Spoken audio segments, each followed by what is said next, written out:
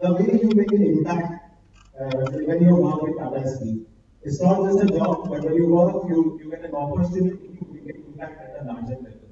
And in do more, we link it up with the overall value chain. And there are very nice cases which you got to work with on the do more. The second is all about growth. The growth of the organization, the growth of the individual, and it is go more. And we have three case studies on this track, and it's a very nice case study which we have provided for the team.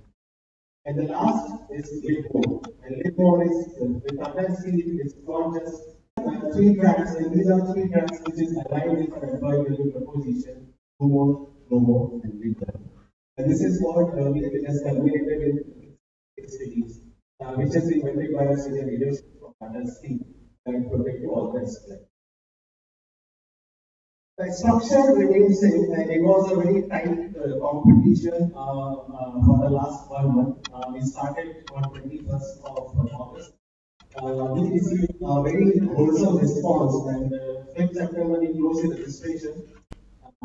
And then a lot of one round, second round of drilling. And finally, we have hit 16. This is the kind of response we got this year. We got 1.5x, more than 9,000 teams registered for us, more than 27,000 people registered for us across these 28 teams. So, thank you very much for this overwhelming response. Thank you very much, people connected over YouTube, people present here, to show your faith in this competition. And we look forward to keep on reinventing this competition to make it relevant for you going forward as well. What are the takeaways? So this year we have made a change in the rewards also. So this year we will have winners for each track. Each track will have a winner and runner-up, and there are total rewards of per track. So every winner will get 2.5 lakh, every winner team, and every runner-up team will get 1.5 lakh. In addition, both winner and runner-up will get PPO or PPO plus our internship offer, whatever is there. So this is what we have to offer for Steel-a-thon. All the best to all the teams who have reached to this grand finale event today. And looking forward to a very tough competition today. All the best. Thank you.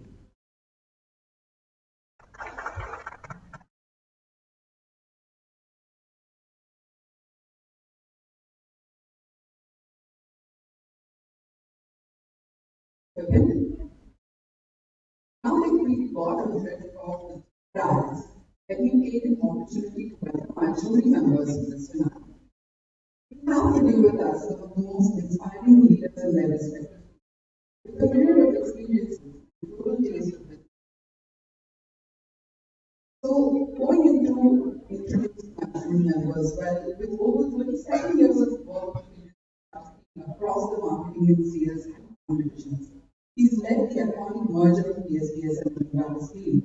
It's a pleasure to have with us Mr. Rajiv Singh event to another level. Well, coming to the ground rules for the presentation, we begin with the value chain or the do more track. Then we move on to the business or the grow more track, and then over to people on the live more track. He gets 10 minutes to present and 10 minutes of Q&A to our leaders' ethos. Be it our founders or those who have taken forward their legacy, we intend to do more for society, for business, for communities and the world at large, with excellence as always prevailed. For a glimpse into sustainability in value chain, let's have a look at the end.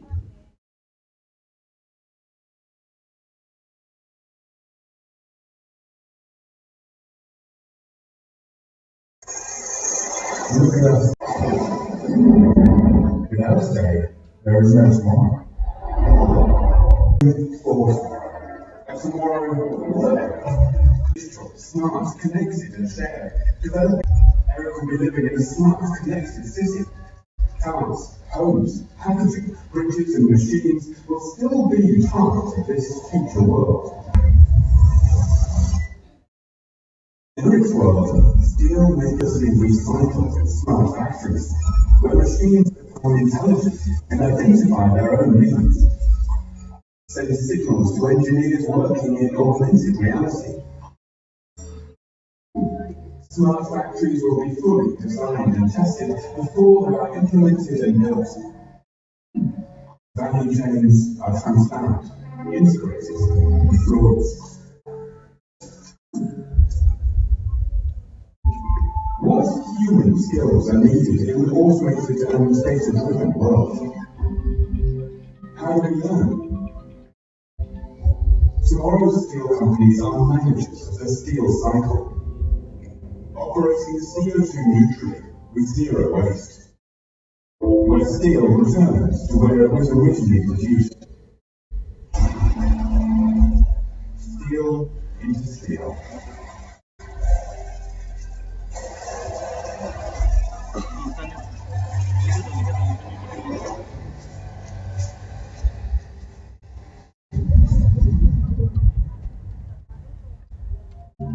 Truly circular.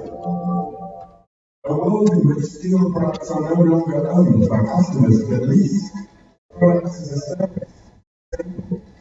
A constant digital link with customers and suppliers worldwide. A perfect cycle. Always connected. It's exciting tomorrow. But tomorrow, we do not yet know. We cannot predict the future, but we can be prepared for a tomorrow that starts today.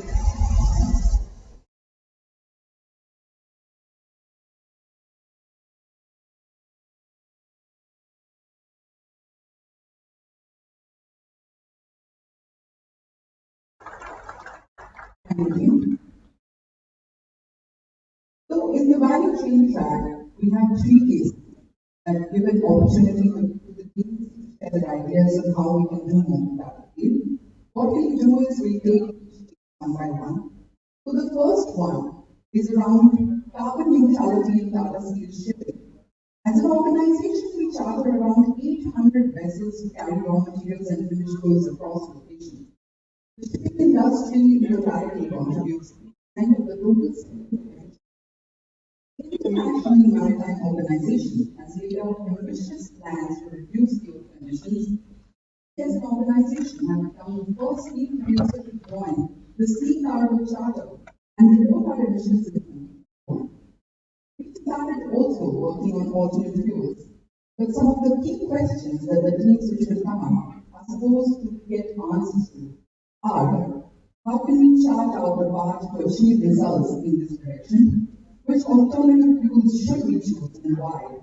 And how to optimize carbon neutrality with associated. And furthermore, let's see what our teams have to propose on this. Calling upon the first team for the day for the value chain track from Institute of Rural Management, Anand, Gujarat, who are all set on their objectives. Let's welcome Team Uddeshya. Just like the great archer Arjun, they focus on their goals and everything they do. To welcome on stage Dr. Pradeep, Shriyanshu Singh and Maulana Muhammad Malik.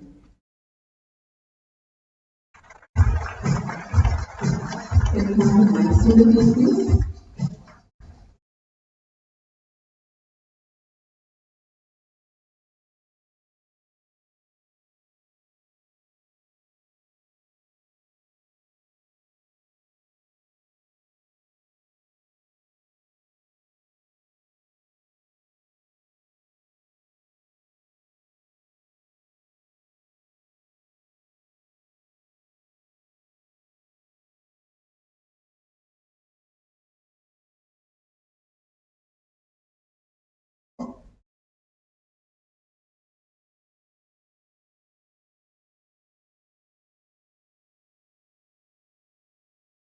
Good morning.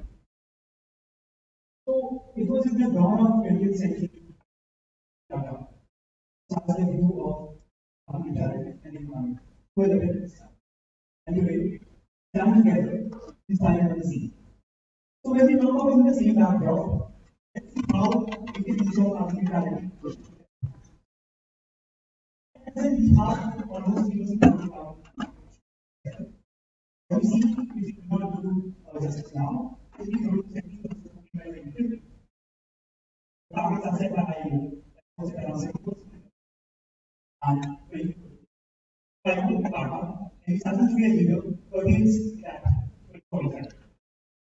So, as the objective we have made very clear, so we see where content we are watching, as well as like optimization. How do we make a difference?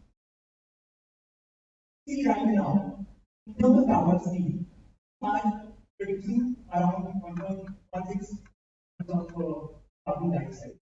Detected when it reaches up to 20. So here, when we implement our solution, we not only achieve carbon neutrality at 2045, so in terms of reduction, around 50%. Just to mention about the Z factor, when we see that 48.12% is reduced by per day. So the main idea where we look about is the strategy. The strategy that we focus on and then take this avoid reduce. Substitute as well as offset. That's what it when we talk about avoid, the present scenario we are going to use interest.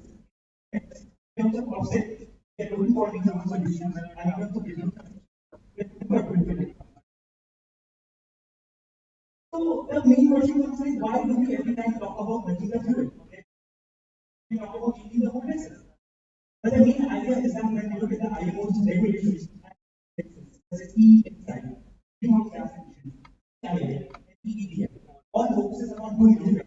One is dependent.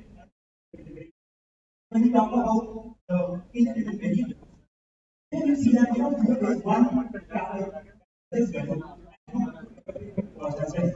And the reason why we do also in terms of alternate fuels, solar as well as wind, we use wind as iron in terms of that is over here we have compared different APIs for alternative fuels.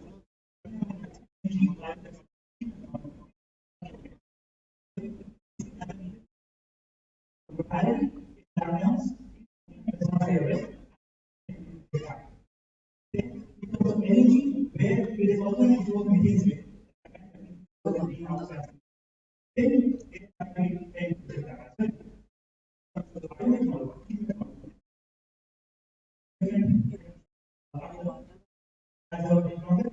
it again when you rectify it and you again rectify it. Over here we again compared various API in terms of result. So that's perfect. By comparing different come to the conclusion over a longer term is bioethanol blending. Is this dual technology and where as well as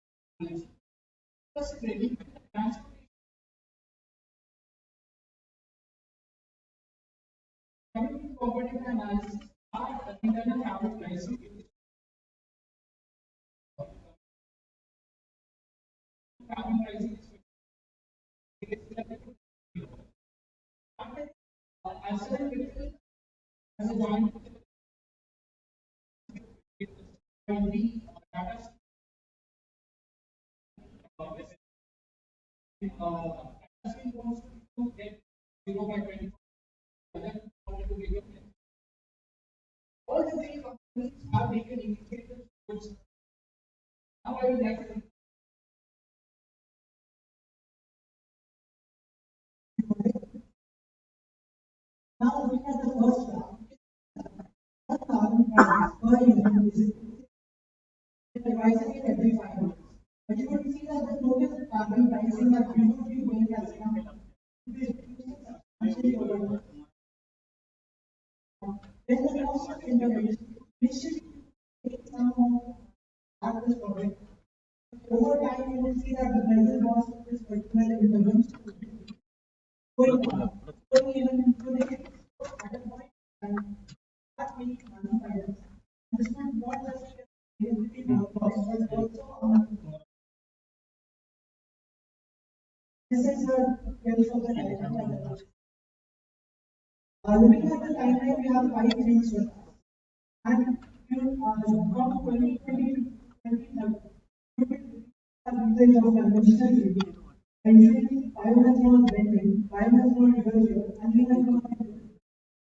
And then in the next 2045 could be reducing emissions further and maintaining and biomethanol reversion the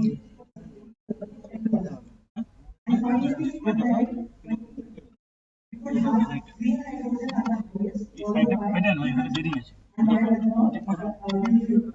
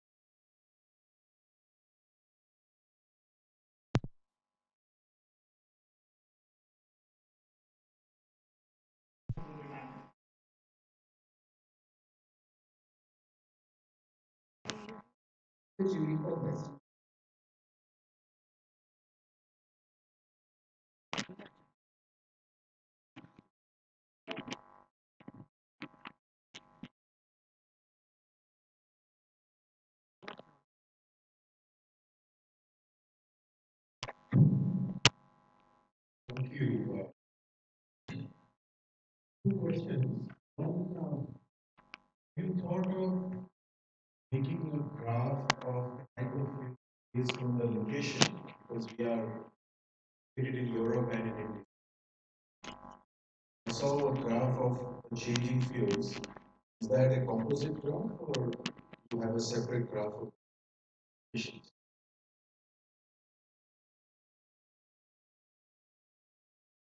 thought about doing that. Very comprehensive. But for Europe, we maybe focus on but also in the final or less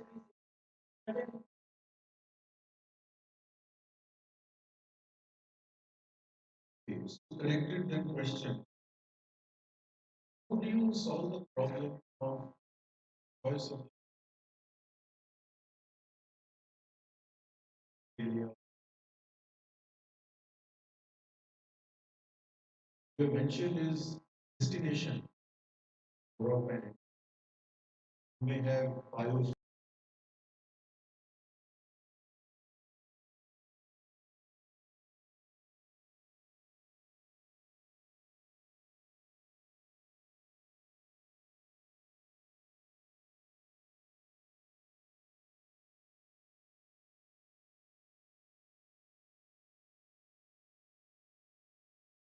just 10% of our long-term solution. We can just have it in India or other locations where we have. We can focus more on green hydrogen, which will have higher level of fitness in it. Your NPV charts will change. Right now, you have shown an NPV chart saying that it will become predictive.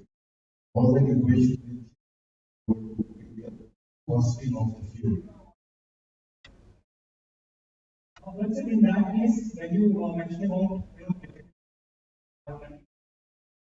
the partnership will come in handy. So that factor we can take. Last question. Do you analyze also scope 3 emission as beyond shipping?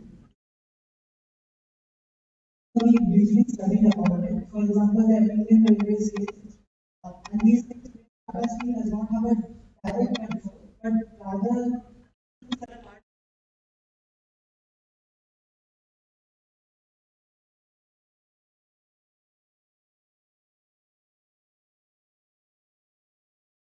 So thank you very much.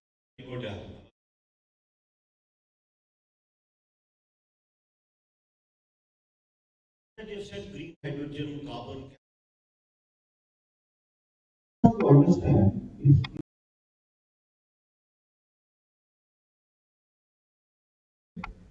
you have to run on green hydrogen, to understand how much of green hydrogen is required. Second, the approach required is available for the next years. That's the technology there. And also, if you have to store, also remember carbon capture and all this stuff. But the problem what we're facing is of production of such things, like electrolysis of water and taking hydrogen out. But using the material, have you done the study and giving you a confidence that the next time frame of X? No.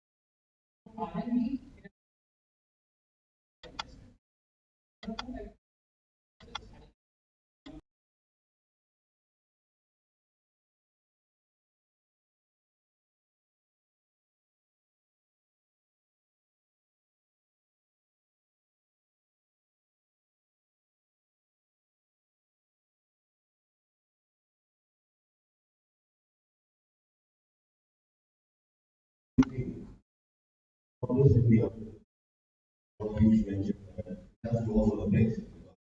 That's all the other analysis of the same. this also as per the projection of IPCC.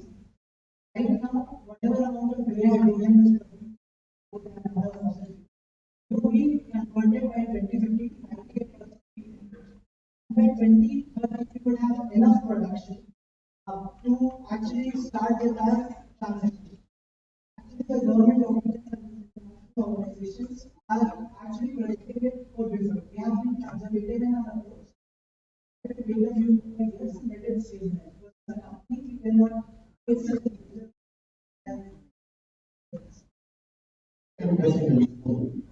not to change the flow or the vessel. CapEx will achieve from the vessel spec, transforming the vessels into the technology.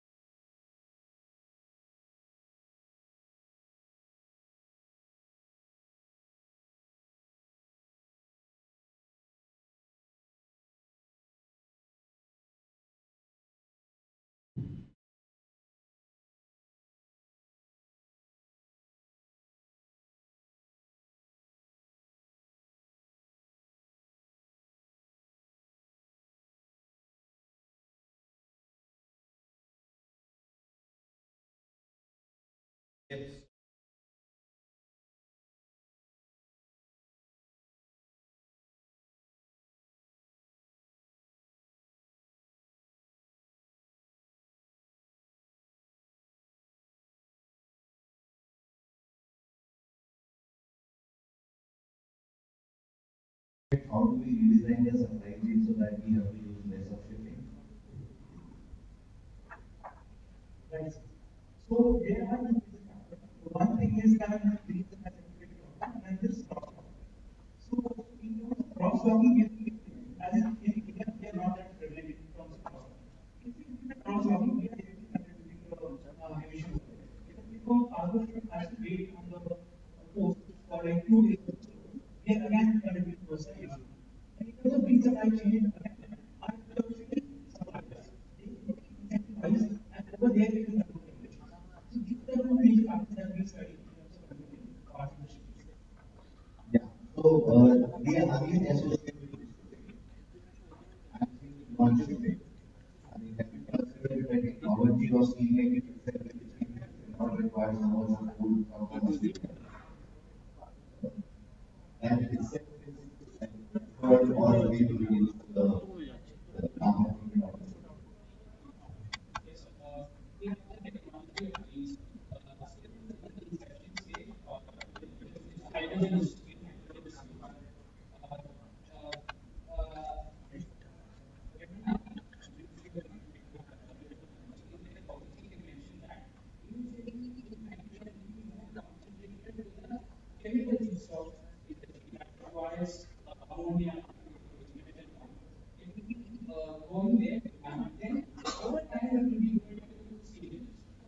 Okay. I have is that there's a lot of calculations of cost, the EV, how much it will cost us, where it will become profitable, when it will be, so many things will be profitable. So I have a very basic question. The investment which one has to make to consider it as a cost. So if you want asking this question, because that cost is going to be for everyone. Everybody is talking about 2045 or 2050 it will also be used. So why should we be bothered about cost? Because they can have for everyone. And in this was no problem. As I started, I mentioned about our farm. And when we talk about sustainability, cost and money is one factor that we have always associated with and we agree about. But in totality, it's not just the money. It's rather the company value or the society value that we create. When we talk about value, when we talk about so yes, definitely this will be cost as well as a number. But in terms of benefit, that is the benefit that we should. So if you are just want senior social responsibility and taking away in the future, we are ahead. Everybody has to do it.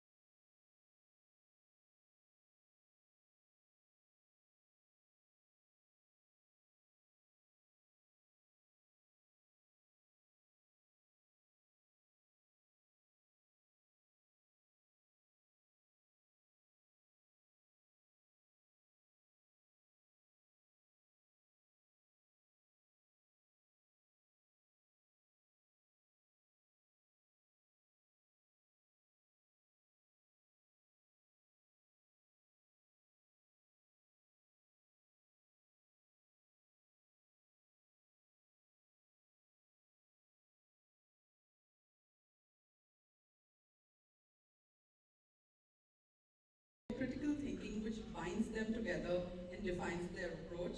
So calling on stage Shubham Mishra, Apurva Khare and Yash Mahajan, please.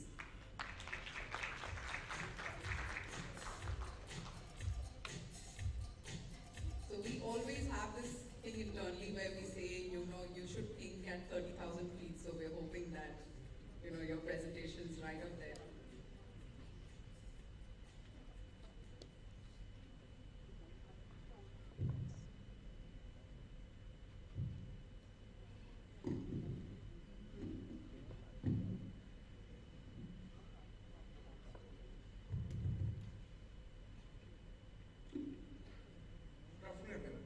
We are Team The Paradox from District of Human and here we are, myself, Apurva Khare, with my team members, Shubham Mishra and Yash Mahajan.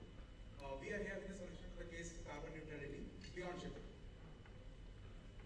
Moving on, so this is the executive summary slide. We have named our solution carbon neutrality beyond fuel because we not only are focusing on fuel, but other options available to reduce the greenhouse gas emissions. We have identified 4 major solutions in the case. So, starting with the IMO regulations, moving on to the international pressure to switch to cleaner fuel options, and the lack of alternative economical fuels, and lastly, the need to contribute to SDGs 30 and 14. So, this slide shows the complete snapshot of our timeline. So, we have recommended 3 major fuel options to be recommended in a phased manner. There is a special recommendation in the form of Gretna rotor, which will be discussed in detail, and the complete timeline has been shown. So, moving on, as I discussed, there are various methods apart from fuel through which we can reduce greenhouse gas emissions. So, let us look them one by one. Starting with the operational efficiency measures, which include speed reduction and capacity utilization, and the ship efficiency measures, which include size increase and auxiliary system efficiency. So you can see that if we look at the economics, these methods may be economical, but the greenhouse gas reduction may not be up to the mark to comply with the IMO regulations. Similarly, there are offset measures like market-based measures and reforestation. These are also economical, but again, these are not sufficient. There is not sufficient reduction through which we can achieve the targets set by IMO. So anyhow, we'll have to shift to alternative fuels. So alternative fuels are not very economical, but the greenhouse gas reduction is comparatively larger. So this slide shows the complete overview of the percentage of greenhouse gas reduction and fuel reduction which we can achieve by applying various measures as discussed previously. So in the end, we can see that if we apply all the other methods apart from alternative fuels, we will only be able to achieve 20 to 25% of fuel reduction, which is not sufficient to reduce the greenhouse gas emission to the set standards. So now let us look at the alternative fuels option available. So we have compared the current fuels with the future fuels, the potential future fuels. So this slide shows the current fuel options. We have compared them on the basis of greenhouse gas emissions and technology readiness level and the total cost of ownership. So you can see that the current fuel options are emitting very large amount of greenhouse gases, but they are very technology ready and the total cost of ownership is very low as compared to the other fuels. While this slide shows the future fuel options, here the greenhouse gas emissions are very minimal, but the technology readiness level is very low and the total cost of ownership is also very high. Only ammonia as a fuel stands out if you look at cost because it is only 1.5 times as costly as the current fuels. This graph shows the volumetric energy density and gravimetric energy density of various fuels, and through this also we can have a conclusion that only nuclear fuel is the only ideal fuel, but that is not possible in case of shipping. So we'll have to shift to biodiesel and LNG in the medium and short term, and in the long term we'll have to shift to hydrogen-based fuels like ammonia and hydrogen. So further slides will be taken by Shubham. Thank you, Apu. So, as per our fuel analysis and identification of alternative fuel, we have suggested our implementation plan in 3 phases. The phase 1, which is immediate solution, in this we have suggested biodiesel. The reason for that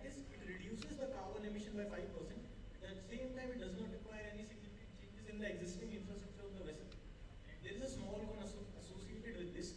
That is, there is a possibility of deterioration of rubber ceilings and gaskets. But by looking at the projects, like NYK did 3 successful trials by using biodiesel as a fuel in the vessel, which is remarkable and it is acceptable and it also supports our suggestion. Now coming on to the phase which is midterm solution, and in this we have suggested LNG as our potential fuel, and the reason for that is it reduces the CO2 emissions by 26%, same time reduces the sulfur emission up to 100% and nitrogen emission up to 85%. It is a proven technology in passenger vessels, and the introduction of 2 and 4 stroke engine has reduced the methane slip problem, which is one of the major problems associated with LNG vessels. There are a couple of more major cons associated with LNG, that is the bunkering facility. Another one is the fuel tank volume. So these are the projects that supports our LNG solution. Coming on to the phase 3, which is long-term solution. In this we have proposed ammonia as the potential fuel. But and the reason for that is it has potential of 0 carbon emission. At the same time, IMO and the other nations' government are emphasizing more on clean and green fuel. But since it is in its embryonic stage, so it has more of cons as of now. And all of them are that it is expensive. Same time it is toxic and inflammable. At the same time, it has larger fuel tank volume needed for the existing vessel. But by looking at the ongoing projects and their estimated timeline, we can see and hope that in the near future it will be an economical fuel. By looking at the immediate solution and the midterm solution, we won't be able to reach the carbon neutrality goal that is set by IMO and by Tata. So for that we need an alternate push. And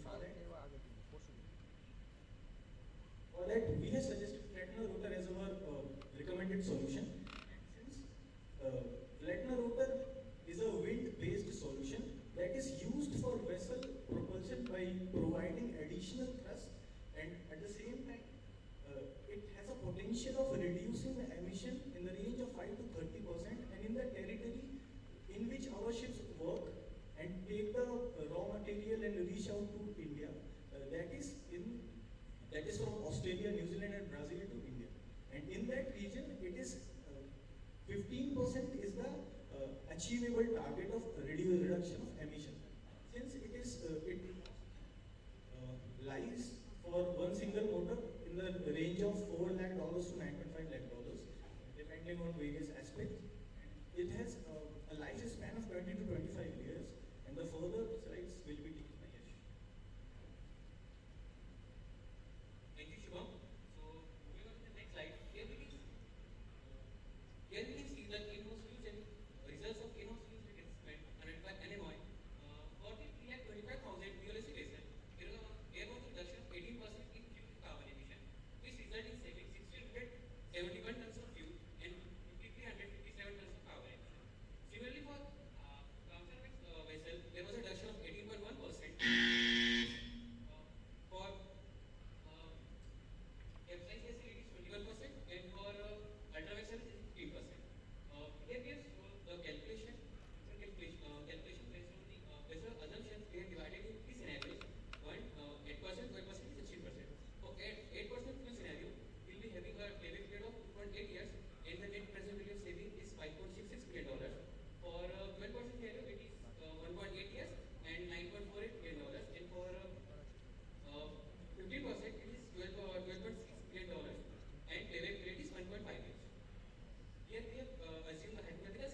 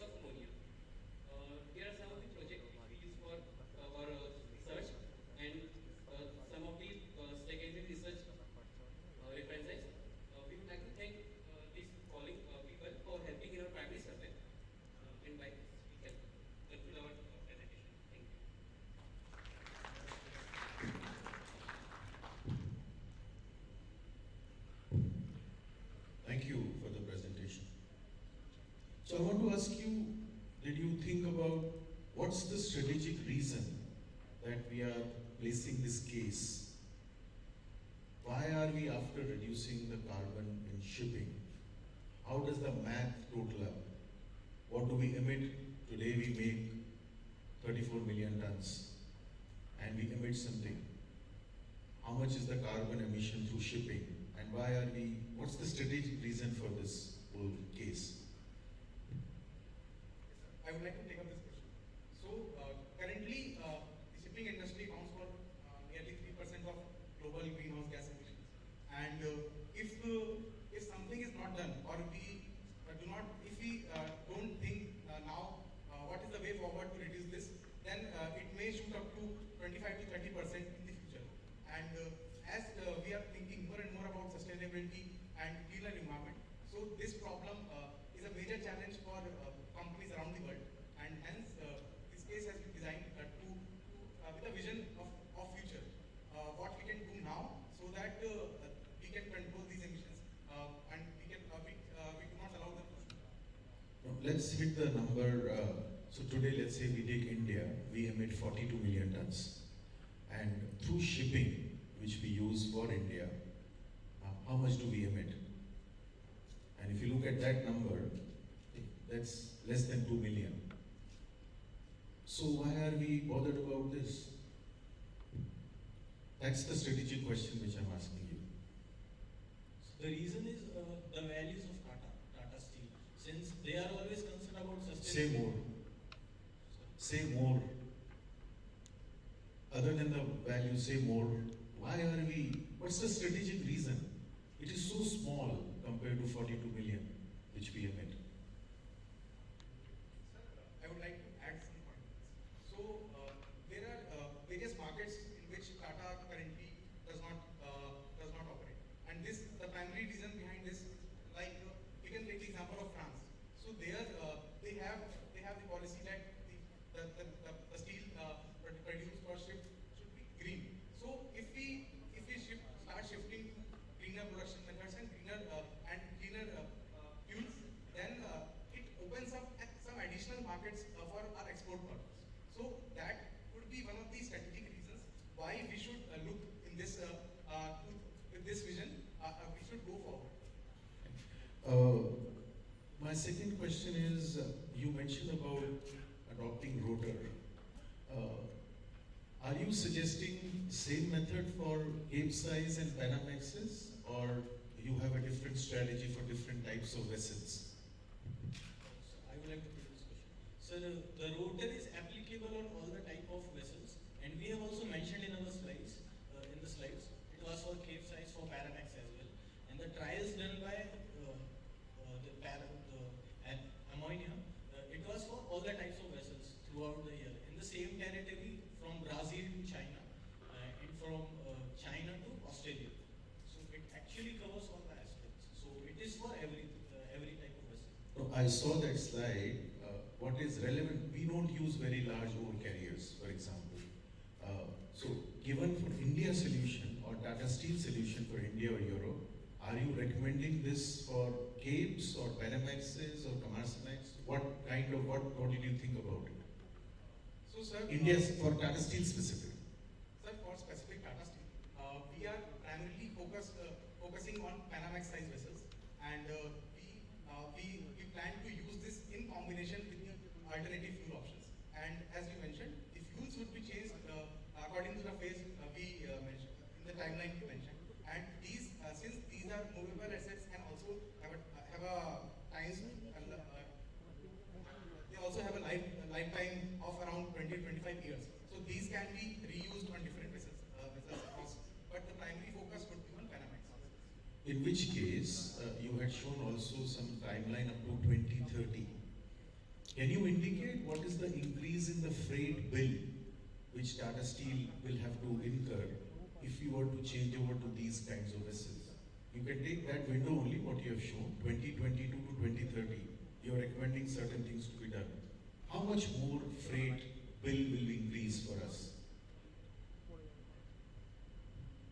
Sir, as we have shown in your slide, in your calculation part, if we install better rotor in your ships,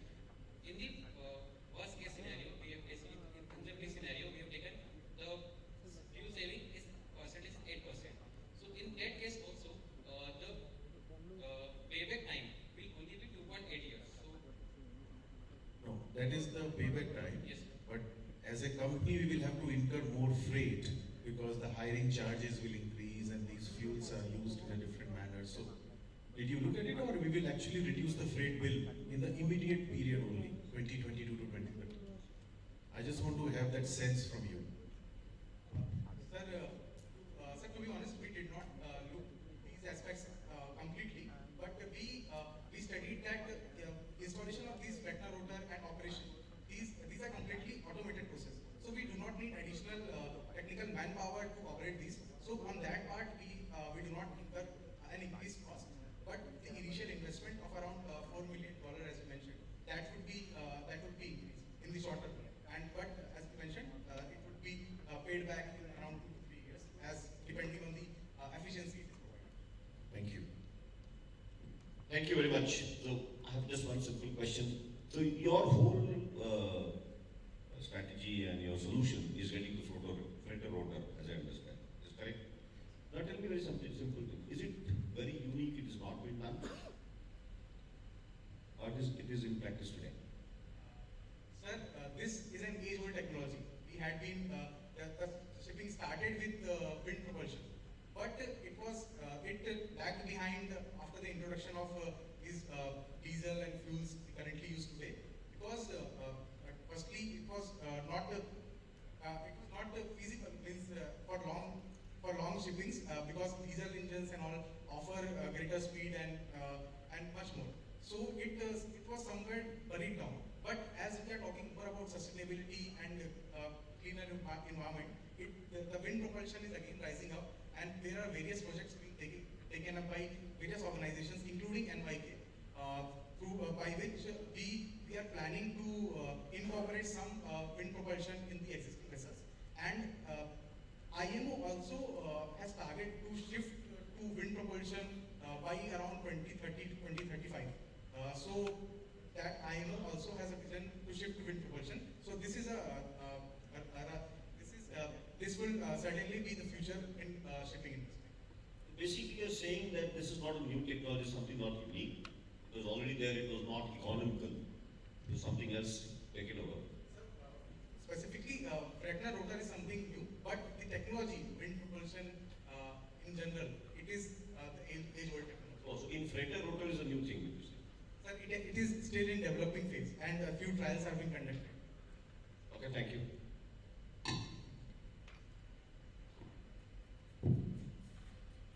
Yeah, so we are talking about almost 23 years from the line. Question to you is the shipping methodology going to remain the same, or there are something? Can you help? Can you help? Yeah. So is the way we are shipping going to remain the same, or there is going to be a drastic change with respect to we are going to ship materials? So we are talking about almost 20 years now. The second is also the question which got asked earlier is the way we are producing steel. So if you look at those aspects, is it a lateral kind of a thinking with respect to changing of fuels which is required? Or is it some kind of a disruptive thinking also you thought about, where you can actually change and bring disruptions with respect to changing the way you ship materials? So, sir, currently we are heavily dependent on coal imports from Australia and New Zealand, because primarily because of the steel production method currently incorporated. So, as you mentioned, shipping might not be the same 20 years down the line, because cleaner steel production methods are also gearing up, like DRI technology is already there. So if we shift to these methods, then the need to import coals would definitely reduce. So on that part, the shipping would change, and we'll shift to cleaner as we shift to cleaner production methods. So, adding on to the point, since we need to meet the carbon neutrality targets as well, and for that we don't want to do lot of investments, but optimum amount of investment, and for that flattener rotor is something which is economical if we see as in the aspects of money. So just one thing from me, shipping is not owned by us. We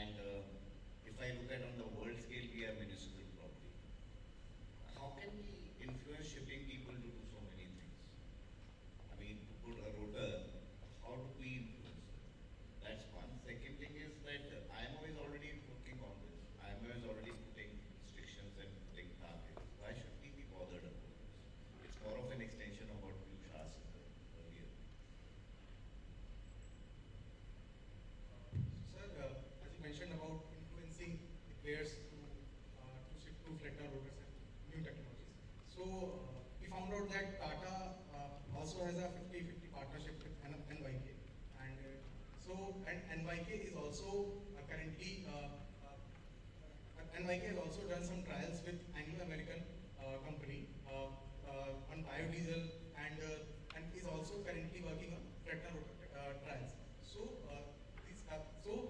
Tata can have a say in NYK at least because we have a partnership with them. So I think that would be the reason. And would you like that?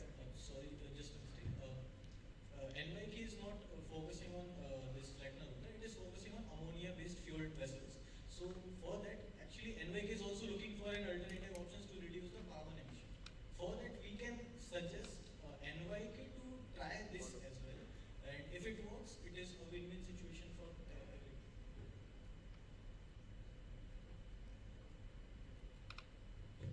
Thank you. Thank you, sir. Thank you, everyone.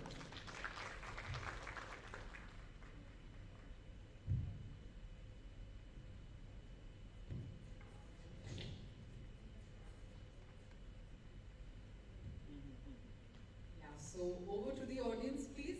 Your verdict. Great. So, guys, have a look.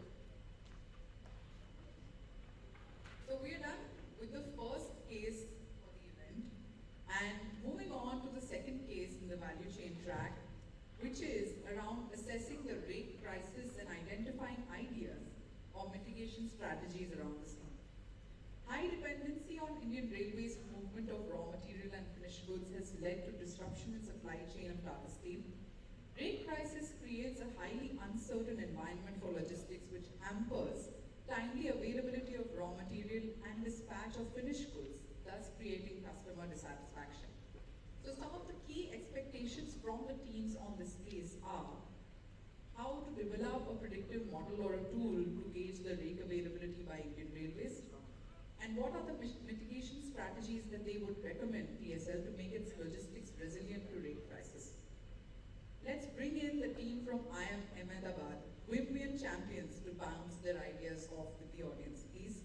Calling on stage Maladi Shashank, Marada Saurabh Mahindra, and Gurapu Raghavendra, who are a team who like to find solutions for real life problems and really enjoy doing that. So welcome on stage, guys.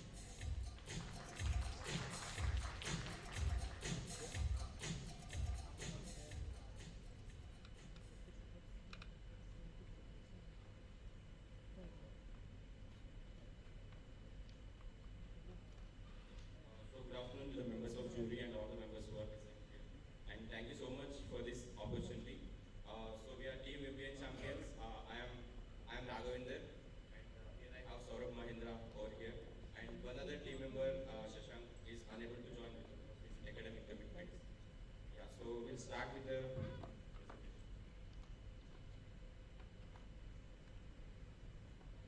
Yeah, so this is briefly which we'll be talking about the executive summary, what are the alternate logistic options which are available, and we'll be showing what are the references which we have used, and then we'll be concluding. So to set the context, in May this year, there was an increased demand of coal, which has forced government to allot 400 additional rakes to move coal. So because of these two important stakeholders got affected. One is definitely the passenger trains, and the other important stakeholder is the manufacturing companies, including iron ore and steel, and also cement and fertilizer industries. So in our predictive model, we have tried to consider these factors. Basically, it's the freight transport capacity of Indian Railway, and also what is the freight from power sector, and the fertilizers and cement, and also we try to see what are the alternate logistics which we can implement. And also one key factor over here is keeping a close watch on the new NOC. So success of this model will be greatly relying upon how much the past is going to reflect into future, and also we have tried to statistically verify this data for the accuracy. So risk mitigation strategies will be talking about the complete supply chain of Tata Steel, starting from raw material vendor to the steel manufacturing plants to steel processing plants to delivery of final product to our customers. Yeah. So this is the model. These are the factors which we considered.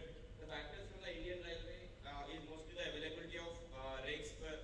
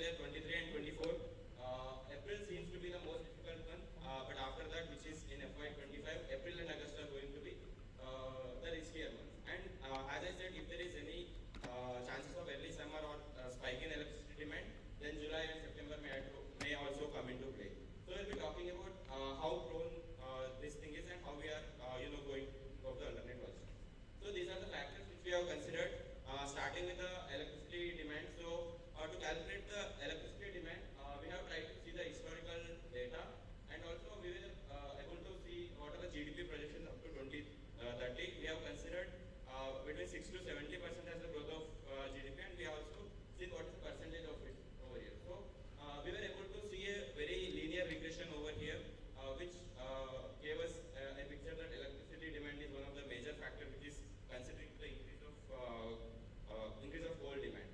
And also we have seen what is the share of the thermal generation, like what are the renewable energies which are coming into play, which might reduce our dependency on the coal as well. We have tried to come up with a figure of amount of coal which will be required for generating 1 unit of electricity, which is 0.52 kg. And we have tried to see the correlation between the coal freight which are available from Indian Railway. So we were able to see a 90% correlation in this model, and the two freight options which are present are which is coal, and the other important thing is iron ore and steel. So these two sums up to 60% of total rake allocation, and over years there was 48 plus 12 or 49 plus 11 in this way, but the total rake allocation was 60%. Yeah. So the flight capacity of IR, we have seen that CAGR has been 4% over here, which means 4% addition of rakes every year, and the future projection of share of coal, as I said, it is centered around 50%. However, whenever we see that the demand for coal or the rakes allocated for coal goes up above 48%, we have to take it as a risky call, and we have to explore for other logistics options. Yeah, these are the limitations of our model. So we have tried to be very conservative in terms of our GDP projections, and also we have not considered the location of the mines and plants which are present, and we have not, we have considered a factor, but we did not take the exact amount of how much rake allocation is going to increase for this sector. Yeah, so these are the few things which we got to look out for in order to factor in the factors which we have not actually considered. From the Indian Railway side, what are the new rake equipments, and what is going to be the increase in performance, and also how this tracking is going to happen. Only a few days ago we have seen that there is a new logistic policy which we can look forward to increase the tracking of it. And also we got to look at the Government of India logistic plan, and how like the cost which government has recently shared, how much is the cost incurred from different logistic options which are available, and what the other options would be the power sector, and also we have to keep a close watch on what are the other alternate logistic options which our competitors are adopting.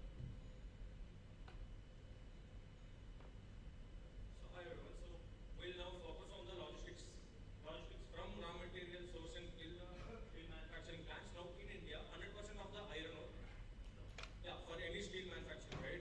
Iron ore and coking coal are the two major raw materials, and for Tata Steel, 100% is being procured internally from the 4 capital mines, and railways is being used as the primary source of transport. For coking coal, 65 to 70% is being procured from Australia. Majorly, the transport is from Australia to India. It is waterways, and then it is again the major mode of transport is railways. Now, higher logistics cost of around 15%. Now, but it is hurting industry as a whole to compete at the global level, where the logistics costs are around 6 to 7%. Now, what are the different solutions that Tata Steel can adopt? Now, one thing Tata Steel is already trying to do is to build a slurry pipelines directly from captive mines till the steel manufacturing plants in Kalinganagar and Jamshedpur. Now, this is being done in a phased approach. Now, Jodha is to Kalinganagar, that is being that is a work in progress, and Novamundry to Jamshedpur. Now, that is something which we want to propose. Now, complete supply chain integration will reduce the dependency. Yeah, for coking coal, right? So, not using multimodal ways of transport. Now, we see the inland waterways. Now, the per cost is lesser than the railways and roadways combined. So, it is imperative that Tata Steel must use inland waterways to carry coal directly from ports to the manufacturing plants as well. And now, finally, Tata Steel must become a digital leader and adopt latest technologies such as blockchain to reduce the inherent cost of logistics, which are around 40% of the total logistics. Yeah, now we'll see how the transport of raw materials from steel manufacturing till the processing centers happen now. Now the current model is not as robust as it is. So we have 3 different ways. Now one is dedicated freight corridors. Now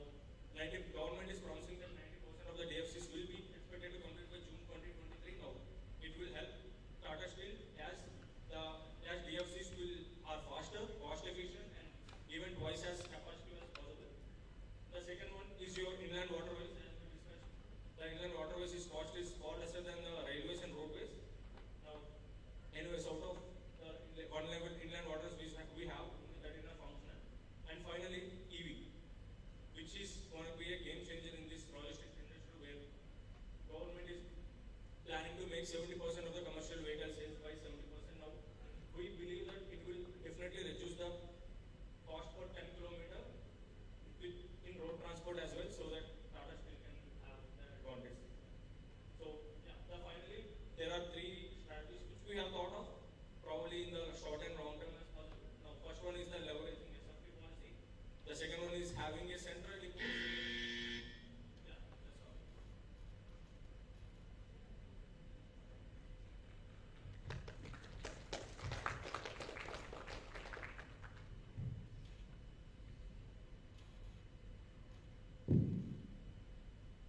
Thank you.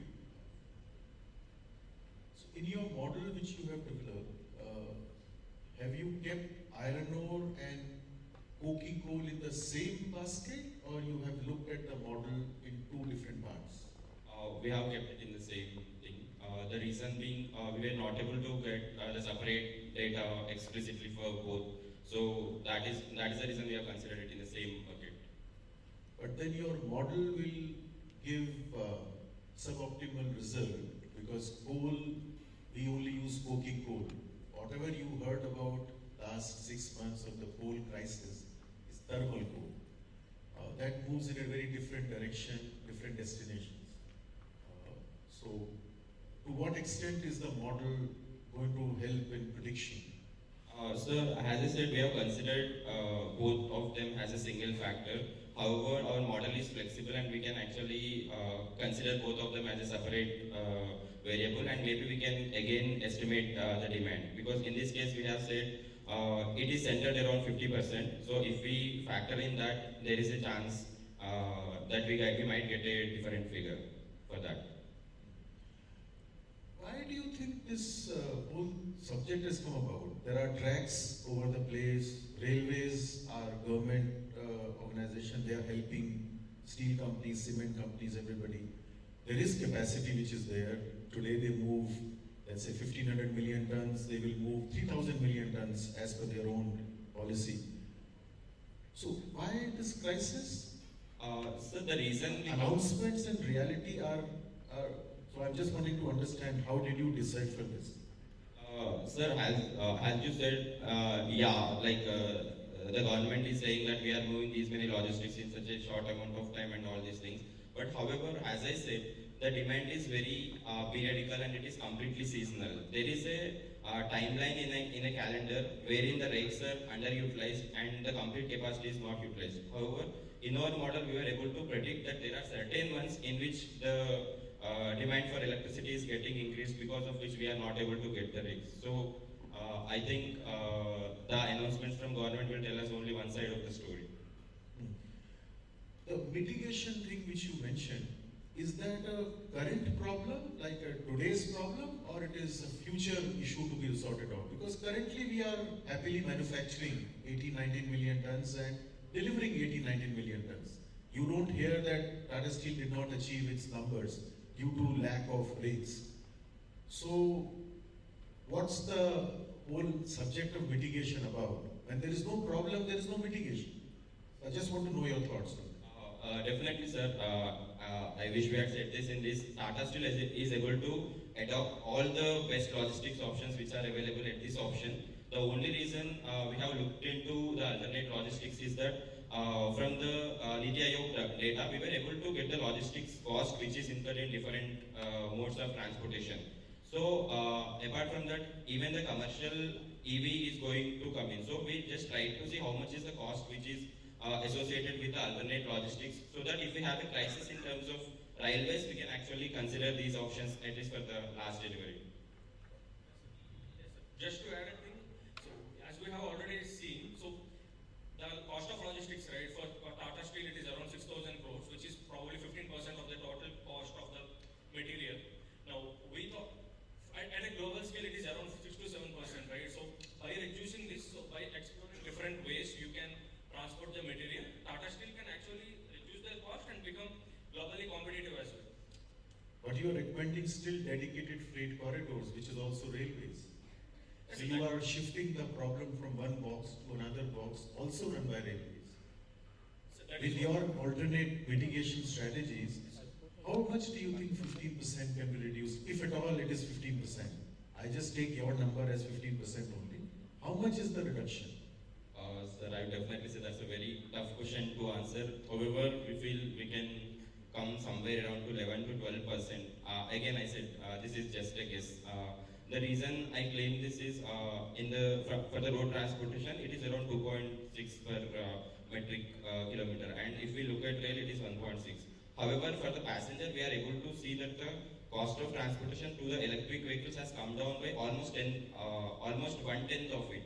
So that is where we see a huge potential, wherein we can actually consider this roadways as an option, at least a situation where there is a crisis, so that that cost will come down. So in your number which you said that we spent 6,000 crores, how much more do you think we'll have to spend if we do the mitigation, because all the alternate methods were more expensive? So are you suggesting that we will spend more in the next 2, 3, 5 years in order to buy this resilience or buy this rate crisis recovery? Yes, so we have seen, like, obviously, sir, this is a ballpark number, but we have seen that a slurry pipeline probably would cost around 2,500 crores. I know that is a huge capital expenditure investment as well, but we think this has to be done now so that, and moreover, so the inland waterways too, sir, right? So you need to develop these capabilities so that you can gain the first mover advantage when the government is offering any subsidies or anything. Thank you. Just a quick add-on. What we also thought is, we said increase in ownership of rigs and building slurry pipelines. So whenever we are proposing these options, we propose to consider them keeping in view what is the minimum demand which we are having over the past 5 or 6 years, so that at least that much ownership can be with us. So whenever there is peak period, at that time we definitely have to consider the available options. So that is what was the thought process. We have to see how much was the minimum requirement which was there, so that much can be owned by Tata Steel, and the rest has definitely gone to the traditional way. So I'm going to ask you a fundamental financial question. Why do you think in India the rate per kilometer is so high? Major factor which we can think it's not government reason, okay? No, it's I'm not asking you a financial question. Yes, sir, it is a percentage, right? So basically, in countries like India, even the labor cost is much lower.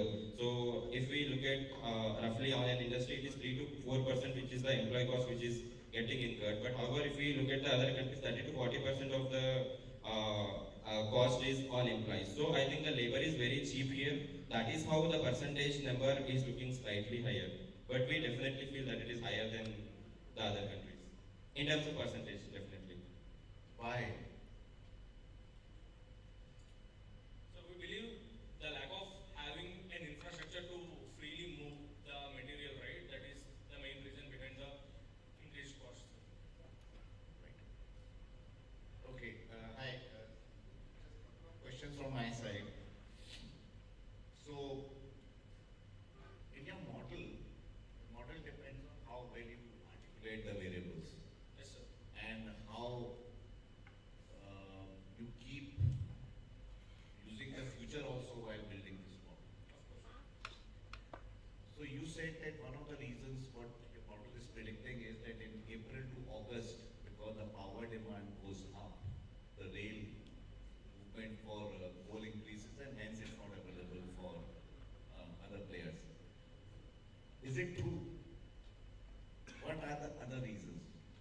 Why can't we, I'm just asking you a question, why can't the stock be built before such crisis? Because the power plants also know that they are going to have power generation pick up April to August. So they should build their stocks. Why don't they build the stocks? Yes, so I would start with the second question. So the thing is, these options were there in the beginning as well.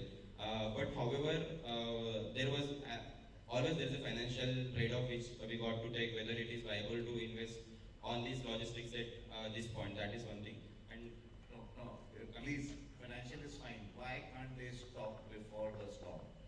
Sir, that would increase our inventory cost, which is the cost of power when you sell it on exchange really shoots up in those months. So they will get the money. Think about it. Why? Why power plants go into a spin most of the time? Because they don't have coal. Because they don't have money, as you said. Why they don't have money? So two things which I can think of. One is the storage, their storage capacity is limited, and the second thing is the prediction. At least this year, the prediction of electricity demand was very high, which the companies were not able to. The main reason is that the state electricity boards don't pay them. When they don't pay them, they don't have the money to stop. So my point is that you have to go into a deeper why to say that what are the model points which I put. You just can't put the obvious ones. But your model suggests it is a very obvious one. I mean, and then easy to apply. That's one thing which I want to check. Just an add-on, sir. So the thing that we do not have data, sir, even with the robust library resources we have, we couldn't find data on multiple other factors. So we first planned to develop a big data model, but there were too many missing values which we cannot account for. So I'm afraid I will not accept that because about ACPs and such like things, I read as much in news as you would. So today data cannot be a constraint. This is the reliable data, I can say, probably. No, you will have enough reliable data. So the second thing which I wanted to check is that why should we be bothered about rates going down and thermal coal and such like things when the alternative fuel is going to drive the energy canvas in India? Now you have mentioned 65, 70 will go to 65. Why have we taken such a Hindu rate of reduction? Why would it not be 70 to 40? Sir, as I said, that figure we were able to predict from the past data which is available. So that is what my question is. Why are we predicting? Many things are changing which is not going by the Hindu rate of growth or going down. Why are we considering that? Are you aware that India today, the largest demand of steel is coming from solar parks? So what I'm hinting at is that have you looked at associated things rather than coming to an obvious. That is where the data analysis comes in. So I think that's another thing which one has to look at. And the third point which I have is that in your entire model you have not considered, I did not see, you considered too much of environmental issues. What is the impact which the environment would have if we go for alternatives? I mean, but that's also becoming an important.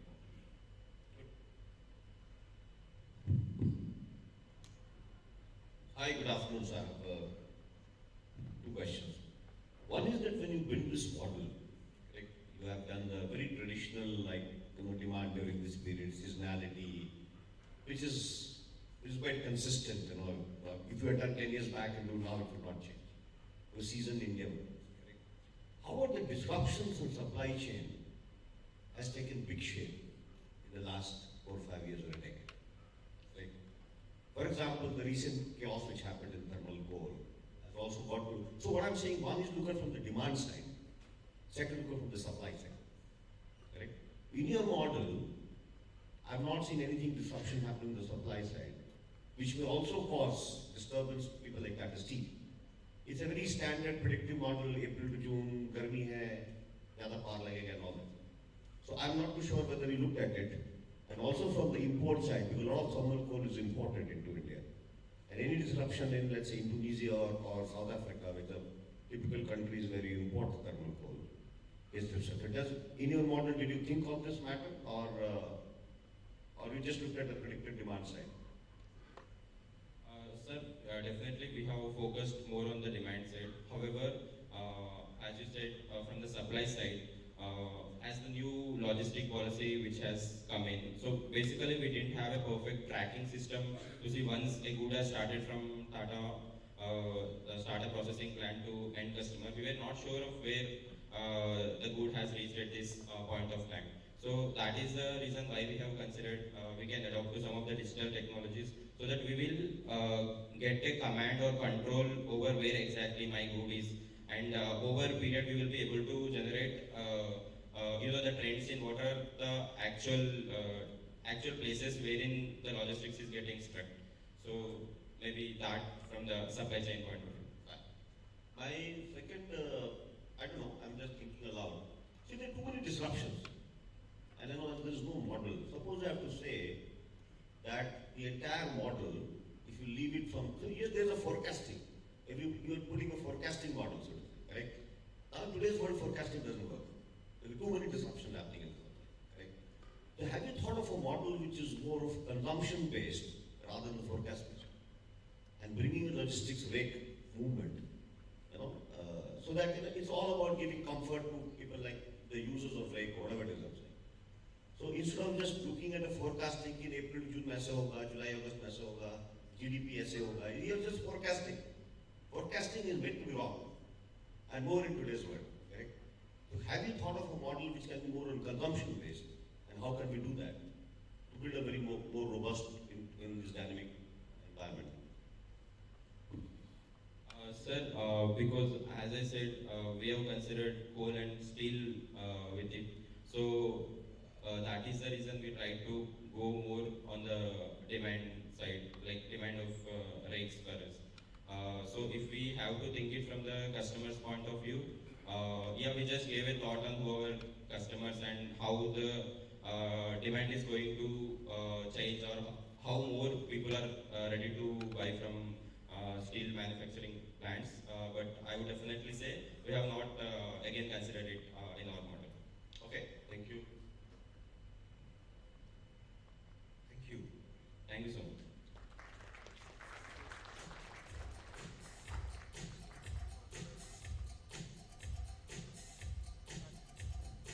Thank you, Wimbian champions. And moving from the jury to the audience, can we have your votes, please, on the presentation? So, guys, you can have a look. Thanks a lot, everyone. So, we have another team presenting on the same case. And calling in the next team in our lineup from XIMB, put your hands together for the Steelers, Abhishek Malik, Piyush Kanti Nayak, and Arpan Rao. Please come on stage. So their tagline is, "We are one for all and all for one."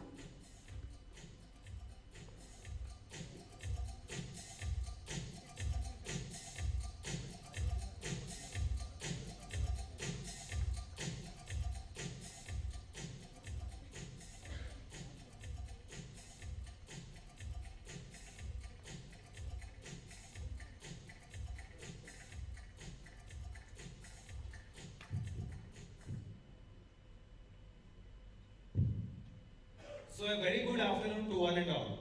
We are Team Steelers from XIMB going to give you a solution on the logistics case of the sub-value chain track.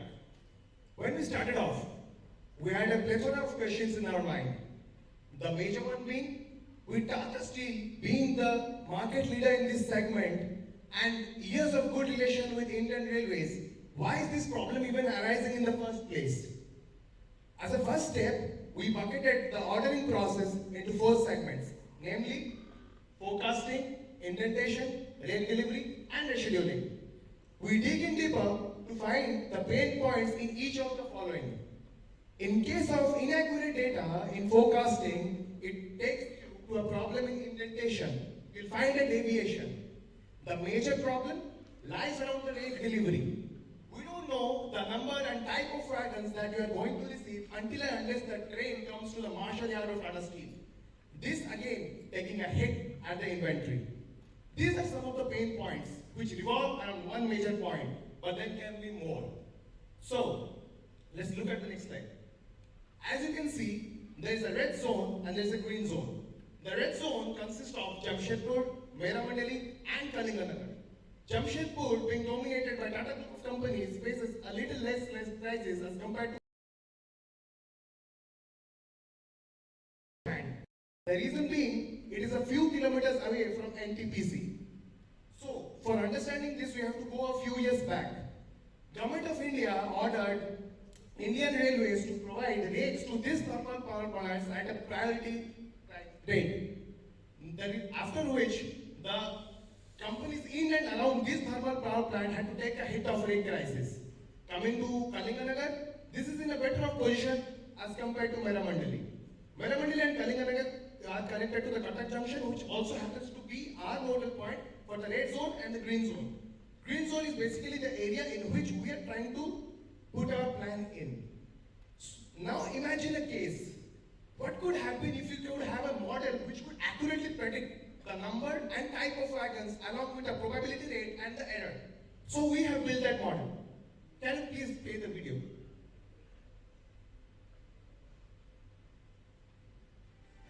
As you can see, this is a mock-up design of the model. In the right-hand side, there is a code, and in the left-hand side, you put the time series data of logistics for inbound and outbound.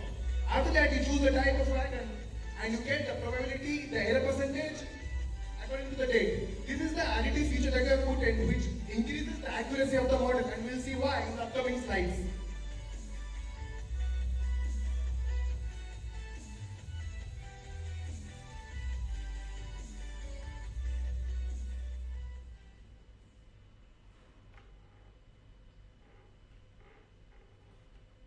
The model that we have used is a multivariate time series model which is called LSTM.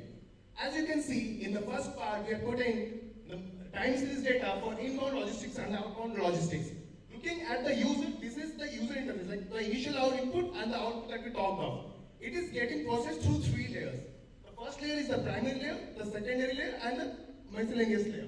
In the first case, we are taking the factors that is internal to Tata Steel, that is the type of wagons received, the number of wagons received, and some other internal factors that you want to put in. In case of secondary factors, these are more macro level factors, taking the market into consideration, the competitive demand, weather conditions, and derailment frequency. But when we come to miscellaneous factor, this is where the magic happens. We don't know in what type of crisis will be there in the coming future. For example, the coal crisis we talked of, but that was in the past. We have given this model a human touch by allowing the admin to put in the factors eventually. The output we have already talked of. In the bottom you could see a reward function, a weight allocation algorithm, and a data function. These 3 things are there to increase the accuracy, and this helps the AI. We'll discuss about it more in the eventual slides.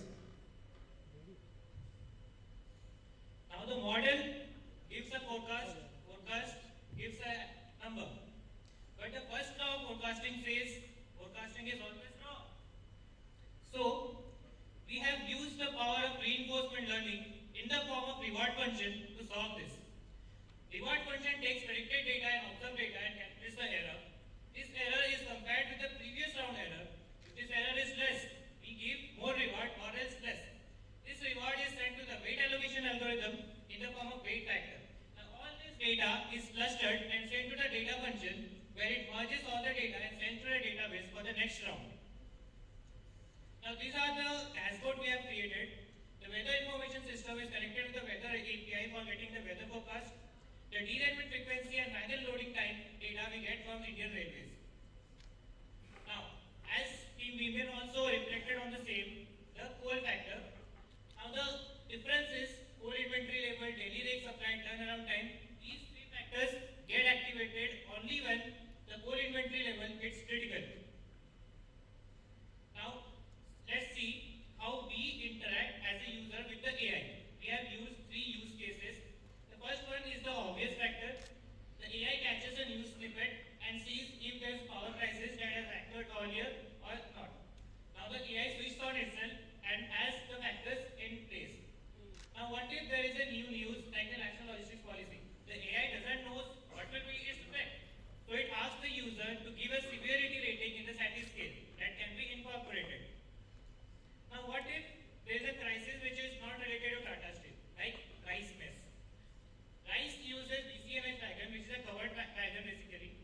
Tata Steel has no need of covered wagons. But what if Tata Steel has partnership with a cement company which uses covered wagons? So in this case, we can turn the AI on, and again these factors can also be integrated. Now we saw the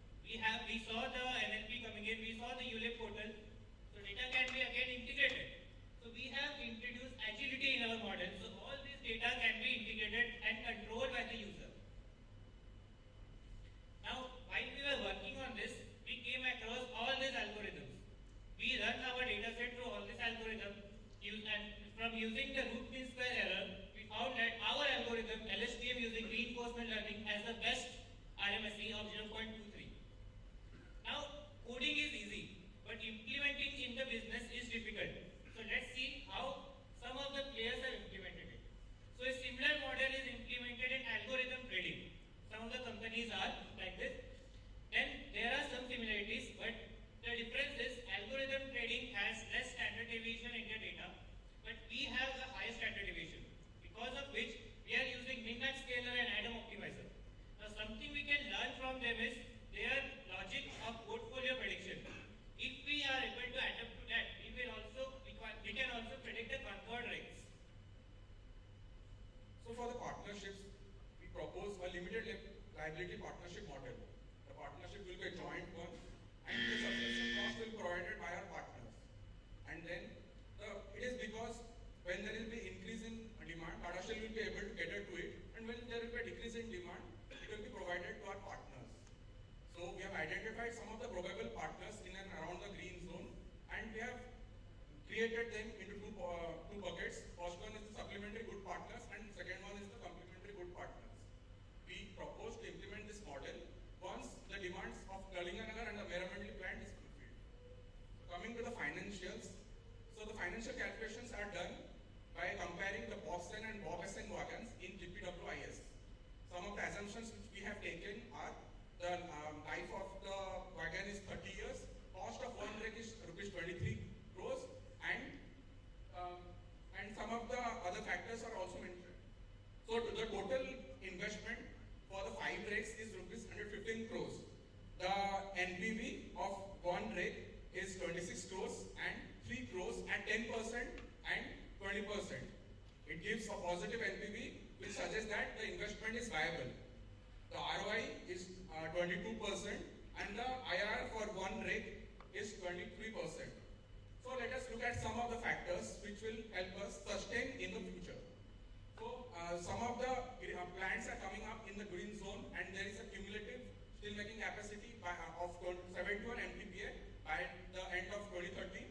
And the recently National Logistics Policy has been launched by Government of India, and some of the factors and the salient features are data-driven decision support system, which is completely in line with our model. Unified logistics interface platform can help in the data migration difficulties. And the schemes like PM Gati Shakti scheme and China Plus One strategy will boost the logistics sector to a great extent. The GPWIS and the SFTOs scheme has been implemented, and the main thing is it will provide dedicated services. And coming on now to the implementation difficulties. We have identified some of the difficulties and the solution. So we can implement an Ethereum-based smart contract to reduce the data privacy. Then automation using machine vision can be implemented to reduce our data dependency and get more number of predictions. Circularity can be introduced using more number of auction and positive items, and auto-coupling technology and deeper engagement to reduce the MTR cost. Now business transformation using AI can be a breakthrough in the value chain to help us to do more. Thank you. We are open to questions. Thank you. Can you say what is the objective function of your model? Is it trying to minimize cost? Is it trying to increase the rake availability or wagon availability? What did you design this model to? Any model should have an objective function. What's that? It's the probability of achieving that. Of what? Achieving the rake. Like if we are predicting 50 rakes, just assume 50 rakes, then are we getting the 50 rakes? What's the probability of getting that? So let's say we use 56 rakes a day. So what will your model say? That tomorrow you will get 56 or you will get 53? Like that it will say? The model will predict maybe 53, but it will say that there is a probability of 70% that you can get 53. Okay, so I go by your thing. So it says you will get 53 rakes with a probability of 53%. Or 53 rakes is 70%. Which location will not get? Because we have multiple locations. So the point is that what do I do with this information that I'm not getting rake tomorrow? I must need to have an information to do an action as a manager. So how will I know that it is not coming in which location? We have got 17, 18 locations where we need rakes. So what happens is, in all the Tata Steel plants, that you the admin login. So that acts accordingly to the person who is actually using it. Suppose you are using from Jamshedpur and you are using it for predicting the number of rakes for tomorrow, day after tomorrow. So it will show for Jamshedpur and not for Kalinganagar. Because the data you input, that is according to Jamshedpur. Oh, so there is a single agency who is asking for rakes to come in at multiple locations. So as a central manager, which is called as the, let's say, flight control or rail control system, you will want to know if you're supposed to get 9 rakes for Jamshedpur, are you getting 9 or not as per probability? How many will you get in Dhamra port or Paradip port as you've written? So unless your model tells me location-wise distribution of that 70% probability of 53, I can't take the action. See, today that's the problem. So if we want the location thing, it can be integrated as well. It's just one simple API that will be integrated and it will give the prediction based on the location. In your model, did you put in the issues arising from railways per se? You talked about various external factors. What do you think are the issues from the supplier? We have only one supplier, which is railways. So what are the issues from that side which are incorporated in the model? So in the first slide, we discussed the pain points in the indentation process. So indentation is a process where I know that, I understood. I'm wanting to know in your model, like you mentioned strikes and you mentioned some coal crisis, from the supplier, there's only one supplier. So your life is easier, theoretically speaking. But what's the practical aspect in the modeling which you have brought in? Because railways, from railway side as a supplier, how is the model putting in? The railway doesn't give us the number of wagons or the number of rakes we ask them for. It might be less, and in general case it is lesser than what we ask them for. So is railways one, or there are many parts of railways which we deal with? it's different zones. So, what about in each zone also there is Shatabdi and there is passenger, normal passenger, there is oil, there is grains. So, what's the input from the railways which you're putting in the model? The rail traffic of the zone. So the time of exchange and the traffic of the zone is also getting integrated. So it is. But you have that on a daily basis? No, the data we get from railways as and when they provide. So we have to factor in that. But okay, I got the point. So there is a lack from the railway end. So and the weight of this factor is also dependent on them. So here what our model, the recurring network which we are using, it does it. It analyzes all these factors and allocates weight accordingly. So if the prediction is not going through that rate crisis, the impact of that number is not much, then it will allot very less amount of weight to that. If it is going for very constant, like for 1 week continuously, the derailment frequency is same, or the rider loading time in the machinery is same, then it's again a case of seasonality or trend. So that is not taken in that much account because it is going towards a constant. That constant is already integrated in our forecasting equation. The factor which is affecting most are the miscellaneous factors, which we don't.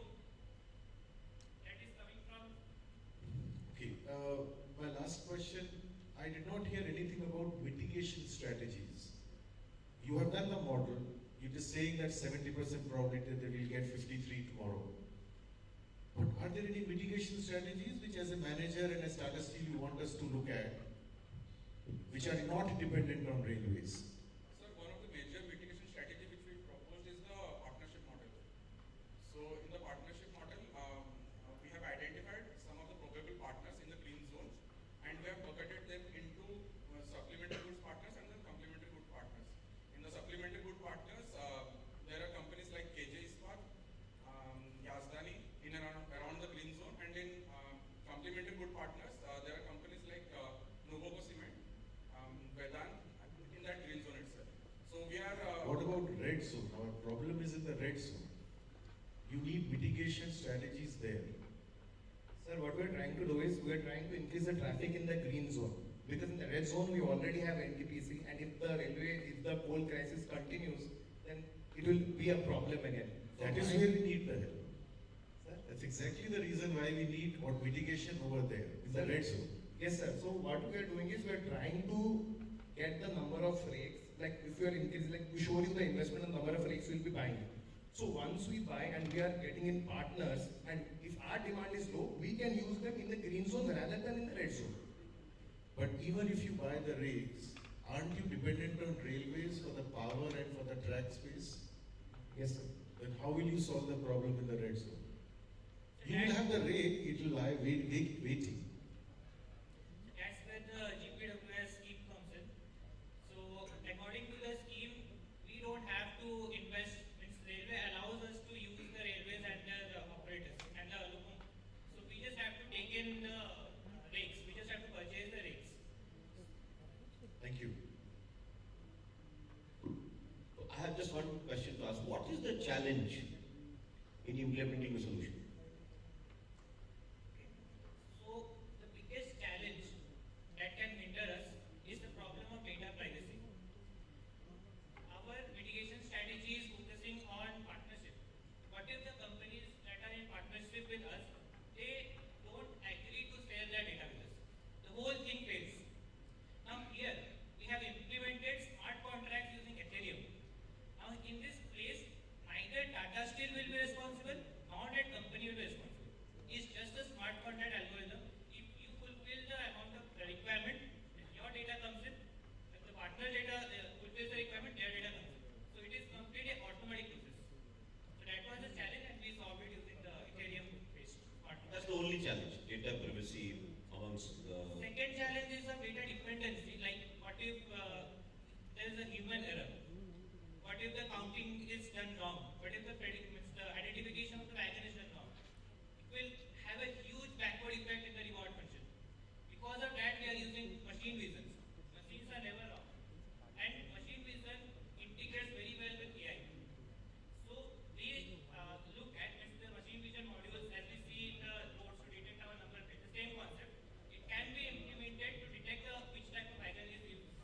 After detecting the wagon, it will see the count, how many numbers are getting. That data will directly go into the model.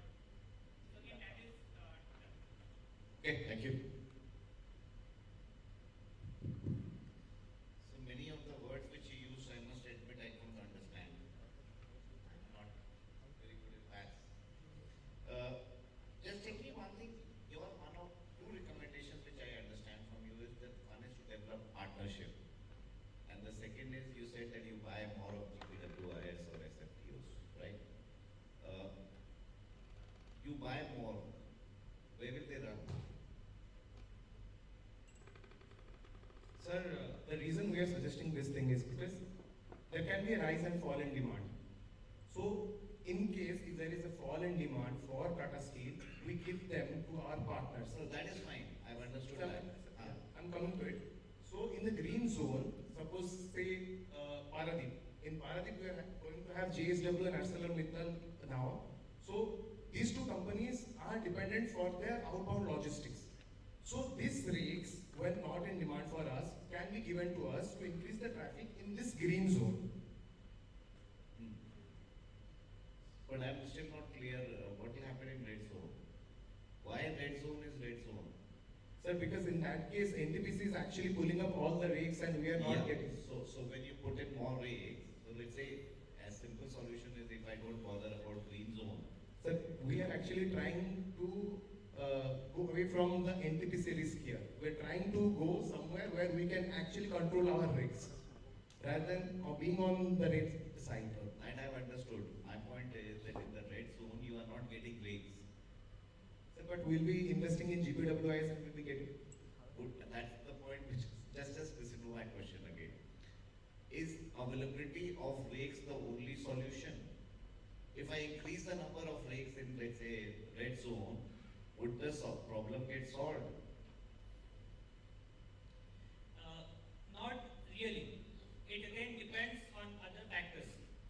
So, like other factors like the competitive demand in that place, the rail traffic in that. So my point is, I want you to distinguish that. Have you looked at the rail capacity? You see what am I saying? You need roads to run the road to run the trucks, na? Now you put a 100 tonner on a road which is going from one village to the other, it will not run on that. Or there will be jams.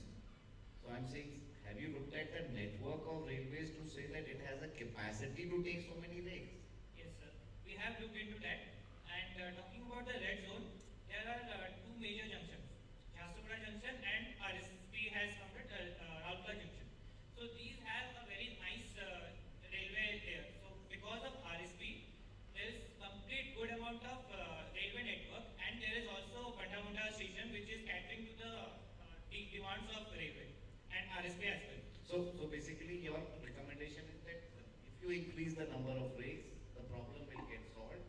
The increase in number of rakes can happen by either we purchase it and use it 100% ourselves, or also partner it to reduce our cost with someone else. That's what your recommendation is. Yes. Thank you. So the model basically gives a prediction with respect to availability. Availability also depends on a lot of bottlenecks with respect to Indian Railways. Have you thought of building a model in partnership with railways which helps them address those bottlenecks and improve those efficiencies on the railway side? Yes, so there is, till now it's not been implemented, but there is something coming as ULIP. So ULIP is a portal that integrates all these requirements and demand side thing. So when we were explaining the prototype, in the last segment we have a connectivity. So that connectivity features, it can connect with the ULIP portal, and the data present over there, it can be integrated in our model. So that's what will be the benefit for railways? Yeah. So now what railway gets is, we know that some of the railway officials are also sitting in Tata Steel. So if they get to access this thing, or Tata Steel gives them the permission to access this thing, it's all about the data they enter. And the model is all about predicting. So if they give the right amount of data, if they give the right amount of factors, they will get what they need. Thanks. Thank you very much. Thank you.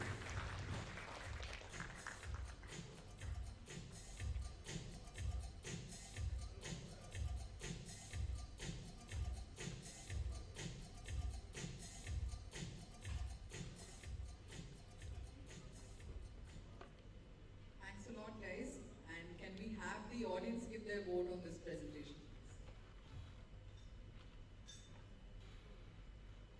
Thank you so much. So this is for the speakers to just take a look and assess their performance. So we're done with 2 cases for the day, and coming down to the third and final case in the Do More track, which is to do with assessing Tata Steel's current strategy of supplying to discerning automotive customers, having long supply chain lead time with demand-supply variability. Over the last 20 years, Tata Steel has been the preferred supplier for all major automotive manufacturers like Maruti, Toyota, Tata Motors, Hyundai, Nissan, Honda, etc. And we aspire to maintain the leadership position in the automotive segment. But the challenges are multiple delivery modes from multi-plant and multi-site supply chain, complex network, and long supply lead time of 30 to 60 days. The key expectations from the team who's presenting on this case are how to handle demand variability, which forecasting strategy to follow, strategy to handle supply variability and SKU proliferation, and to manage long lead time and GIT requirements. So calling upon the 5th team for the evening, Team 3 Kai from the Management Development Institute, MDI Gurgaon. So 3 Kai comes from a shared interest in statistics. That's the name, and that's the genesis of the name that they've chosen, especially the chi-square test. So calling on stage Shubham Kumar Thakur, Shivin Alan, and Partha Pradesh Dhal.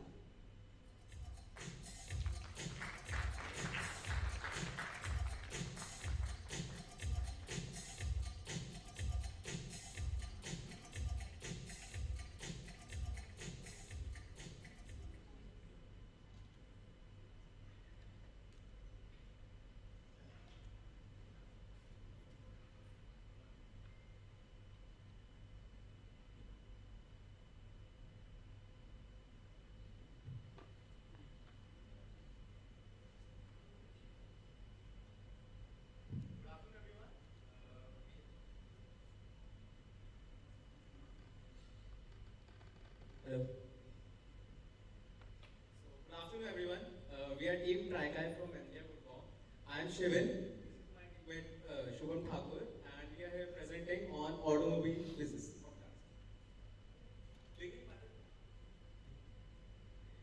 Beginning by the problem at hand, we'll be focusing upon four major core issues plaguing the industry currently. The long supply chain lead time of over 30 to 60 days, high service level expectations and JIT from various OEMs, the overall changing dynamics in terms of consumer preferences towards high steel strength, and finally, the vast product portfolio of companies of over 12,000 SKUs. Now, coming to the basic tenets of a solution, or the four wheels of a solution, the way we like to call it. Initially about the KPIs and metrics. What we believe is that any model can be improved over a phase of time. So our focus is entirely on figuring out the right metrics which can ultimately govern how to minimize the overall errors involved. Talking about the data-driven approach, the model that we will be prescribing should ultimately depend upon the quality or the information that that data set is trying to convey, and not on just the quantity of numbers at our disposal.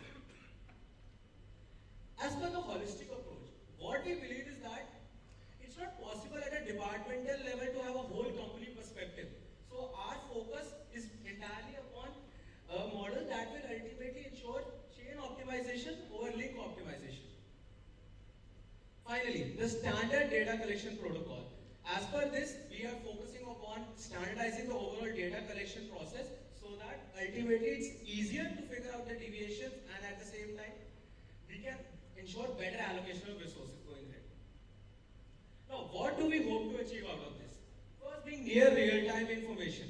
Through this, if we have a better control over the monitoring of the resource utilization, we can ultimately ensure better channeling of the overall allocation of resources in the problem areas where the currently problem is lagging in.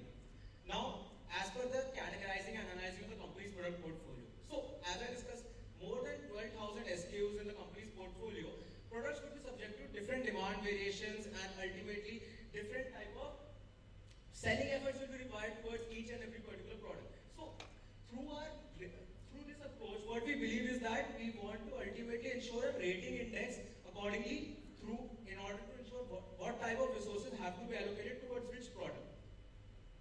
Now, the supply chain visibility and transparency, as I discussed earlier, here we are ensuring that we have to make sure that there is a chain optimization rather than a link optimization. Now, finally, mapping the customers. Now, here what we have to do is we have to map out the customers with the different needs in terms of their product level requirements. Now, by product level requirements, what I believe is that we have to focus upon what type of cost, effort, and the lead time is involved in order to satisfy those requirements, so that ultimately, by creation of a priority matrix, we'll be able to figure out and ensure that there is a greater control over the logistics network. Now, how Tata Steel can end up positioning as a innovation-driven company. Now, instead of just being a complete demand fulfillment company, we are positioning itself to be as a solution provider.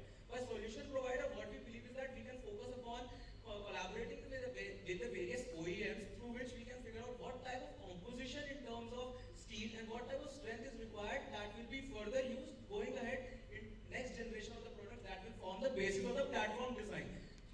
Maybe this can be done with the help of collaborating with companies like Stellantis and Magna, which are now being outsourced for the particular vehicle design, platform design activities, and this can be leveraged so that ultimately in the future we can anticipate better and preempt what type of manufacturing capabilities will be required whenever different type of products that will be coming our way. So this will help us in ensuring better control of the variability. Now I'll hand it over to Shubham.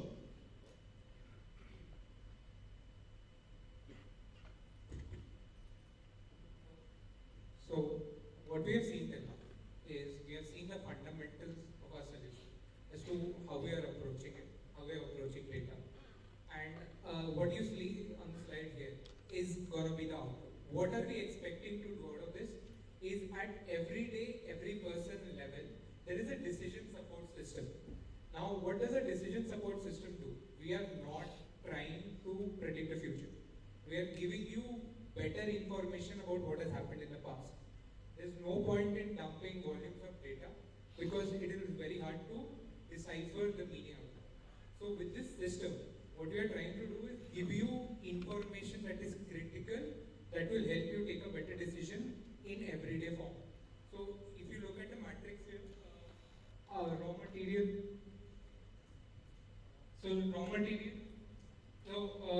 Likelihood of disruption. So coming to your suppliers. So what suppliers should you go with? What's their general lead time?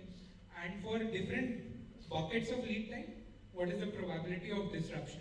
Now, what is the plan B for every specification? So you enter the steel specification, you enter a customer type, you enter a volume, right? You'll get an output something like this. Then which factory should you use?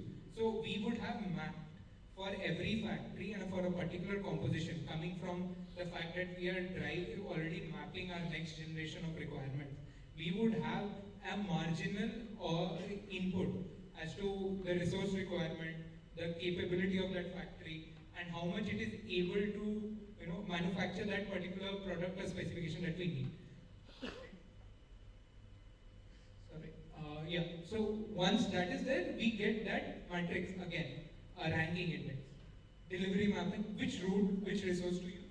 And similar, what you get is what disruptions have happened in the past. So you click on it, you get 3 disruptions, last 3, and root cause as to why that happened, and then you take it from there.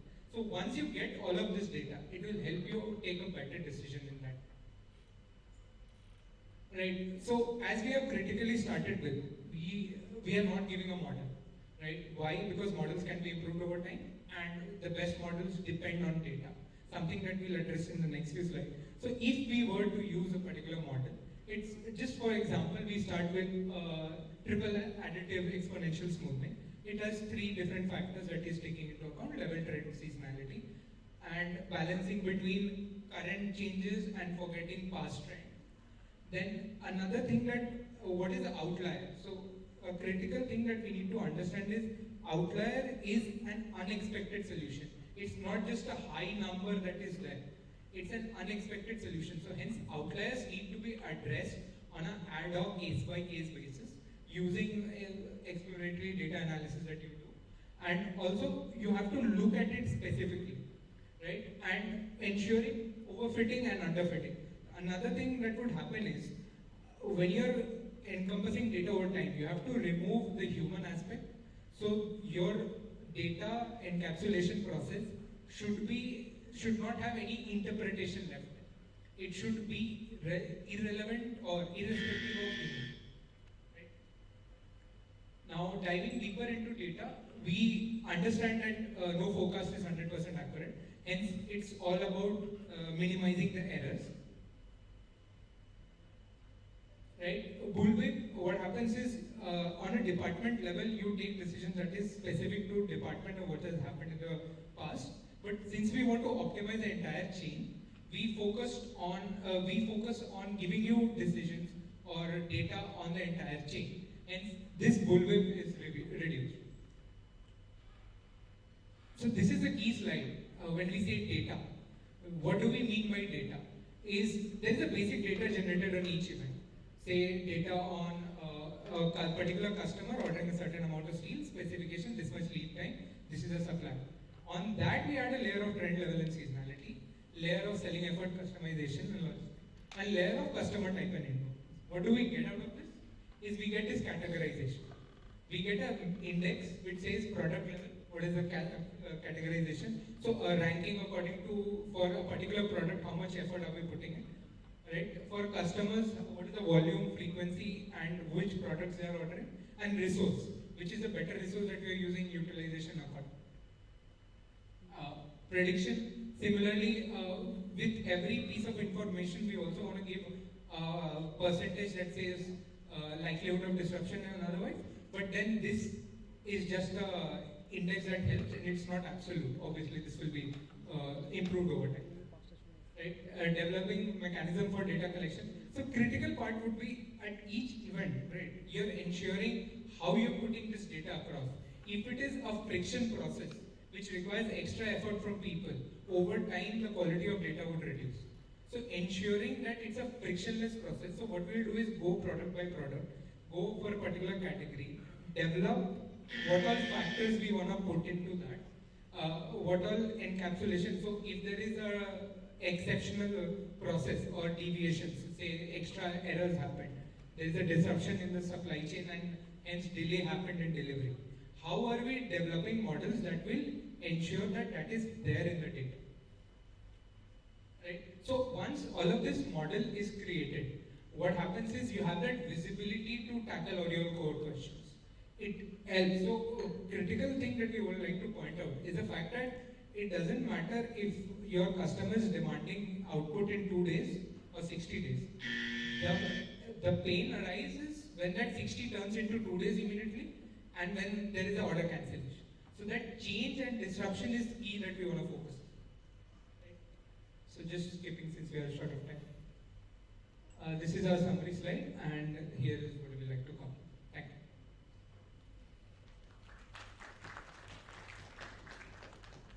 you. Thank you.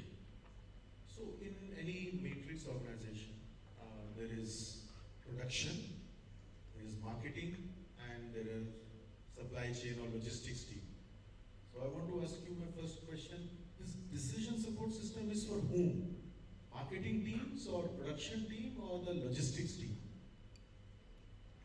So as I mentioned, the visibility should be entire company-wide. So anyone who wants to use this can use it. And the idea is to help them take better and informed decisions. So for a particular customer, if I want to see what has been their previous orders and how many times their orders has been fulfilled at the right requirement service level. So here another thing that we can see. So we are at a current service level agreement. What if we say that today we want to increase our service level by 5%? Right? For that, here we can get the cost benefit of for that particular category. What will happen for 5% increase? Is it worth the effort, or does the industry demand, or how many times disruptions have happened? So you want to give access to this decision support system to final customer also? No. But that is where the requirement is. So why would a person in production or marketing or logistics do any of this if the end customer is not knowing? Why would you not say if such a comprehensive model is there? So more of when I say no, I don't want to share this with them. There are a lot of elements in it. The idea of developing this is on our end for any project that we undertake, for any event that has occurred. Every time, what is the disruption happening or not? When we are taking a project, will it happen at the level that we are expecting or not? It's something that is internal to us. A customer can see the last index or indexes that are relevant to them. But the entire visibility is something that I am not looking at end customer, say like a Maruti. Maruti does not need to know, say, where I am getting my raw materials from or if it is working out for me, how many times disruption is there. For Maruti, I'll just tell them that, okay, my decision support system tells me that for your requirement for this particular steel system, I can only deliver up to say 60% at this lead time on this day. This is what I tell Maruti. Says that the world of today is now wanting to know, even in any of the places, you want to know when is the raw material reach, when the order is being prepared, it will get dispatched in 5 days, this is where the order is. So I was just intrigued on that. I definitely get that, sir. Just to add that. So that is something that visibility they can have, but they will not have that ability to customize and look, right? We have this entire data model, wherein we can customize it. Where will this decision support system sit? With production people, with marketing people, with logistics team? Exactly. Or with a central control tower? Exactly, that I mentioned at the beginning. That it should be granularly available for any person who is taking a decision on a particular, say, project. So if I'm sitting at a level where That's fine. You had skipped that slide because of the paucity of time on the JIT, which was one of the questions. How are you going to address the JIT requirement from the automotive customers? So even though I skipped it, I did briefly touch upon the fact that if I have to deliver in 2 days, and I know that customer generally asks for a 2-day delivery timeline, it's not a problem for me because I'll allocate resources accordingly. If I No, know I that want to know how will you solve that, because there's always a trade-off. When you want to do something in JIT, somebody has to suffer. yes, You will pick up from some other order, or you will have to incur additional cost. So what's the decision model which you are working to manage the JIT requirement?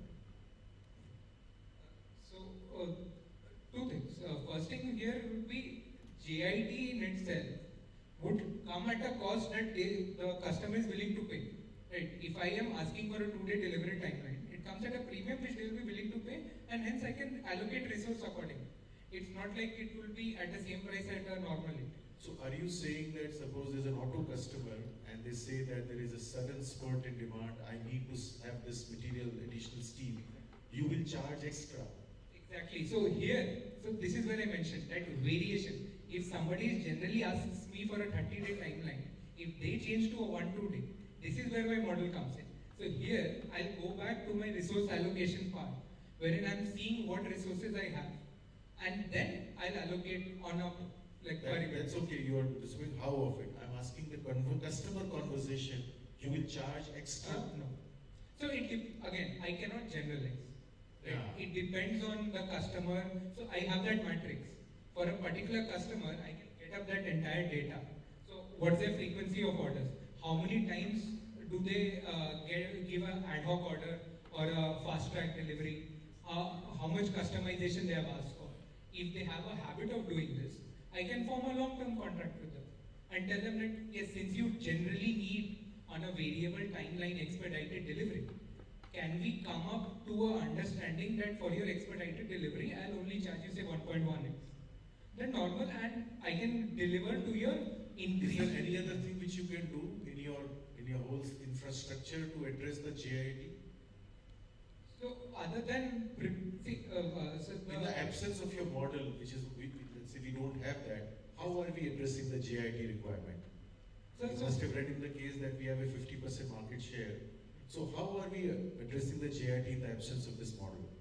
So the common routes are vendor managed inventory, wherein if Maruti or a Toyota is willing to share their requirement with us on a more open basis, they share it faster with us and we have more data faster, and then we respond faster and we create buffers. But that's something that I don't know because I do not have access to that. Thank you.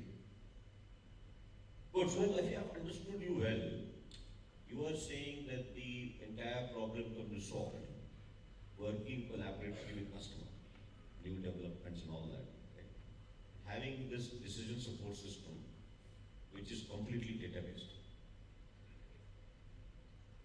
Now, when you did this work, have you also looked at various business models, which is going completely for various people are looking at various models, various business models, a business model innovation, to address this need of JIT and new models coming, which is one very faster in pace?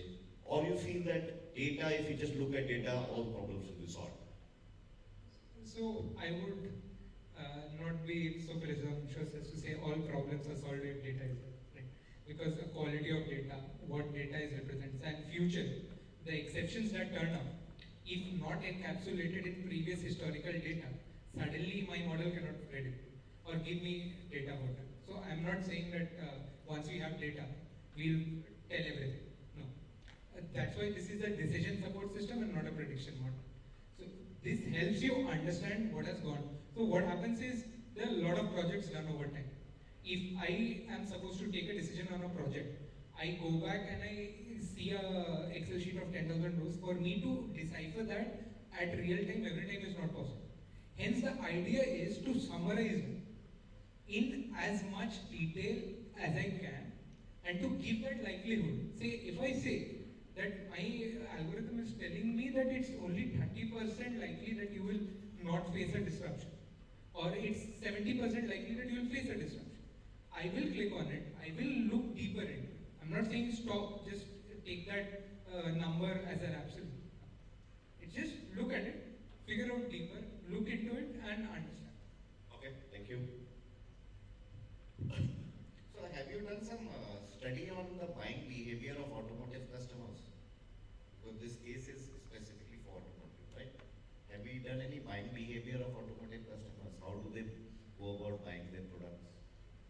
specifically, as mentioned in one of our slides, a key limitation is something that we do not have actual data. No, no, no. It doesn't require data. Yes, sir. So, no, I not mean, specifically. I mean, if we know that how FMCG customers' buying behavior is, how would people who are involved in capital industries buying behavior is? Automotive, what is the buying behavior? Sir, other than a general understanding of we haven't had deeper, we would be wrong if we said that we have accounted that into. We have just taken, so it's just a general understanding that there is a JIT behavior, there is a normal requirement. So that means this model is not really focused on automotive customers. It can apply to any customer. So right now, that's the point of this model. Is currently we have made it adaptable in the sense for our product category, for our customer category, and then we'll work on it. Even the data collection mechanism and what attribution we want for every set of data is something that is not fixed. So have you done this analysis that what is the kind of reliability of data from the automotive customers? No, sir. Again, reliability of data, if you could elaborate, it would help. You want to know how much two-wheelers, three-wheelers, tractors, passenger cars, out of which how much SUVs are produced. Do you get that data easily? From a Tata Steel point of view, I'm not sure, obviously, because I can't. No, I'm not about Tata Steel. I'm not about steel. I'm talking about the industry perspective. Does automotive industry data easily available? Depends on where you. Yes, at least new car sales data is available. New car sales data is available. So new cars means? As in new car sales data. So that means you also have enough data on production? We don't know how much inventory they are keeping, right? So it would be again, the data I have. So I tell you, that's why I'm saying that sometimes we have to go deeper into these things because automotive industry is one of the few industries in this country at least who have the maximum, most reliable data in the public domain. And many of your questions and answers, what we were grappling with, get answered there. So reliability of data is not an issue there. When we say that when we have to forecast disruptions, there is not an issue we don't have. Each and every data is available on what automotive. Yes, yes. So if I can add to that. So what I meant was around a sales. We are not just looking at how many cars were produced or how many requirements. We are looking to add on to that, wherein for a particular sales, obviously not every time it would be the case, but for a particular, if I'm interacting with Maruti and for their Gurgaon plant, they are looking at a certain unit. Was there any specialization that they require, a customization that they require? Was there any disruption? So initially, if I agreed at 2 days notice or delivery time for certain units, did I meet it or did I deliver in 3 days? That's the data that I am trying to ensure that going forward, it should be recorded. Or if I can go back and have that data, that is where I want to go. But what has led you to this conclusion that it is not there? Sorry, sir? What has led you to this conclusion that this kind of data is not there? I'm not saying that it is there or not. I don't have that knowledge. But I'm saying this is what I'm using to build my model. Because it's more than just did I meet my SLA or not. Okay.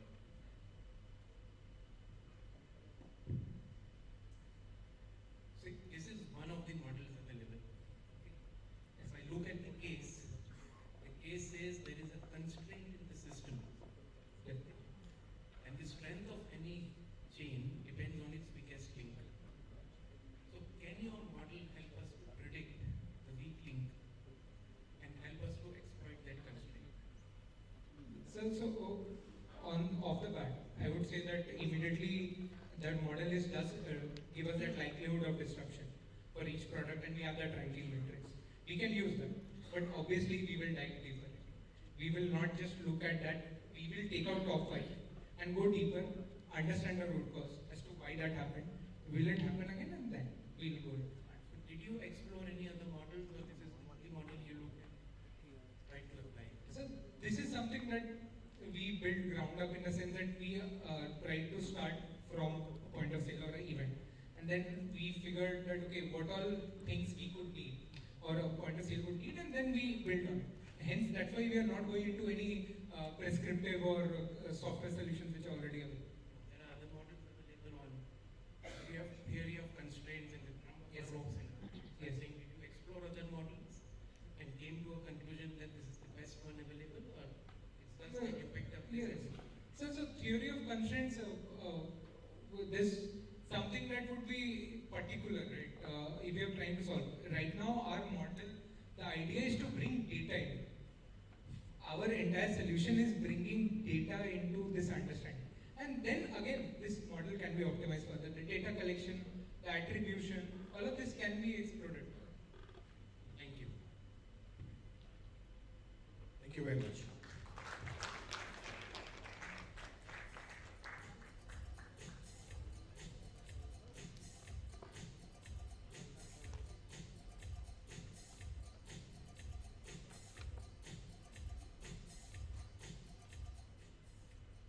Thanks, guys.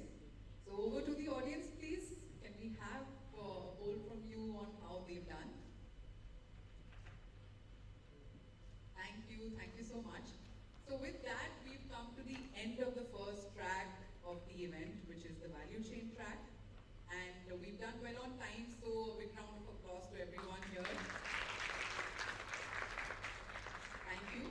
So now we'll break for lunch, and it's about 1:25, so we'll reconvene at 2:15. We'll request all of you to be back on time at 2:15 so that we can start with the next track. We have 2 more tracks to go. So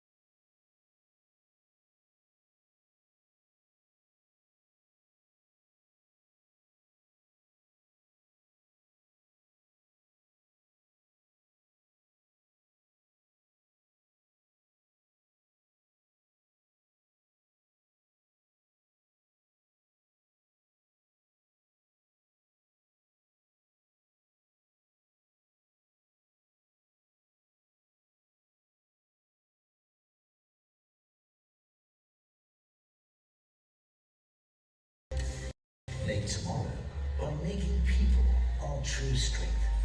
Consistently investing in growing our human, social, and relationship capital.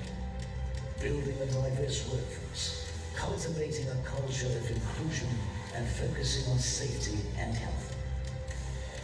Empowering communities around us. Building long-term, transparent, and trust-based relationships with every stakeholder. Make tomorrow by creating future-ready solutions.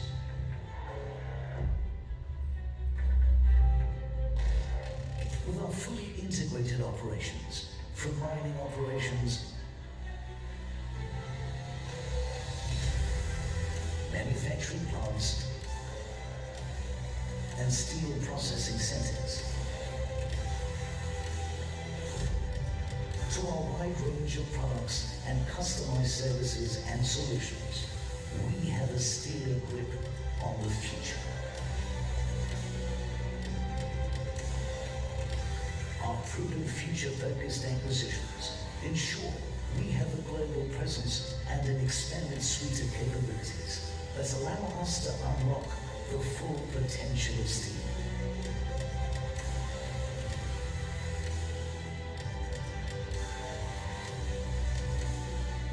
We're focused on making solutions that serve the needs of industries and individuals.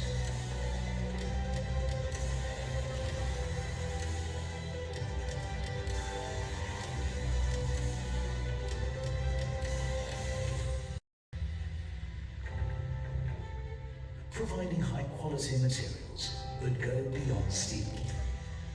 Pushing boundaries to create stronger solutions, better solutions.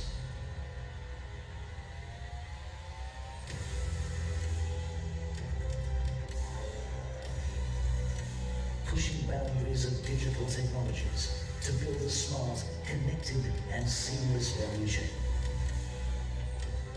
Reinventing how we connect, transact, and engage with our customers.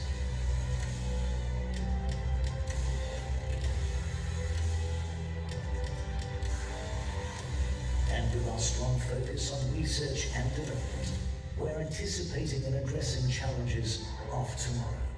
Working with stakeholders to identify specialized, unconventional solutions that drive sustainability across the value chain. We're making solutions that address climate challenges of today and tomorrow. Aligned with the United Nations Sustainable Development Goals, we are working towards being responsible steelmakers,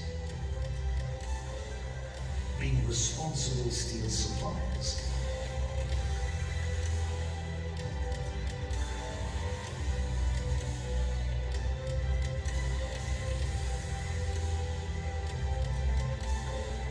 and helping our customers make sustainable choices. Tomorrow is ours to create, and together we can make it better, shape it better.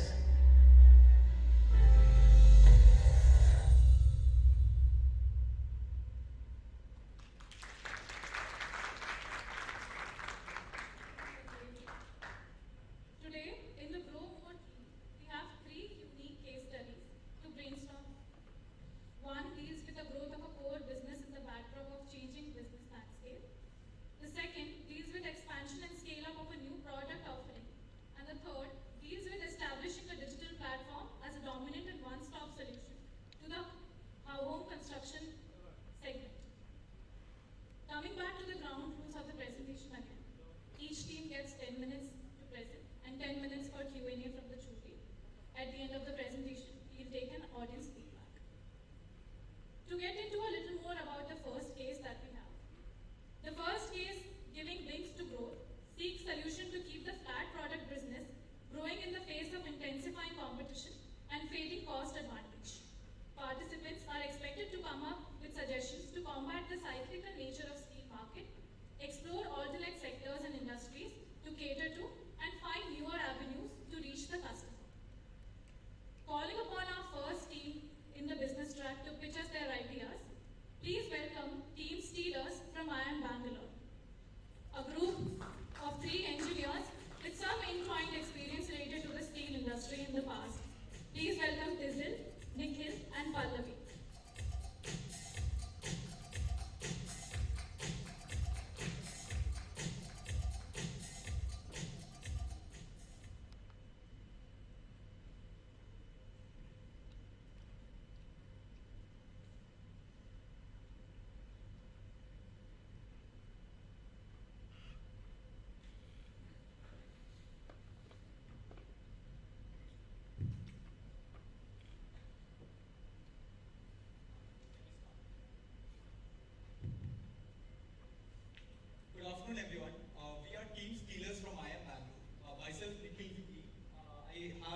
P. Pallavi Mane.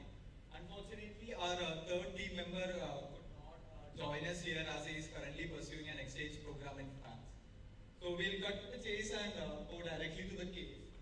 So one of the key critical questions that the business case asked was regarding the product substitution, as how much of a product substitution threat the steel industry is facing. So in order to evaluate this,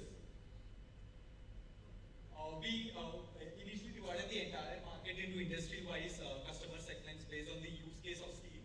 We looked at what are the drivers for product substitution in each of these segments. We looked at what are the current alternatives that are present in the market and how well they are faring in the market. As well as we also wanted to give out some mitigation strategies for Tata Steel in order to mitigate the risk of product substitution. First up, we have the automobile sector. So in the automobile industry, the drivers for product substitution are lower weight, the strength to weight, higher strength to weight ratio, corrosion resistance, and CO2 emissions.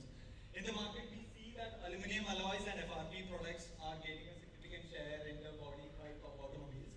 As a mitigation strategy, we propose that Tata Steel should focus on developing advanced high-strength steel, and they could utilize the upcoming CRM division in Kalinganagar for the same. As well as we could also explore some combinations for FRP products which are being produced in the new material business division along with steel machines. When it comes to the construction sector,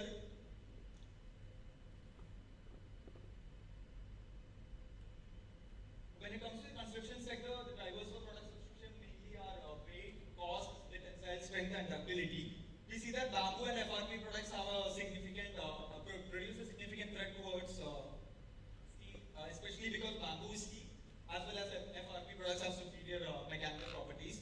The mitigation strategies for this would be to focus on developing high-strength, non-corrosive rebars at lower cost. Also, we could also get into more and more green certified products. We know that Discon is already Green Core certified, and this can help in eco-friendly builders from switching to substitutes. When it comes to the industrial, general engineering and agriculture sector, we see that stainless steel and aluminum, magnesium, titanium alloys are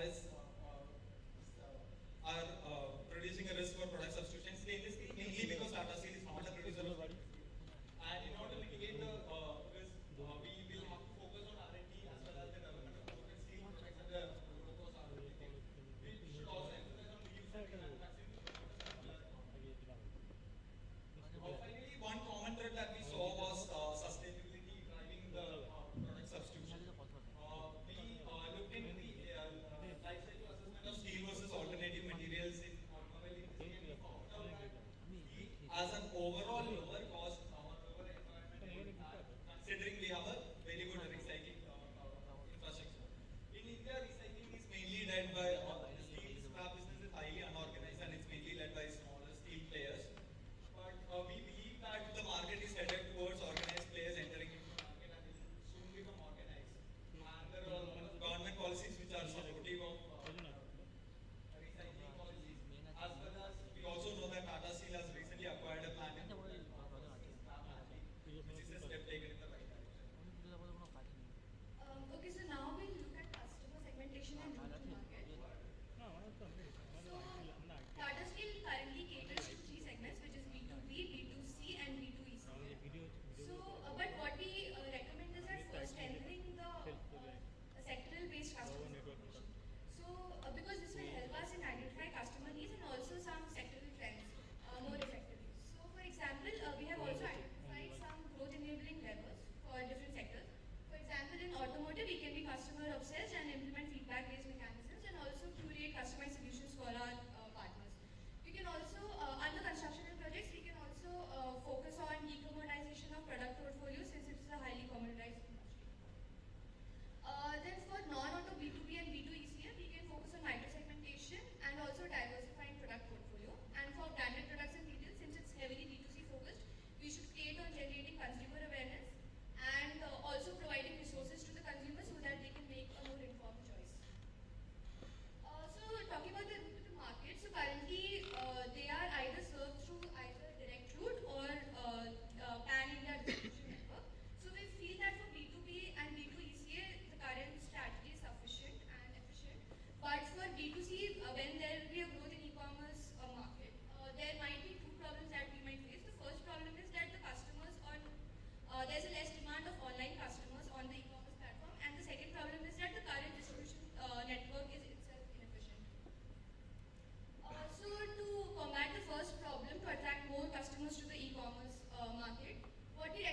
partnering with NBFCs like Tata Capital or maybe other to provide buy now, pay later schemes or maybe other banks in regards to the recent regulations.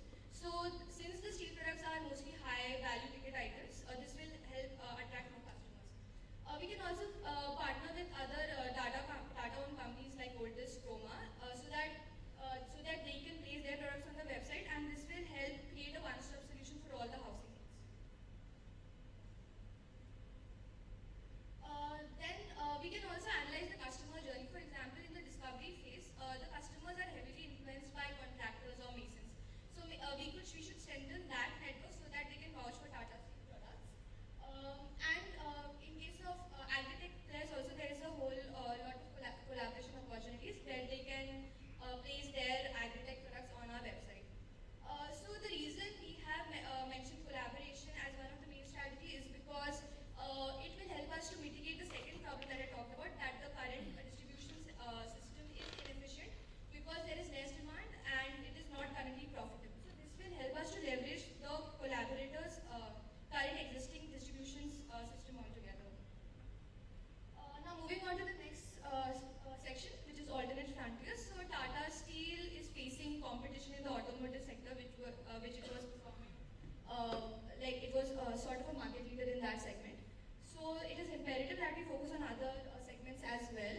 So this is the demand protection for the next decade. So we see that construction and infrastructure, capital goods and consumer durables, they form the bigger piece of the pie and have strong growth opportunities. So we have analyzed these segments in terms of opportunities, the product profile, competition and threats. So under construction and infrastructure, there are a number of opportunities. The product profile is generally long products. In terms of competition, the orientation of other competition is also is less towards the long products, so Tata Steel can gain an edge over there. And also the long products are they are insulated from import threat, so this makes the segment very attractive. In terms of capital goods and consumer durables, there are many policies like China Plus and Paradigm NSP 17, which will prefer domestic producers. This will drive the capital goods sector, and also consumer durable sector will be a boom once there will be a tier 2 penetration of consumer durables. The mostly flat trucks are used here. So Tata Steel can leverage its existing flat capacity to gain share in the sector. So our final recommendation is to focusing on construction and infrastructure, followed by capital goods and consumer durables. Right. Now, moving into the cyclicity part, we believe that there are three contours when it comes to navigating cyclicity. One would be to benchmark the cost, the other would be to safeguard the revenue to maximum extent possible, as well as the agility in sector and market switching. When it comes to safeguarding revenue, there are two key strategies that the companies follow. One is diversification, which Tata Steel is already doing by diversifying into material business as well as service and solutions. And the second thing is to increase the share of MRP products as well as the decommoditization of product portfolio, wherein we can get a premium for every product that we sell. Another thing is to switch between, another thing is the agile switching between the early cyclic and late cyclic sectors, as well as focusing on the low cyclicity sectors such as infrastructure, industrials, transportation, and when it comes to the benchmarking cost, we benchmark Tata Steel against its main competitors such as JSW Steel and JSPL, and we found that there is a lot of scope for improvement in stores and spares, machine repair, conversion charges, as well as freight and handling. When it comes to maintenance repairs and spares, while Tata Steel have older plants, the amount that is coming up is significantly higher than its competitors. So we need to improve our active implementation of predictive maintenance, especially in the steep lines of the maintenance startup curve, as well as to evaluate replace with the new versus repair old projects across all locations. When it comes to conversion charges, we need to look into implementation of automated tasks. We'll also have to look into labor productivity by benchmarking labor productivity across contractors, geographies, units, etc. to create standards and effectively measure the performance. When it comes to rates and taxes, this is a bizarre anomaly. Tata Steel is incurring more than 2,000 crores, competitors are incurring less than 100 crores.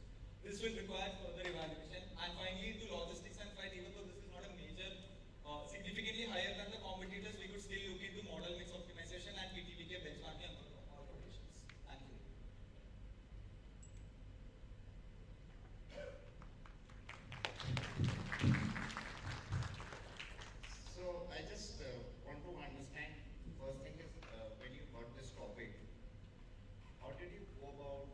approaching this? What all you did to address these things? The topic had like majorly four different segments which we believe that we could tackle independently. So when it came to product substitution, our first thing was to divide the market segment based on sectors. When in different sectors, it's used for different applications, right? And look at each product, what are the alternatives that are present, and look at their current output. No, that I understand. I mean, that you have shown it in your presentation. I mean to say that what kind of research did you do? It was desktop, it was you met people, you looked at some of your friends who were in this industry. I think annual reports have been a good help for most of the companies that we studied. And secondary research mainly. And members are from GSW and Tata, so I think some level of primary research is also done. So basically, majorly alternate frontiers and navigating cyclicity we through secondary research. Whereas when it came to customer segmentation and route to market, we needed some more input from Tata Steel employees, and we did delve into some of primary research in that particular sector. Okay. Second thing which I just want to understand is that what are some of the mega trends happening across the world which you use to come up with these solutions for these four segments? So mega trends, I think sustainability is one bigger trend. So I think you mentioned about the green certification. So that is also one of the alternate frontiers that we can look at, like not the sector based, but another macro view of the segmentation that we can focus on. Other than that, Along with sustainability, there is increased focus on bringing up electric arc furnaces, which can produce steel, which can use up steel scrap and then produce steel. Then we also saw that recently the anti-globalization policies are gaining some more traction, especially people are not ready to get into partnerships with Chinese companies. Since China already produces 50% of the global steel production, that provides other companies a really good opportunity to export to other markets. There has been a recent export ban from the Indian government in order to curb inflation, but I think that is only a temporary measure, and going forward, I think the export portfolio is significantly going to increase for Tata Steel. and in addition to the capital goods sector, I think that also it's mostly imported. That sector imports steel from other countries. So that's why that focus was also taken into picture because China is no longer because of the China plus ban. So I was just looking at some mega trends which are, so just to give an example, how do you think the shared economy, which is now becoming so famous and so talked about, would impact any of these things? Or let's say electric vehicles, how they're going to impact all these things? I think with EV there will be demand No, for. so my point is not answer. I mean, have you embedded those mega trends which are going to happen in your solutions? Not really. We have actually confined our research into primarily the trends that are happening within the steel sector, and we have not looked into. Actually, all these trends which I told you are going to impact steel as well. Definitely yes. So the shared economy and the rise in EVs are going to impact because EVs definitely require superior properties of steel, as well as there is much more significance given to sustainability, and the products that EV cars are made of are mostly going to be from aluminum and carbon fiber. One thing which I could not understand, so you check it later, is that we pay tax of 2,000 crores and others pay 100 crores. It's not possible. I mean, to that extent, the flat product industry is quite a organized industry, so it's not possible. They are not paying, they are paying. So there's some. Right. Even we could not find out any particular reason as to why this. In fact, 2,000 is itself too small for us. Our taxes, if you look at taxes, it's almost 30%. So it can't be 2,000 crores. So this was taken from the recent annual report. That must be a particular one in that. Okay, thank you. So, it's a very vast topic, man. You look at from product substitution to alternate frontiers, navigating it's almost whole strategy of. So, I'm not going to ask them because each is different. I just want to see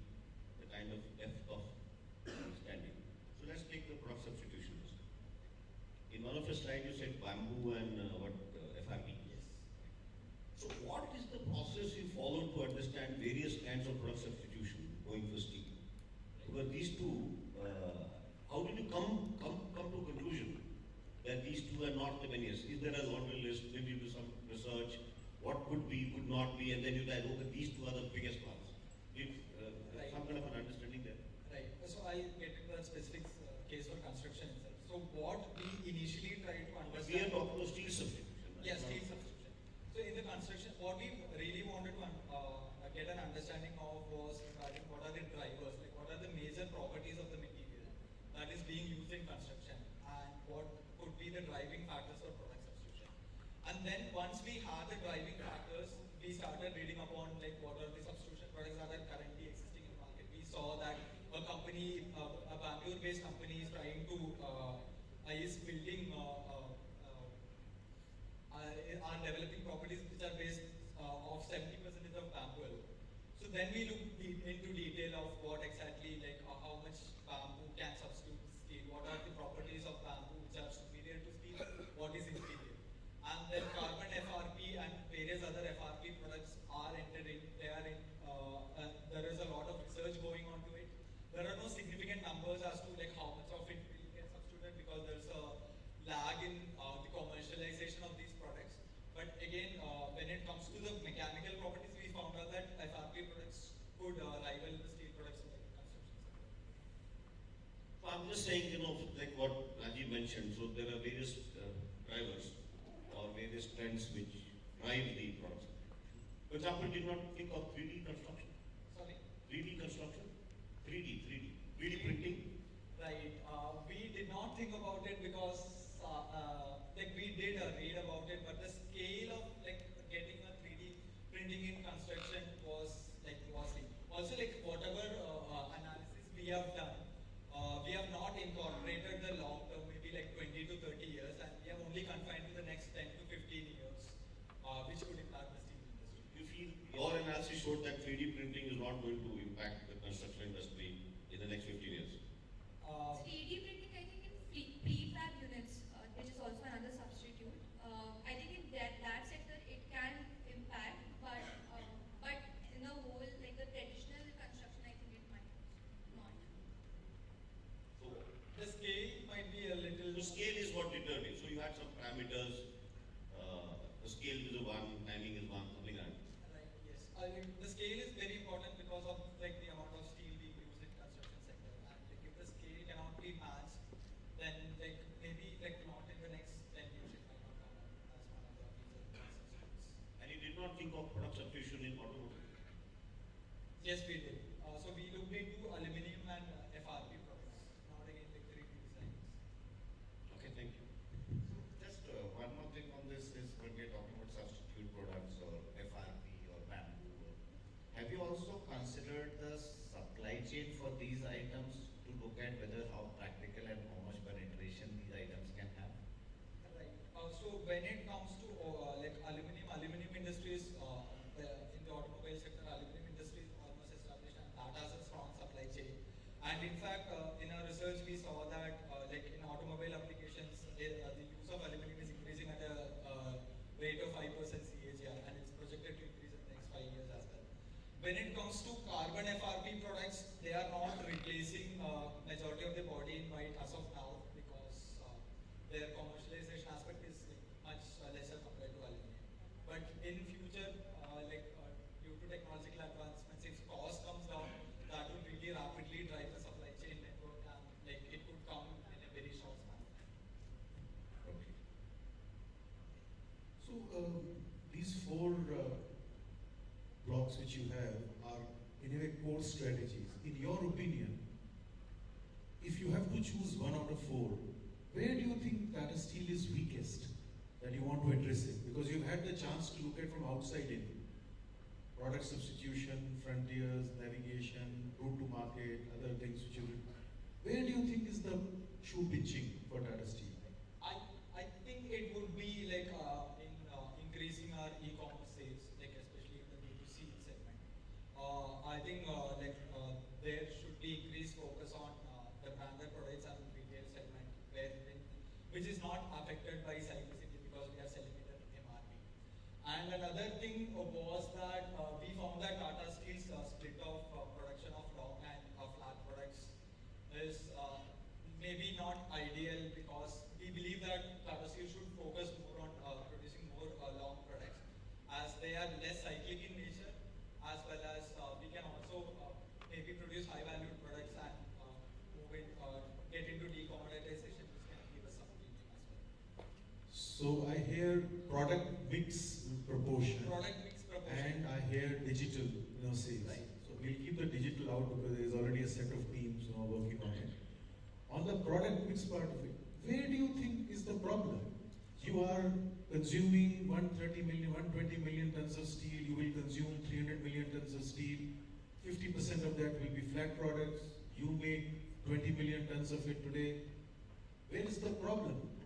I think when I studied the product mix of JSW, so they are following a strategy of adding value-added products. So in their product mix, that proportion is getting higher every year. So that's the trend since last 5 years, I can say.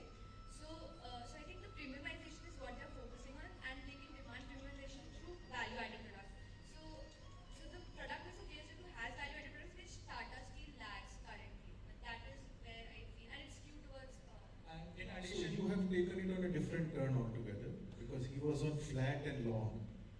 Yes. And you are talking about premiumized products because all these are. So would you say one thing or? Yeah, right. So I'll just elaborate on what I was explaining. So the long products industry in India is majorly dominated by smaller steel players rather than like the big organizations. So when we see like Tata Steel companies like Tata Steel, JSW, etc., their product portfolio mix is majorly of flat products. It could be because that flat products give you more premium than compared to long products.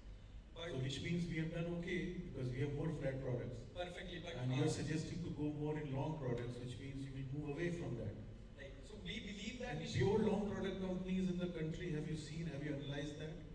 Sorry. The companies which are pure long product companies. Not really. We know staying has So, a significant. in order for you to recommend that product mix has to change, that's where the problem is in your opinion out of the four.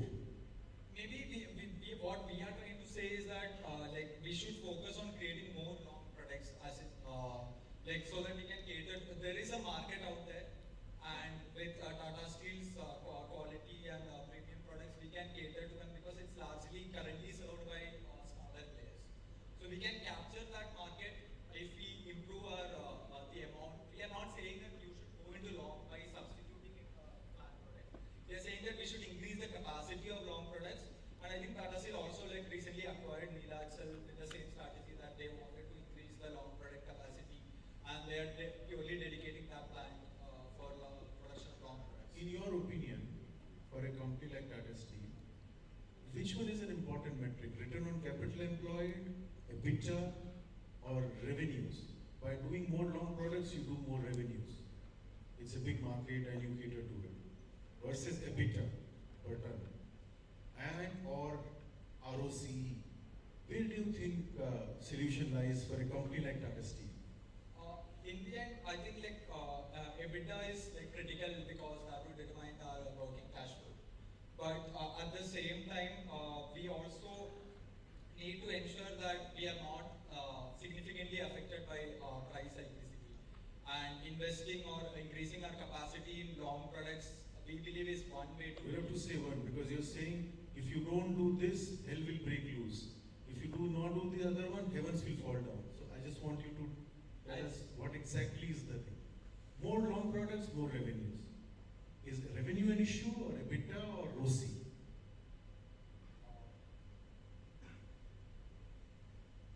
For a company like Tata Steel, since you analyze the books also to the annual report,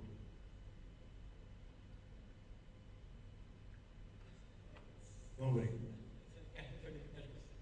One interesting thing which you mentioned that in long product there are many small players. Fragmentation in a lot of players. Correct? And the flat is not, only the big players play. Have you analyzed why? Because flat products require more quality.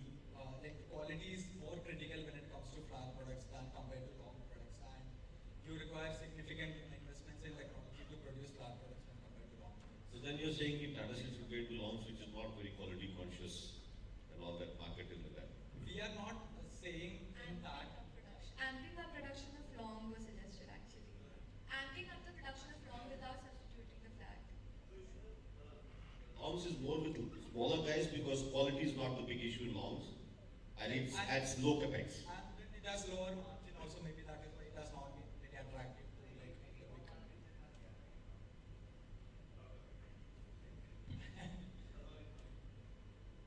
Thank you. Thank you so much. Thank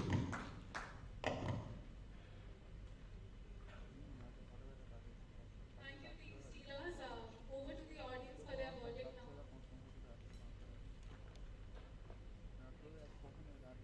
Moving on, calling the next team in our lineup. This is the team from Indian Institute of Foreign Trade. Please put your hand together for Team Metalheads. A team who loves metal, coffee, pizza, and impromptu travel plans. So yeah, team, over to you.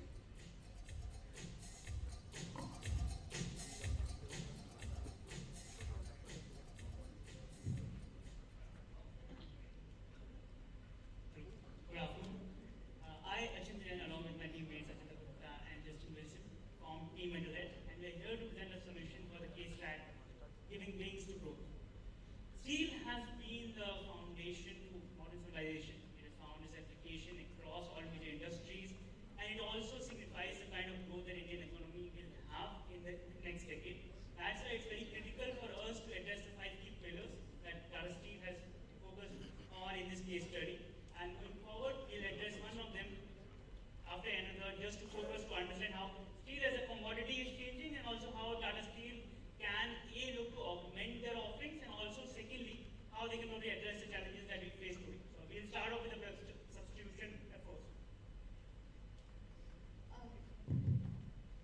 So as Achinta mentioned, Tata, the steel is a commodity because of its durability, versatility. It finds use in everything. So if you look around you, everything that is there, whether it is metallic or non-metallic, has been either processed, extracted, or transported using products made of steel, tools, and machines. So coming to steels, it is one of the most used metals, and it has in world it is produced at around 1.95 billion tons worldwide, and gives a market size of US dollars 1090 billion. It has a CAGR of 3.47%. However, even though it is indispensable in the world, it is not immune to the challenges that come from other substitutes, for example, from aluminium and FRP and plastics. So aluminium is 1/3 the weight of steel, and it is very malleable, which is why it is the choice of designers when it comes to newer products, for example, electric vehicles, where they are looking for lighter substitutes. So that is where aluminium is finding a lot of market share. FRPs are really strong, and they are corrosion resistant, water resistant, and that is why they are finding its use in construction when it comes to bridges. For example, there is a bridge in Netherlands which has been constructed solely using FRP. So while steel has indispensability in building infrastructure, mechanical equipment, and automobile, these other substitutes are finding market share, which we have tried to project that it might take around 23% aluminium in the automotive industry, 2% in the mechanical equipment and building infrastructure, and similarly we have done some projections for FRP.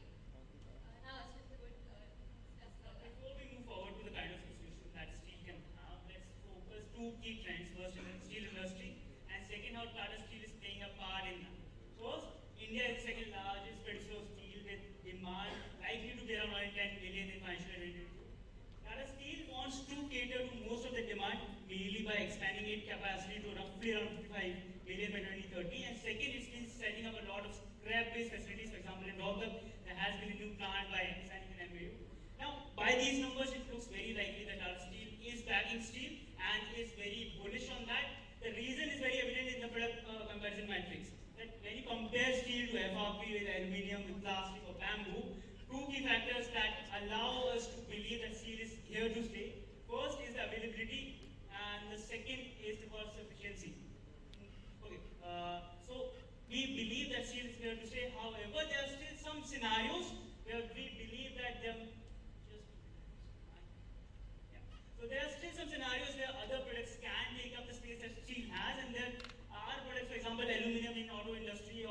in aerospace or plastic manufacturing. So there will be some space that steel will lose, and there will be impact to Tata Steel as well. And for that, we have some key recommendations that I believe that Tata Steel can take up. So, for example, building new market channels to create a new customer base that it currently does not cater to, having more long-term projects specifically with B2B clients and B2G clients, focusing on providing more value-added products. So I think in the annual report as well, it was mentioned that now we are focusing on more aesthetic products, there is more customizations to that, so that value addition is very important to the end consumer. Finally, that diversifying into new industries, mainly to beat cyclicality and creating new business segments. All of these recommendations are something that we'll focus and more detail out in the further few slides. So, talking about alternate frontiers that Tata Steel could explore. So, as of now, the problem with steel industry is the cyclicality that happens because of its high dependence on the industry, such as automotive or construction, which, depending upon the economy, like creates during the upturns there is a lot of demand for steel, and during downturns the steel demand just reduces a lot. So there are a couple of alternate frontiers depending upon the trends that are currently going on in the market, which is there is a lot of emphasis on renewable energy. So in the last year also in COP 26, where even the Indian government went and pledged that we'll be carbon neutral by 2070, and by 2050 we'll be trying to like switch a lot of our energy requirements to renewables. So there is an estimate that the Indian government wants to get close to 490 gigawatts of energy from renewables. And just to give an estimate of how this is going to impact the steel manufacturing industry. So right now the solar power is close to only 50 gigawatts, whereas the requirement from solar is estimated to be 290. And then one gigawatt of solar energy requires close to 35 to 40 tons of steel, which creates a very huge market for solar projects. And similarly, even wind farms require a lot of steel, which is somewhere between 120 to 180 tons. On an average, somewhat 150 tons of steel is required. So there is a lot of demand for steel that is going to come from renewables. Apart from that, infrastructure, so specifically focusing on the 5G infrastructure that is developing now, we can take example from China as well, which in the recent past, which actually started implementing its 5G infrastructure much earlier, was approximately creating 15,000 towers in a week using the long products only. So this creates a potential for India as well now that we are moving towards 5G infrastructure.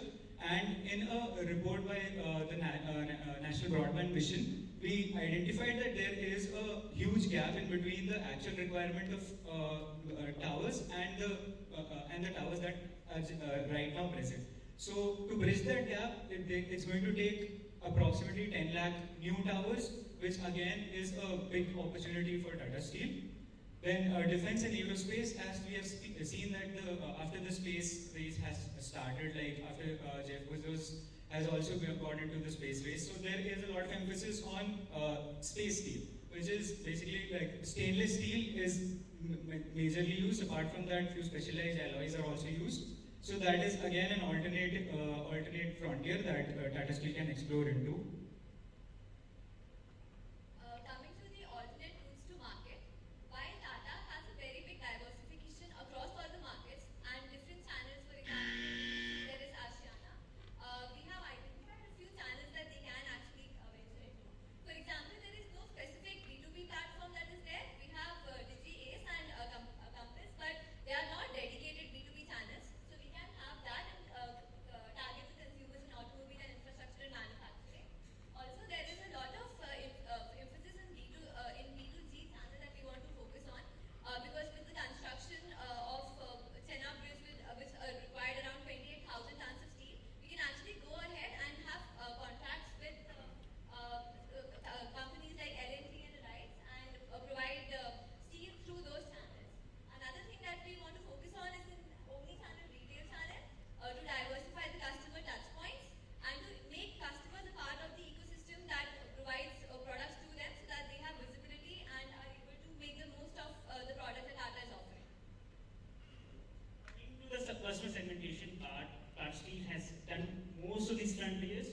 However, what we are suggesting are two things. First is augmenting the current channel, so whether it's B2B or B2C.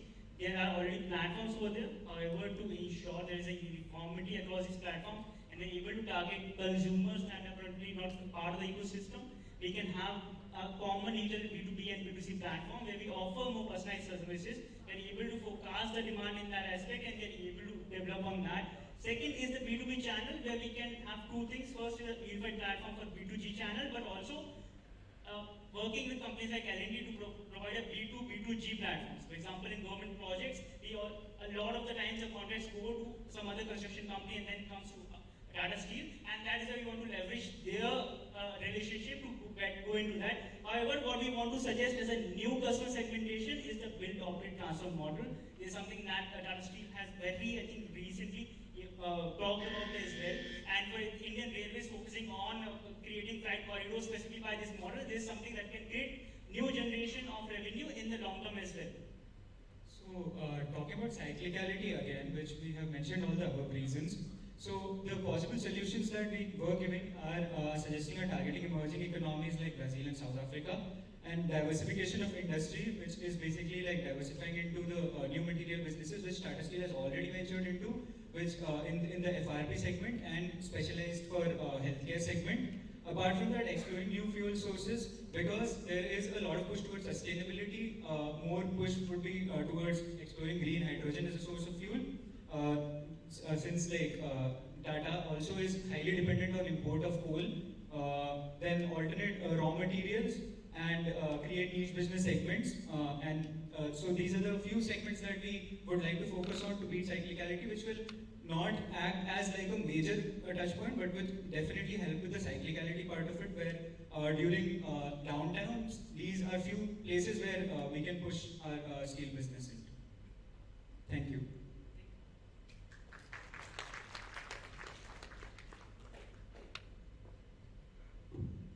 So thank you very much. So I had all questions now. So when you look at this, again I'm going to the product substitution, which is the first one. You mentioned that many things which is replacing steel, or maybe may replace steel, aluminum is taking something. Did you all in analysis, did you find that there's opportunities where steel can replace something? So key reasons why steel is preferred across industries are its tensile strength and also the availability. With things like FRP or aluminium, so although they may have higher strength, but the initial input cost is very high.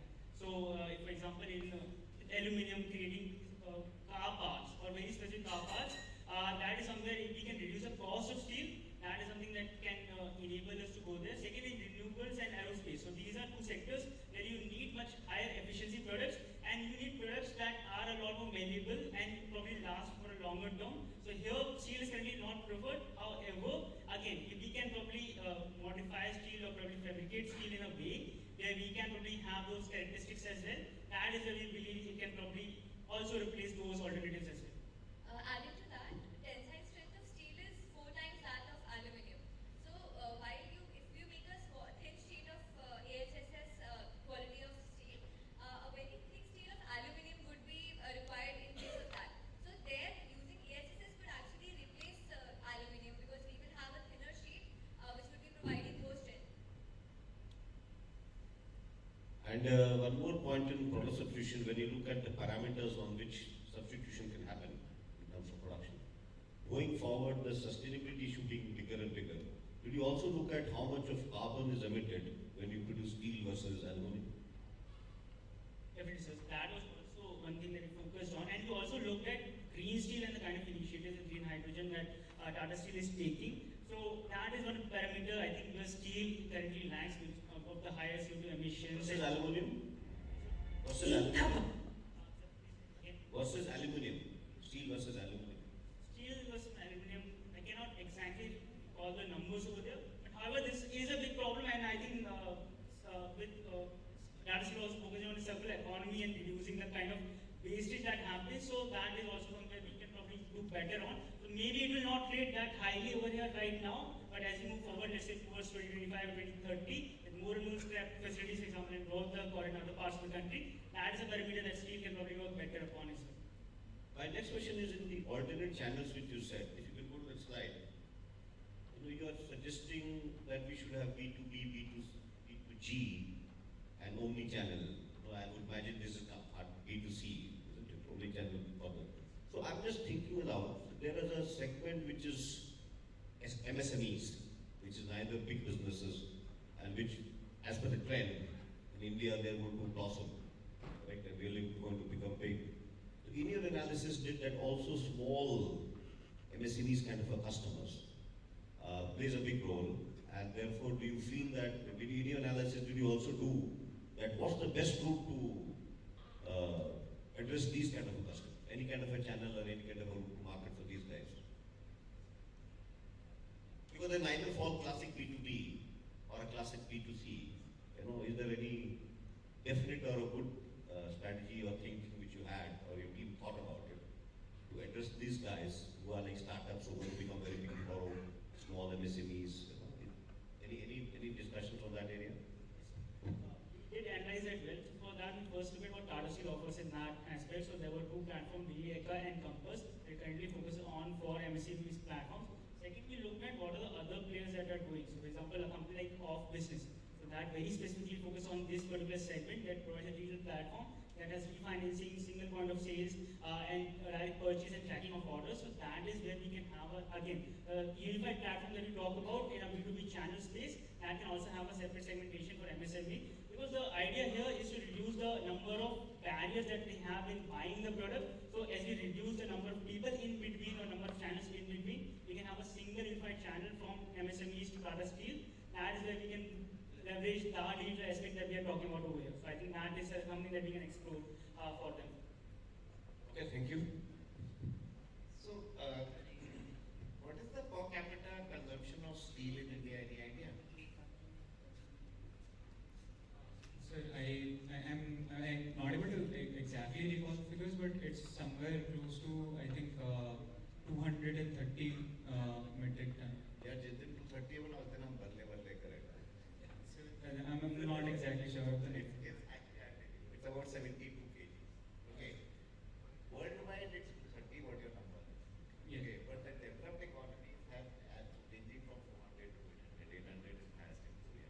Why I'm rattling out these numbers is to then ask you, do you think substitution is a relevant point in India?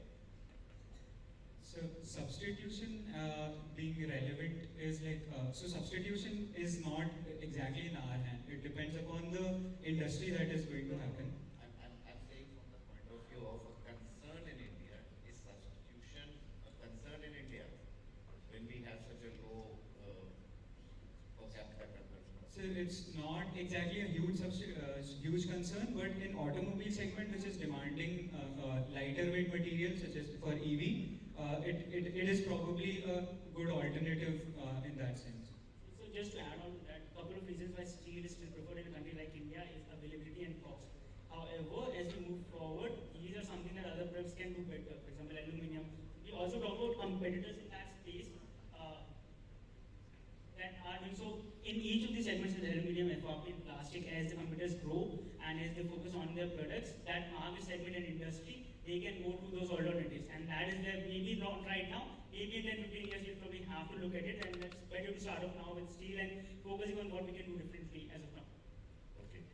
Second question which I have is that in all your slides, you had some very good suggestions in terms of what should be done.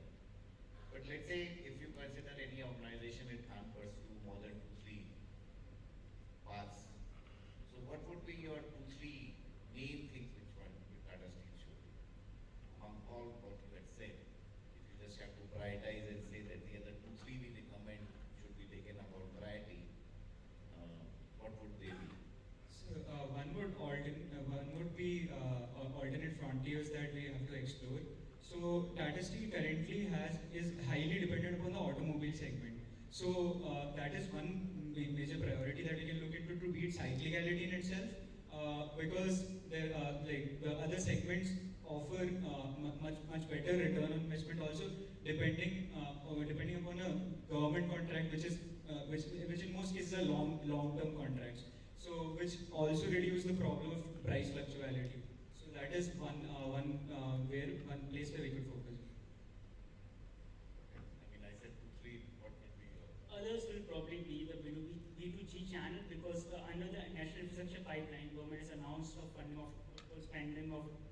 trillion. There will be a lot more research development and a lot more steel consumption that will happen over there. So I think secondly we can focus on that. Third, I think. So thirdly, it would be the renewable energy segment which we can focus upon, where there is an estimated a huge demand for steel as such. Good, thanks. Can you come to that pyramid slide of yours?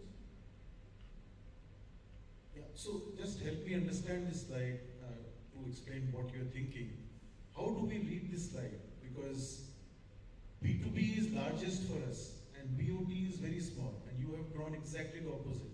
Are you saying that scope for customer segmentation is least in B2B and then it increases in B2C and in B2G, and is that how you should read? Or what's your thought there? So this on the title, which is adding customer segmentation. So exactly, sir, that's the approach. So in B2B, that is the major segment where the revenue comes in for Tata Steel, and something the scope of augmentation is very little. So that's why it's something that will more or less be the same. However, there will be some more platform we can add over here. However, for the build, operate, transfer, the scope of engagement or the scope of expansion is the highest. So that's why it's at the bottom of the pillar. Our first priority is still B2B. Keep on doing what we are doing currently, however, augment it a little. But in the BOT channel, that's something that we can explore, but that's not something that we want to prioritize just now. So I will just repeat what I've understood based on your statement. You are saying scope of doing micro segmentation, augmentation of segmentation is least in B2B, and as you go down this pyramid, it will keep increasing. From Tata Steel's perspective. From Tata Steel perspective. Is that? Yes, sir. So because BOT is something that is not being explored, there are not many projects over there with Tata Steel. So that's why the scope of expansion over there is the highest. That's why it's at the bottom, but the size of expansion or the scope or the potential is highest over there. But if you believe that MSMEs is an attractive segment, if you believe that B2B are the largest of the buyers, then why would you say that the micro segmentation and augmentation, whatever you said about renewables in the previous answer, these are all B2B customers. So that's why I'm a little surprised as about your depiction, and you're saying that B2B is the least. I thought B2B is the highest. And also the opportunity for segmentation, further segmentation. That's something that's, so it's, look at it as a, in terms of the priority. So B2B channel is something that will be the highest priority at the top of the pyramid. However, in this slide, we just want to depict what is the potential of change that we can have across all these channels. At B2B, the change right now, because for example, if the 6% of the revenue comes in from B2B, so that percentage change in revenue may go from 6 to 62%. However, in the BOT projects, if there's very little revenue right now, but if we can expand it so that share can go from 2% to 5%. So the expansion will be highest across this channel. That's why. So it's just on the basis of expansion. It's not on the basis of priority. Whether you go from 60% to 62% or you go from 2% to 4%, it's still 2%, of course. If you talk in terms of percentage increase, then it's so. Are we playing with statistics, or end of the day, what is rupees crores sitting in the expansion? So that's a percentage change. But because it was a slide of... So which one would you recommend for us? Should we focus on B2B, B2C and B2SMEs, which is bigger in their chunks, and rupees crores increase will be much more? Or we focus on BOT, wherein you will increase percentage-wise doubling, but end of the day, rupees crore-wise probably similar or small? So here also when we analyze this, we probably did an impact versus effort analysis. So the effort that will take in augmenting the complete B2B channel will probably be high as well. However, it is high effort and high impact. In the BOT channel, because there is very little right now, so the initial effort to set up something... Can you give me one example of BOT, what Tata Steel can pursue? So actually, last year itself, Tata Steel got had an equity, had a 51% equity stake in the Subarnarekha port that was being developed. So that was like something that is building on something similar to that. So it didn't have a direct stake, but it had a stake through alternate vehicle, and building something on that, because over there also for the first 5 years it was on a revenue sharing model. Like we'll share like 2% of the revenue. Then for the next 5 years we'll share like 4% of the revenue, and then 6%, 10% in an increasing order.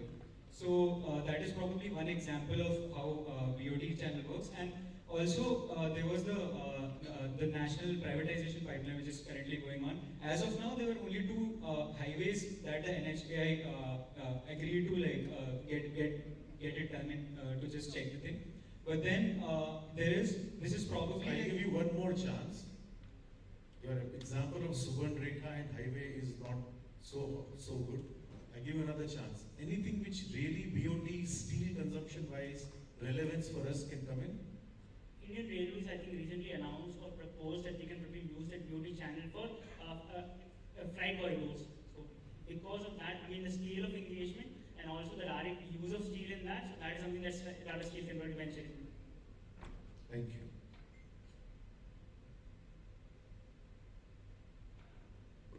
Thank you. Thank you.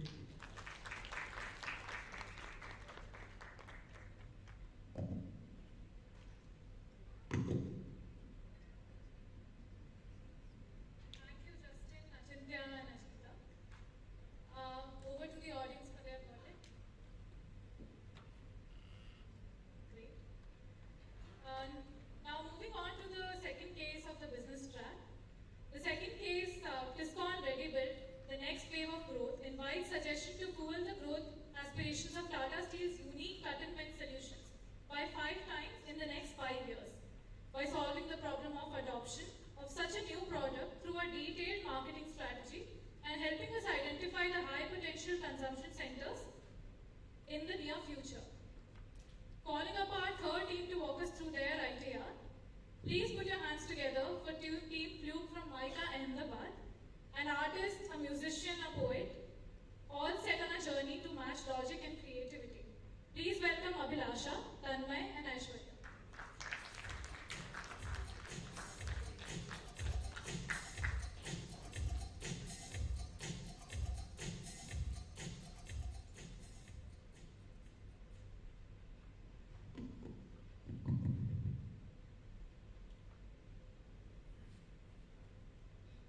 A very good afternoon to everyone present here.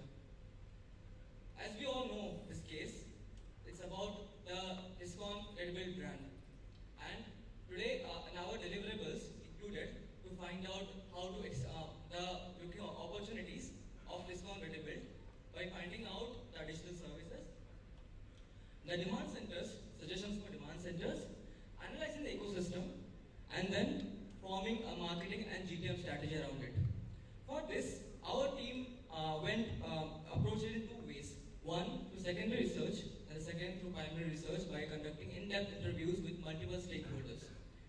By the secondary research, we found out that the industry is booming and there is a lot of investment that's going on in this sector. So it is a lucrative option for many companies out there. We also went into focus on finding out recent tender news, which gave us more insights about the real market, the stakeholders, and how Tiscon can leverage the tenders to get into new markets. From here on, we will be enacting a small role play where Tanmay will act as a Tiscon manager and we will be acting as students of Maika, addressing on how we will be solving and how things will work. So, through the secondary research, you told us that the market is booming. Now, can you tell us that who are the stakeholders and what do they want and how are we going to provide it to them? So we conducted a primary research. We interviewed a few architects, structural engineer, contractor and project manager. What we got to know from them is that an architect is facing such issues. We asked them what issues they are facing, what channels they to follow, and what services they need to enhance their work. Let's see what an architect answered, Aishwarya would tell us.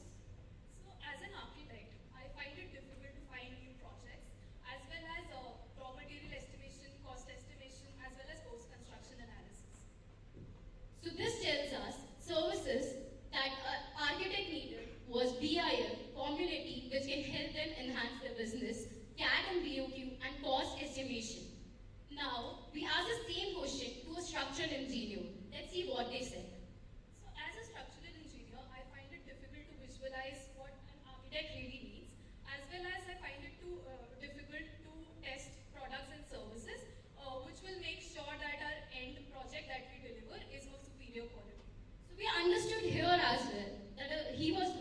a BIM model, then testing services, which is like testing the quality, soil engineering, etc. Similarly, we asked the same question to a contractor, and these were the issues. And again, the services they needed was project update reports, site image info, and then a community which can help them gain more business. And for a project manager, the issues were understanding what's happening in a site, and then how to manage different stakeholders on the same platform. This told us the services needed are BIM, community, CAD, and BOQ again.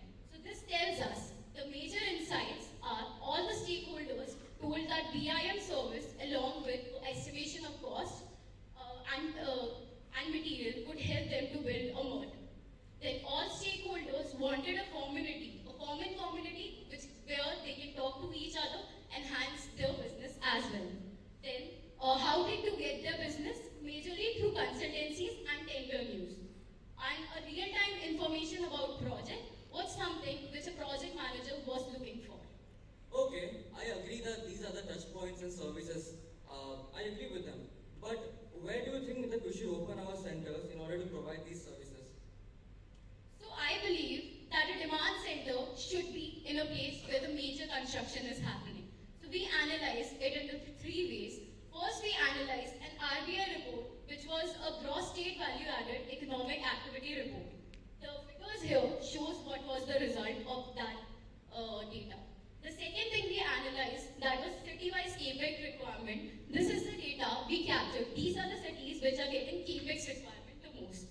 Then we thirdly analyzed different projects that were running across India, and these were the states which has different projects. So after analyzing all these three data, we figured out that these 8 highlighted states have major investment coming up. And we calculated a sum of this requirement, this economic activity, which came out to be a TAM, that is 7,000 billion. And then we calculated 5% of this as SAM, that was around 350 billion. So this would be the market that we can capture if we move our demand center in these areas. That's a good idea. Hope we can capture maximum of the market. In the beginning, you mentioned a few services that you can pitch to the stakeholders. So are there any other product-related services that you can provide? Right. So there are mainly 3 services that we identified can help us build in the future. The first service that we're looking at is 3D printing. We're essentially using different methods like robotic arms, powder bonding, and additive manufacturing. In case of a robotic arm, it moves back and forth wherein the materials, for example concrete, is fizzled out through a nozzle. So this essentially helps us in faster construction, and because more and more projects are coming up which require smaller timelines, this can be a very good solution, and the market sizing for the same is present on the slide along with some application examples. The next service that we are looking at is BIM, that is Business Information Modeling, along with integrated with services like computer-aided design as well as estimation of raw material and cost estimation. So this entire prospect will basically allow end-to-end project management, wherein the architects, contractors, etc. will be able to first of all visualize their designs in a 3D format and then share the same design along with all stakeholders, so as to ensure that there is a seamless communication between all of them and the end project comes out in a very proper format. Next. The last service that we're looking at is project management software.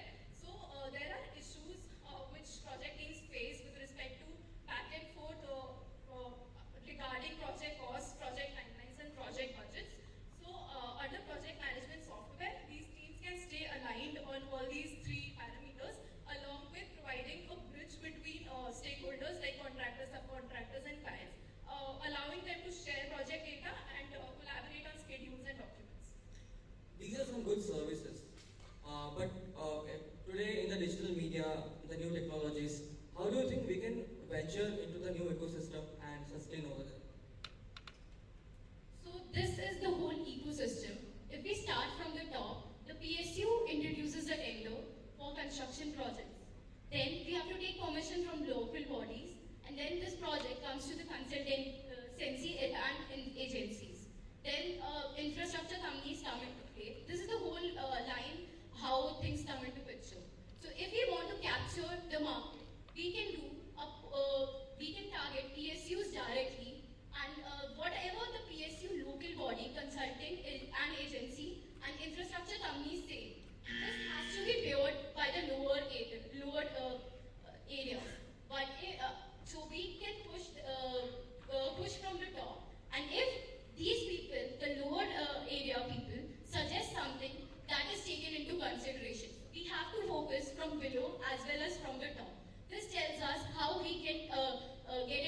with all of them. Tell me one thing. What will be your approach to dealing with the competition in the industry? So we analyzed two of our competitors. One was off business.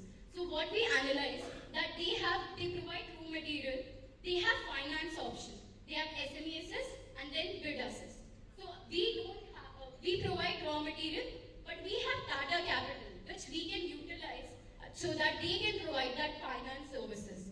Second was SME assist, which we took as a product manager software which we were introducing. So that is the need gap we had. The third was bid assist, which provided information about various tenders and a community where people can venture with each other. So we are introducing Tender Assist, which is an AI-based platform where people can come together and where all the tender news will be available and people can collaborate with each other and grow more and so that we can grow more as well. The second company we analyzed was Infra Market. The previous was a competition. This we can build a collaboration with them. This is a company which has key partners. It's present in different part of India, and they have B2B retailer app and in-store VR tech, and there is also presence of different exclusive stores. So if we collaborate with them, we are able to get all these services by building an exclusive contract with them. Products are nice, but how are you planning to market them? So as part of the marketing strategy, we followed an attract, interact and convert framework where we used various ways to touch across all different stakeholders. For example, for attracting, we used white papers, religion and social media and PR tech. Similarly, for interact and convert, we can see the various ways we have used. So this is the B2B app which we have planned for our stakeholders. So under this, in a particular interface, every stakeholder will be able to access different services which are particularly customized for them. For example, in case of an architect, the services that are available to them will be cost estimation, CAD, BOQ, consultation, etc. The proposals are nice, but saying it and doing it are two different things. What are your plans for it? So we have built a GTM strategy around all the solutions we have told till now, that we can have a one-stop solution where all the demand center is costly. So if we have all the products available, this would not just be beneficial for Tata Discount, but also Tata Steel. Second is taking an ecosystem leverage, the push and pull approach we mentioned. Third is product presentation, the VR tech and AI model. Fourth is exclusive partnership with different stakeholders. Then Discount Parivar, a B2B app which we can launch, where different community people can then collaborate and build their business and our business as well.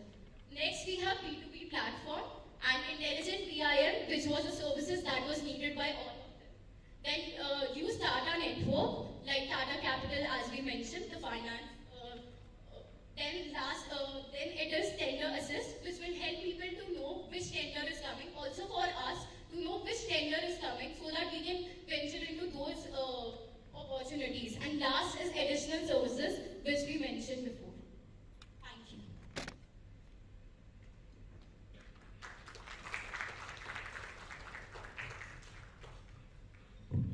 So good. Thank you very much. So I just want clarification and two questions.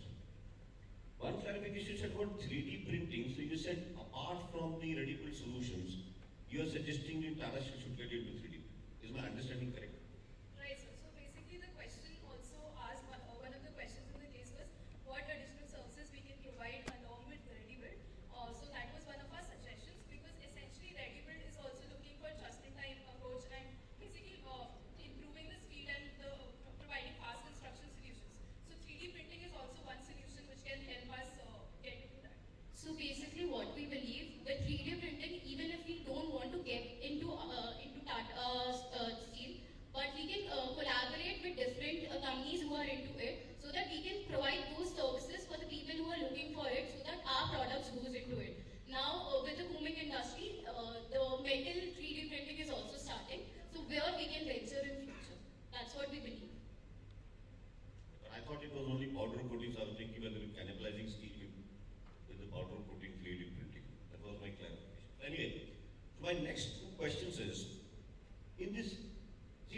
said there's a huge value chain in construction. There is a structural designer, there's a consultant, there's the OEM, and there's a contractor, and there's a labor, and so on and so forth, so on and so forth.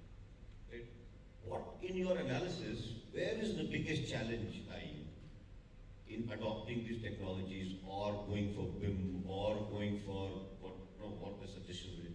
Where is the biggest challenge? Why it is not happening? In the huge value chain, where's the problem? I think that with the BIM, individually everyone is using it. When we interviewed the structural engineer, architect, most of them said that BIM is something we need.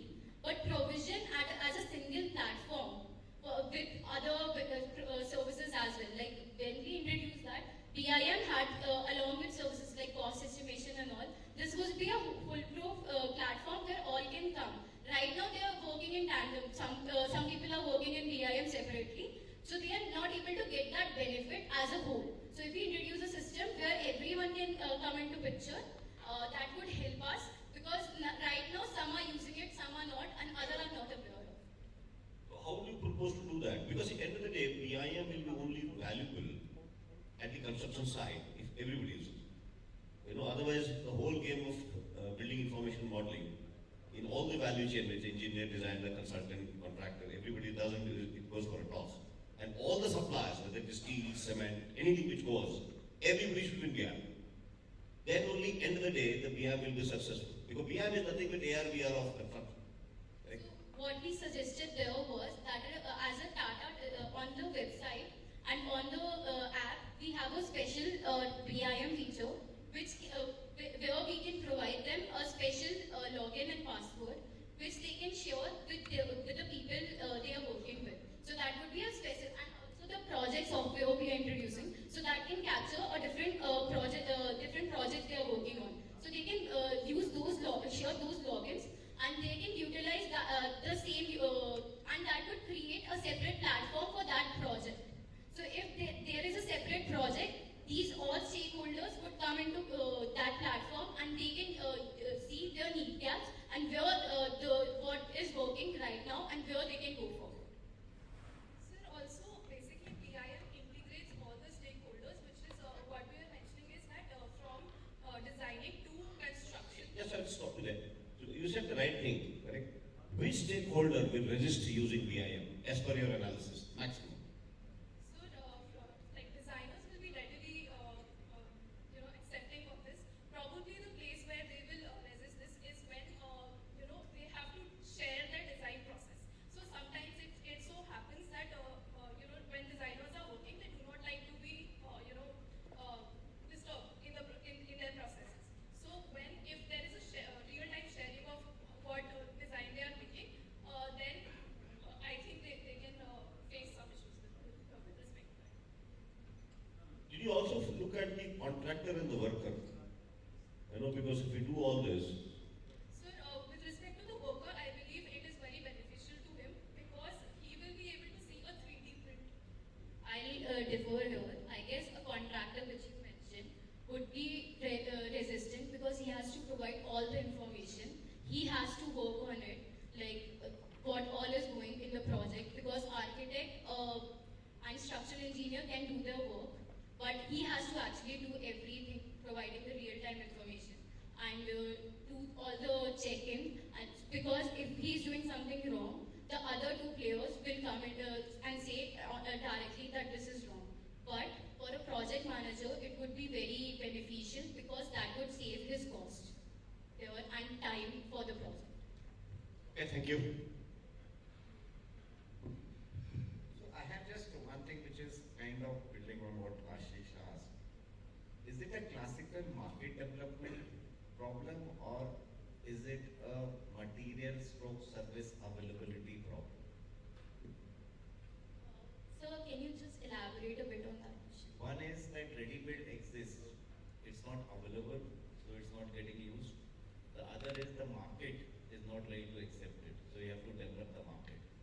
So that's what I'm saying, that is it a market development issue or is it an availability issue? So it was both sides. We were asked the both things, that if we have to build a new product, what would be the additional services and how we can build a platform and how we can do online and offline business. So it was both sides of the thing that was asked in the case. because it's established product worldwide in all developed economy. So that's why I was wondering that whether we should approach in terms of first developing the market itself.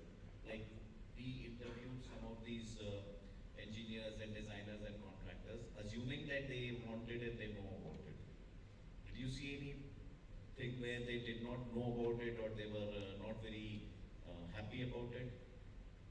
So, sir, basically, the rebars exist. However, this BBS and the cut and bend, when the softwares are being used to basically now automizing the whole cut and blend procedure. So, before this was not happening. This is somewhat new. So, earlier manpower was being used to cut those rebars. So, since architects and if all of these people are made aware of this new technology, I believe it will be readily accepted. So I believe that this is a marketing related problem because the technology has been introduced by Tata Discon. Now the problem is with making those stakeholders more aware about the existence of the technology and the products. So, just to further build on this, if you have to build a market, what are some of the value propositions which you will consider while deciding your entire marketing strategy? For ready-made, what would be the value propositions? So ours was one-stop solution, which we think that all the that is more of to market, and I'm talking about. I'm not using ready-built. I'm using Discon. I have laborers who cut it, and who either wind it or weld it, whatever. They are doing this practice, and they are doing it for many years. That's why we have introduced the services and app where they can come to one platform and we can build that platform in such a way that it's not just Discon, it's not just ready build. If they're working on different projects or different tender news which we are introducing, that would help us to build more for Tata because they would get different projects and we can work on those projects and collaborate with each other. So they would grow more and we would also get an opportunity to grow more with them. I'm sorry, I'm not able to somehow communicate to you. Sir, regarding the value proposition, what I believe is the greater idea that we're looking at is essentially faster construction and reduction in the wastage. So when we suggest something like 3D printing or say this ready-made solution, so in both the cases, it is providing us faster solutions as well as when the cut and bend is getting automized and the labor is being taken away, then what is essentially happening is that we are reducing the cost of wastage. Good. So anything which you think, sorry, I'm pushing you now. So I'm pushing you further. I'm saying anything which is happening in ecosystem which will help adopting ready-built. So when we were analyzing the ecosystem, we figured out one thing that if we can capture some academic institution, like if we go there, we showcase our products there, and we can take some sessions or suggest something related to technologies to them. Then they are made aware about it, and if they know about the technology from the base, there could be habit creation for them when they come into picture and work. I'm talking about something naturally happening in the ecosystem which would help them. So for the PSUs, like. What did you say? What was the value proposition you said? So faster construction and reduction in wastage. Then you build on it. What is happening in ecosystem which? So can we just take a few seconds? Your direction is absolutely right. So availability of manpower is becoming a biggest issue right now. And if you have the earlier one, the earlier system, it's very manpower intensive. So with manpower becoming less available post-COVID, this should automatically provide support to this reading. Also, one thing from your point, I remember that when we were analyzing the uses, there were military barracks which were building, so they needed it very early. So that's the reason. You mentioned about time saving, we are out of time. So just quick question, if everything what you see on the screen happens, what do you promise your sales manager? 1100 crores today revenue will become what in 3 years? He's your sales manager, right, in the role play? So what do you promise him if all these boxes were to come true? 1100 crores becomes what in 3 years?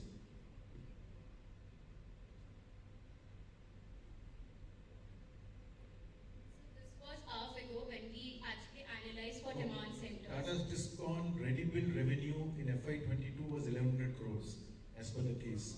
We are doing 0.15, kiloton, 150,000, tons. What does it become in 3 years' time? So we believe that it would be around 20. Say again? Sorry. How much will it become? 1100 crores will become what? 1100 crores. Sir, after we implement all of the things that were available on the slide, I believe that at least like a 20% increase will be there after we have. In 3 years. So what Tanmay gets after 3 years is 1100 crores becoming 1400 crores. For all those boxes,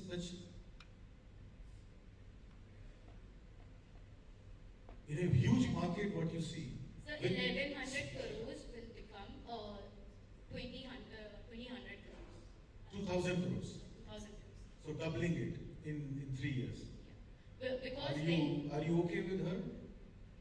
Sir, I do believe that after everything that has been taken into account, and 3 years is a good enough time to. Also, we see That way that. you are satisfied with that? The ecosystem will be changing. Are you satisfied with 2000 crores in 3 years' time in a country of this kind of a denominator? I would definitely give them a chance. That's for sure.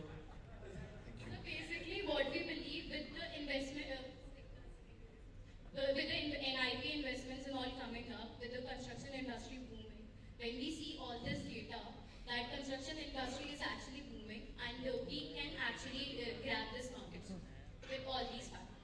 Thank you. Thanks. Sorry. So, see, I looked into the aspect of developing a app and then get everybody to collaborate on that app. Let me tell you from the experience of bringing all the employees thinking on purpose itself becomes difficult. We are talking about multiple stakeholders out here. What is it, one thing, that will help you to bring all multiple stakeholders on a common purpose? Sir, a community, and as we suggested the app, where the services will be customized according to the needs of all the stakeholders.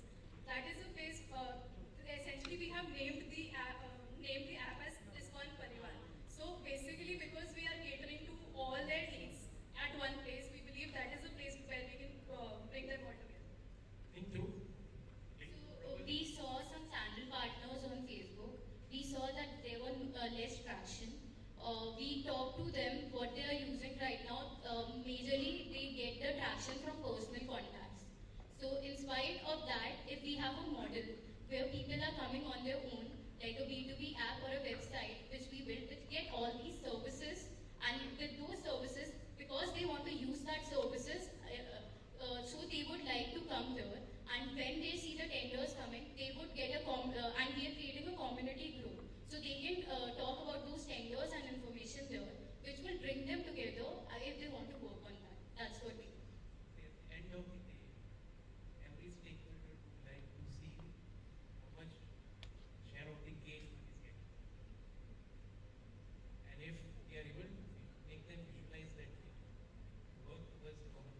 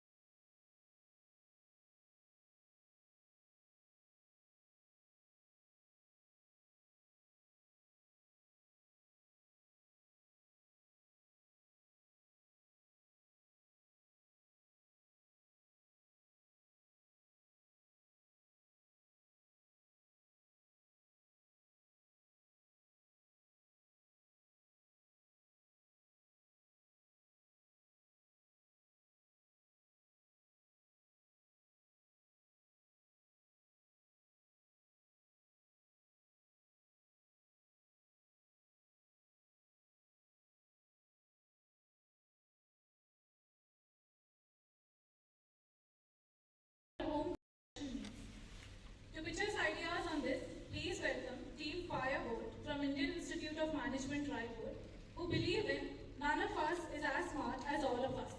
Please welcome Prasharam, Shruti and Ritika on the stage.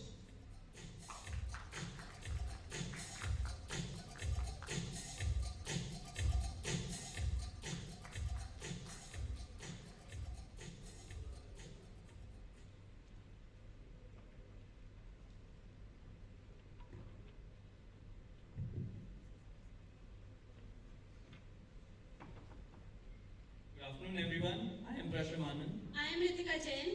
And I'm Shruti Podar from Team Firewood, Indian Institute of Management, Raipur. We have dissected the entire construction journey in a step-by-step format, and it starts from layout of the house and leads on to installation of flooring options, like shown over here. We have shown the missing elements on the Tata Asiana platform and have listed down the same. Over here, we have shown the raw materials that are present on the website in the form of a checklist. Next, we have shown the professionals that are present on the website and the ones that are absent, also in the form of a checklist. The objective which we have followed is creating a one-stop solution. So for that, we have suggested tie-ups with Tata Sian for customized wardrobes, Tata Pigments for paints, and Tata Shuddh for cement. Next, we have suggested expansion of the product portfolio to flooring and sanitary ware options by listing inventory from Kajaria Ceramics and Palware. Over here, we have shown the consumer engagement journey. We have linked it with the construction cycle, and we have shown that the minimum construction life cycle is 12 months, and post which the customer is involved in repair and support for lifetime. Over here, we have shown the different stages of the consumer engagement journey, and we have stated the services that are present on the website and the ones that are absent by highlighting those. Next, we have shown the products that are present on the website and the products that are absent by highlighting the same, like shown over here. And we conducted a primary research and collected data from 122 respondents, and we concluded that 59% respondents look for contractors offline. 54.1% of the sample was particularly interested in building homes and belonged to the age group of 35 to 45 years. We conducted discussions with contractors, 6 contractors to be specific, and we found out that in the offline scenario, in their traditional way of doing business, the pain points they face are that of contacting multiple vendors because they have to source materials from them, and because of which cost of transportation management costs increase. In the online format, they are unsure of the fact that they will get the credit facility that they get from local vendors. They are also not sure if they will get the same rates, the discounted rates that they get from vendors who are available offline, and they are unsure of the quantity of the bulk products that they order. We conducted a competitor analysis and we did it with Ultratech. We found out that the paid search traffic for Ultratech is 1400 visitors per month, whereas for Tata Steel it is 1200 visitors per month. When Google searches like home building solutions, etc., is made on the internet, Ultratech appears on the top 5 search results, whereas Tata Steel does not appear on the first 2 Google search pages. Next, we found out that Ultratech platform has a homely appearance to it, which is lacking in the case of Tata Steel Asiana. We also found out that multiple professionals are present on the Ultratech platform, whereas in case of Tata Steel Asiana, the Vastu professional is absent. Based on the survey results, we have identified 4 consumer personas using brand awareness and technical knowledge. We have focused on objective, goal, strategy, and measure framework. Here our objective is to increase awareness among these 4 consumer personas. Now, for people having high platform awareness, we will be focusing on digital marketing campaigns and website improvements. For people with low platform awareness, we will be focusing on attraction of contractors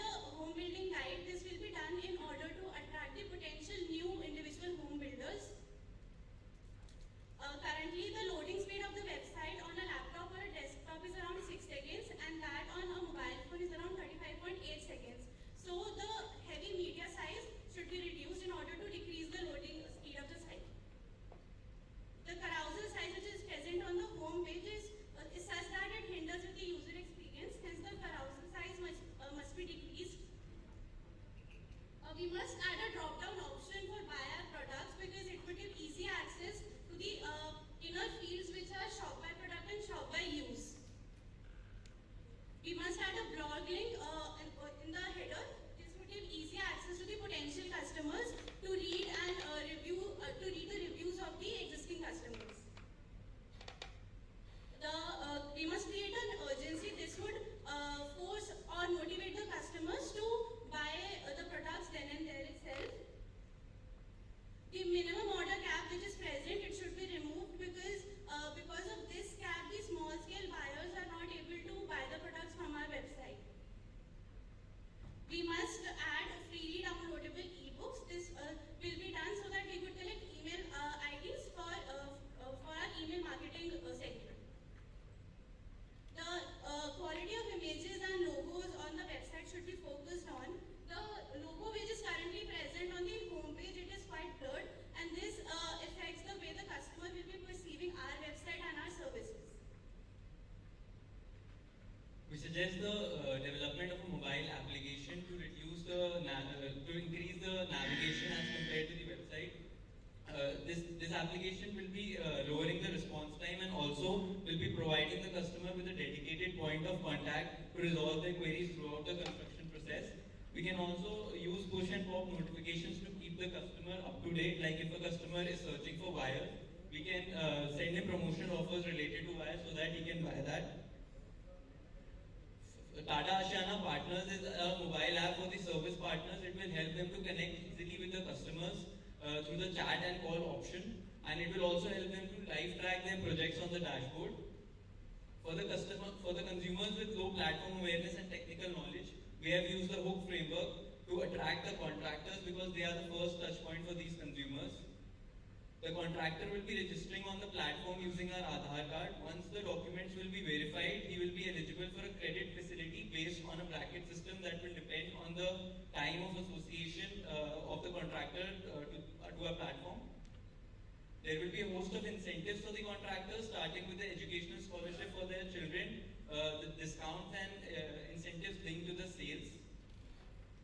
Coming to the key measurements that we have used to analyze the effectiveness of our proposed changes, the engaged users, number of bot sessions initiated and chatbot bounce rate will help us analyze the chatbot performance, and the impressions and conversion rate will help us analyze the ad campaign's effectiveness. Here are some more key measurements for CLV calculation, email marketing and website. Coming to the financials, according to the data given to us, we have calculated the average number of unique conversions per year at 10,875 and average revenue per unique customer at 13.5 lakhs. We have estimated the number of customers that will be adding based on the proposed changes, which comes out to be 6,000 customers. So our estimated revenue comes out to be around 800 crores. This will be over and above the estimated revenue of financial year 23 that is provided to us. These are the costs for the individual initiatives that we have taken under the website improvement and under the digital marketing cost, and this total marketing cost comes out to be around 26 crores. These are the customers that we have estimated according to the changes we have defined. We will be adding these customers, and the total number comes out to be around 500 customers per month. We have used a guesstimate approach to calculate the ad conversion of the Facebook and YouTube advertisements, and using marketing revenue generated and unique customers that will be adding because of the marketing efforts. We have a ROMI of around 676%. That's all from us. We are open question.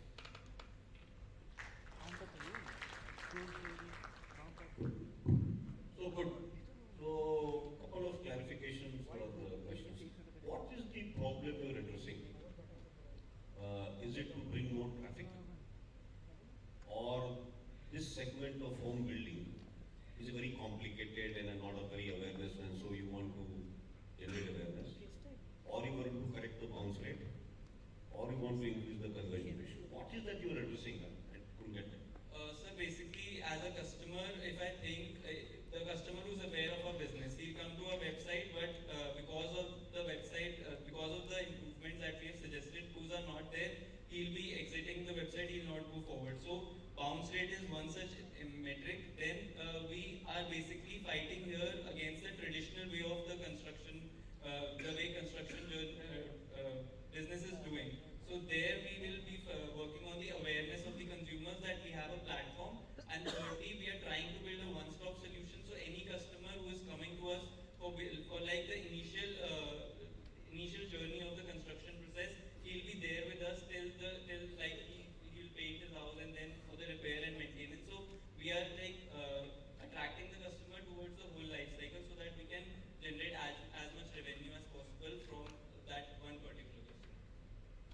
Basically, that's what I'm trying to understand, that, are you trying to, by doing this, correct, are you trying to give a great experience to the customer in terms of very user-friendly app and also having a great construction experience? Is that what you're interested?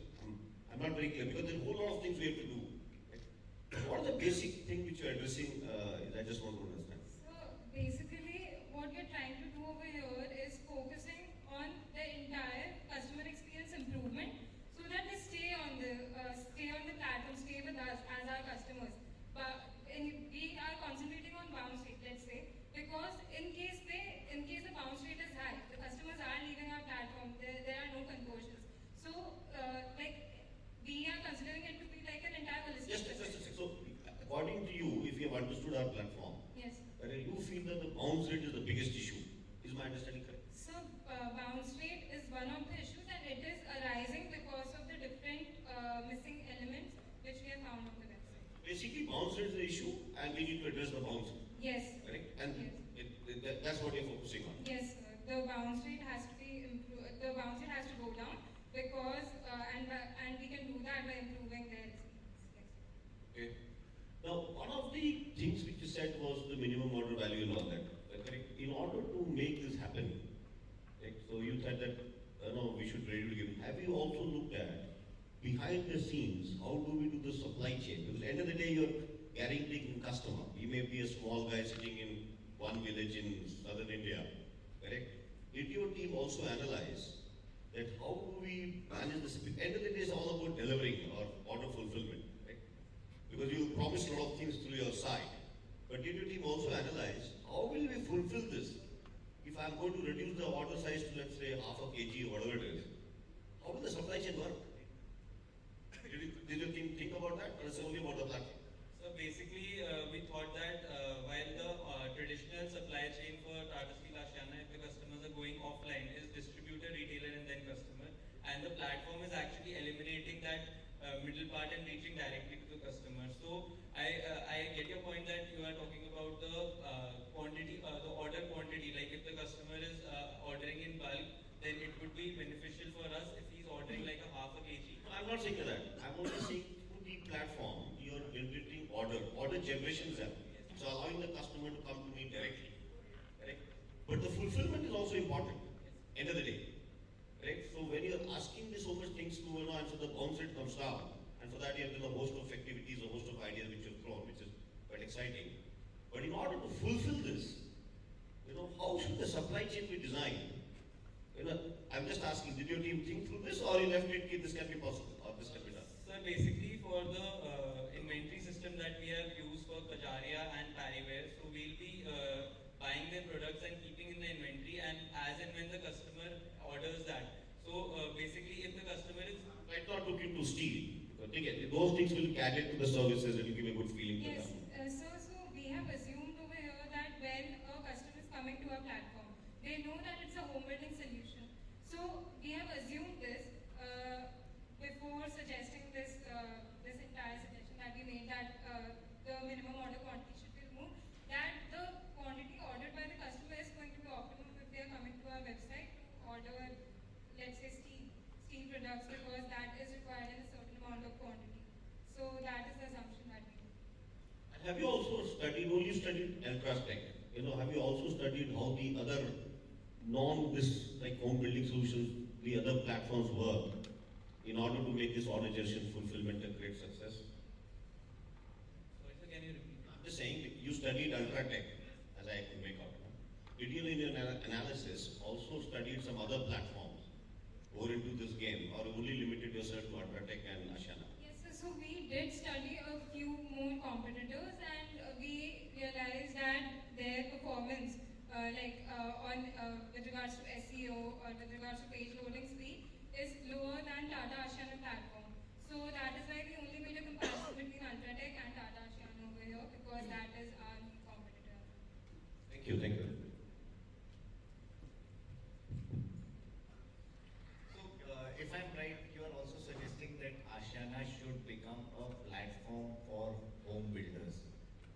That means we will also have products which are used in home building, but not made by Tata Steel. Correct? So my question to you is that looking at the Tata brand, which has a important element, trust is very important in that. What are the risks which you think are associated making a platform with other companies also participating?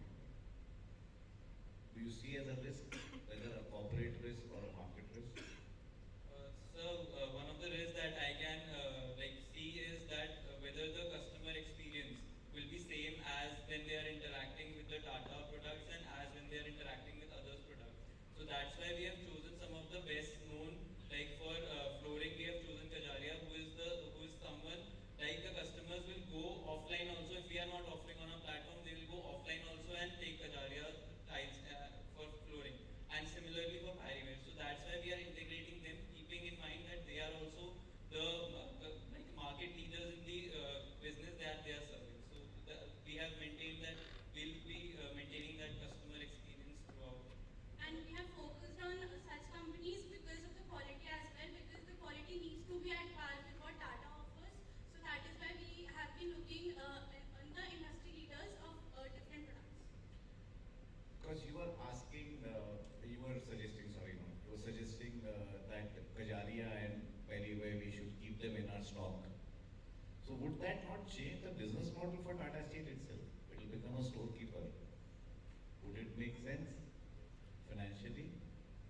Sir, basically we have estimated like that for this particular year, the 1 year that we have given the budget, we have estimated that Tata Steel will be buying the product and keeping as inventory, and in future we are also planning to go ahead with an inventory based approach so that the missing links can be fulfilled in which the customer is not getting at this moment on the platform. Okay. And the last point which I have is that what is the risk or the threat which you see if Tata decided not to make it a platform for all products but only for Tata Steel products? What is the threat or what is the downside of that?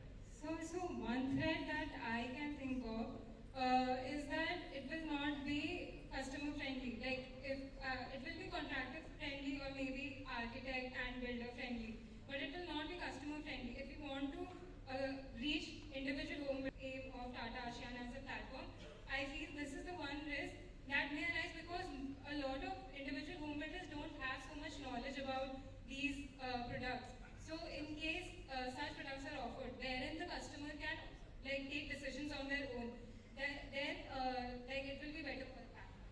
Sir, also I would like to add a point here because home building is something that a person will only do it once in a lifetime. So we are trying to increase that part by increasing these elements also so that he can come back to us from in the repair and support phase of the journey. Yeah, but then you are restricting the customer to only pick up from the brands which you have in your website. So let's say even if you look at sanitary ware, the brands are many, then you are restricting him to only come for one. How do you deal with that? In the flooring phase of the process, he wants tiles. So he'll be getting a dedicated support personnel from Tata Asiana. So we thought that he'll be going for Kajaria tiles because as such Kajaria is also a very good brand. So this will save a lot of time for the customer to actually go to the market and then compare the brand. So do you see any monetizing opportunity for Tata Steel in this? Sir, we assume that this will work like a B2B business from Kajaria, and then so basically we based on the interaction we got from this type of business, at least 10% of the margin is there if you sell to the end consumer, basically the flooring and sanitary ware. So this will be the. So we can also monetize it. That is what you're saying. Okay. Fine. So if I got your recommendations and your final numbers, you said 26 crores is the investment and you get 800 crores plus. Yes, sir. Right? So we are likely to touch 2200 crore. You are saying we will touch 3000 after we put in 26 crores of investment. How much out of this 800 crores is due to steel and how much is other products? Because the margins are going to be different. So in your conversion rates which you have assumed, This delta revenue of 800, how much is steel, how much is non-steel? Sir, we have the 800 crores that we have showed is based on the customers that we'll be adding based on the website and digital marketing initiative. So, like we have not divided based on the particular product on every product on the website. We have divided based on the changes that we are making. So we have derived from that. No, that's okay, but you must have anticipated the conversion rates across, which is different for different categories of products. So what's your gut? Today it's pure steel, 2200. In tomorrow's case, additional 800. What is the thing? Can you have an estimate? No. Sir, basically, if 2200 is from steel, then we'll be adding like around more around 25% of that amount from the other things that we are incorporating. So about 200 crores from others and 600 will be steel. Now tell me, suppose I saw a number of initiatives and you are wanting to do that in 1 year, FY24. Do you think you will be able to do it? Is it feasible to do everything what you have said? And by the time, and the house making journey is 12 months minimum. So will you hit the numbers, or we will still be rolling out the initiatives and getting people onboarded, including the brands onboarded, before we achieve it? I'm just trying to understand that 26 crores goes in one shot or in quick succession, and then we wait for the revenues to kick in after a period of time. Sir, 26 crores will go for 1 year. So basically, we are expecting like on an average we'll get a 15% year-on-year growth. In the initial part, the growth might be less because digital marketing initiatives take time. So in that time, the website improvement changes that are there will help contribute to that margin. So basically divided according to brand awareness and technological knowledge. So if we for example, if we just talk about technology right now.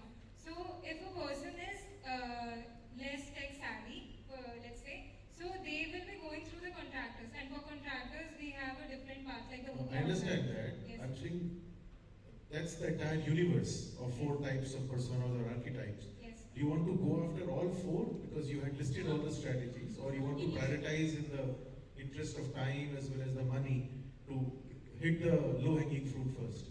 So initially we can focus on those who are actually platform. Which ones? Out of the 4?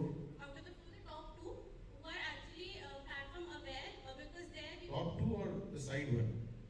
top 2 because they will be focusing on digital marketing campaigns and website improvements. And there we already have a base because they already know about the brand. The bottom 2 are the ones who are not aware about the brand as of now. So here we will have to put in much more effort, so it will be a slow process. But you're running a full campaign with Gajraj Rao, and so all that will get in quickly. Don't you think a tech-savvy guy will jump at it, will be willing to go in for? I would say the right-hand side would be, which is exactly what you want to go for: market development, new products, variety of products, and penetration, which is current buyers, roll the bounce rate, not allow it to increase. So the campaign that you are talking about, the Raja campaign, so not only the tech savvy people will jump at it, we feel that the non-tech savvy people will also like it, because at the moment YouTube and Facebook are used by non-tech savvy. Like if I talk about generation, the older generation is also using these platforms. So I feel they will be affected, like impacted by these ad campaigns as well. So the Raja campaign is not particularly directed towards only tech savvy or non-tech savvy. It's for everyone. I'm just feeling that your numbers are very, very modest, because we ourselves are growing without doing anything, by 800,000 crores every year, 1400 to 2200. So I was just feeling that we are being very conservative. You want to have a go at it again to say, with all this thing which you are doing, including the marketing spend, 26 crores is quite a bit, and attractive, and with various things. Intrinsic feeling is very, very positive about the whole, program about this Ashiana. So why are you being so conservative?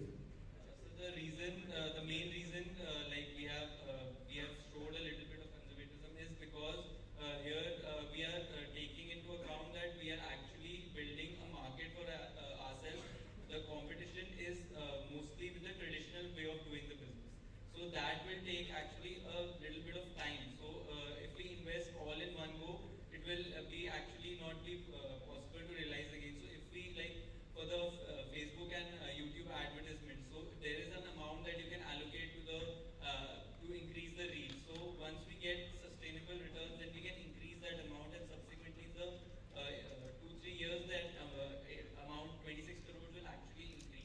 And what happens in FY25? That means you spend more than 26 and you will get how much? Sir, in FY25. 24 you said it's 26 and 800. And 25? Sir, we are basically assuming that we will be increasing the amount by at least 5% because some of the costs will not be there, like the website revamping cost, the entire cost will not be there. So that cost and additional 5% will be invested So what happens to 826 number? 800 revenue, 26 spend. What happens in FY25? Sir, on an average, we are expecting a year-on-year growth of 15%. On revenue? Yeah, on the 800. So that's only 120 crores. So that makes it only 120 plus. Or you will do in 3 digits. High 3 digits. I'm not clear. Are you clear with my question? You are talking about spending 26 and getting 800 in FY24. What do you get in 25? Because you would have gone in with all the things, including your spend and sizing the market as well as acquiring the market. What happens in FY25? Sir, I think we have, particularly if I talk about FY25, then the return on 800 crore will be a bit less because of the digital marketing initiatives taking more. We are planning for a longer horizon for these initiatives. So if we talk about 2-3 years after that, the return on investment will increase substantially. So you talk about FY27 where the target was 7,000 crores, 8,000 crores. By the time the case was written and now we have gone on to 1 billion also has changed. So do you think FY27, 7,000, 8,000 crores is realistic? Sir, I think 3,000 to 4,000 will be realistic goal. Thank you. Thank you.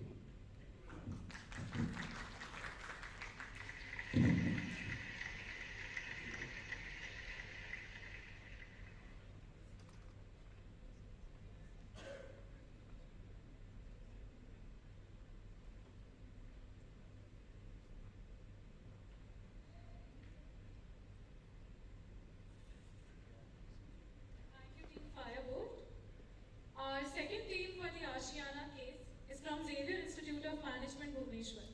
Please put your hands together for Team Stealing Pros, who strongly believe in the core value of hard work and perseverance.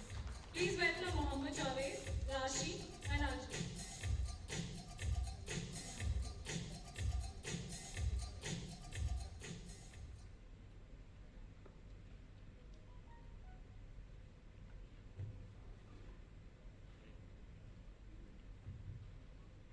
ख्वाहिशों को है हकीकत बनाना, जिम्मेदारी से है साथ निभाना, आपका आशियाना।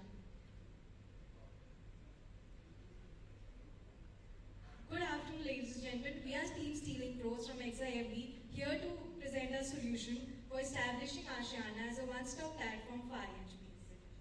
The main problems that we recognize from the customers for the case study are lower motivation for online purchases for construction material and low awareness about Ashiana as a platform.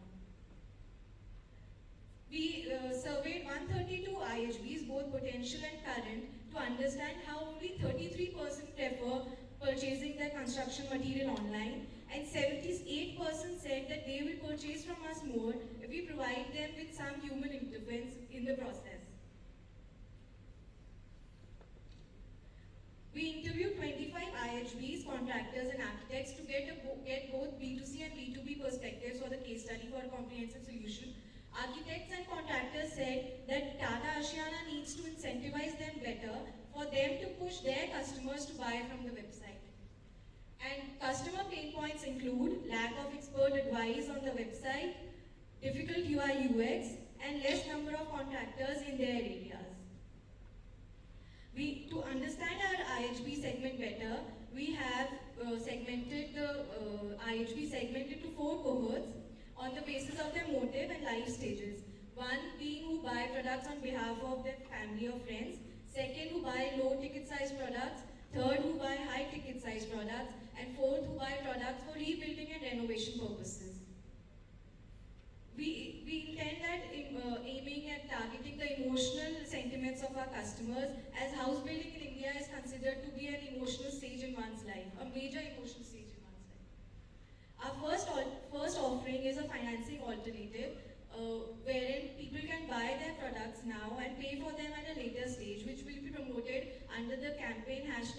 build now, pay later. This will help us in increasing the customer spend on the website. We need to onboard more Tata brands for providing both exterior and interior house building products, and need to incorporate Tata Sky, Chroma, Tata Pipes for a truly one-stop solution. Our offline marketing strategy aims at pushing ads on television channels, print advertisements in property-related magazines, experience centers and kiosk setups in high footfall areas, and billboard marketing in areas with high attraction, for example, airports and railway stations. Our main value proposition lies at introduction of Ashiana Sathis, our experts who provide customers with expert advice and guidance throughout their decision-making journey. We propose a 5C model, which is check, connect, choose, calculate, and close, wherein our experts will educate the customers about their decision making and will use peer appeal. Can we please have the video?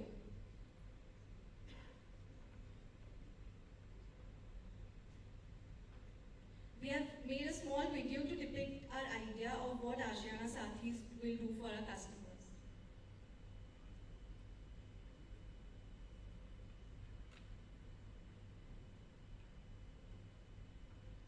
So this intervention will help us in reducing the apprehensions of customers about purchasing such high ticket size materials online, and will give the required nudge to customers. Now, with the new intervention, when customers will land on the optimized page, they will get credit bonus after they sign up, which they can use at later stage. They will get a WhatsApp message on the number that they register with, and a free consultation call is set up, which with our experts will help our customers in understanding their objectives, and will help them in making recommended product solutions. Over to Javed. It is imperative to have a digital marketing strategy to explore opportunities and bring growth to our business. So we'll be running several social media campaigns, leveraging the UGC with viral hashtags like Apna Ghar and Khahisho Ka Ashiana to achieve the desired reach by following the emotional loop. We'll also be using customer testimonials and paid advertisements to gain maximum reach and conversions. Now we're also doing content marketing to educate people with blogs like how not to go broke while building a house, and influencer marketing to increase the visibility. We're also looking at building a community of IHBs called Kamyab on several social media platforms like Facebook and LinkedIn to hold discussions on various topics related to house building. Now, time-to-time moment marketing, club with email marketing, and sponsoring in and promoting online trade fairs will also be done. We'll be pushing sponsored ads and targeted ads as suggested content on several property websites and OTT platforms to gain maximum reach and engagement. Now, our key transformative initiative is coming up with a smartphone application with very easy UI and multiple language support to improve the direct communication with our customers, to build brand loyalty and monitor the business relationships. Now, taking Mr. Piyush Gupta's views from a recent interview,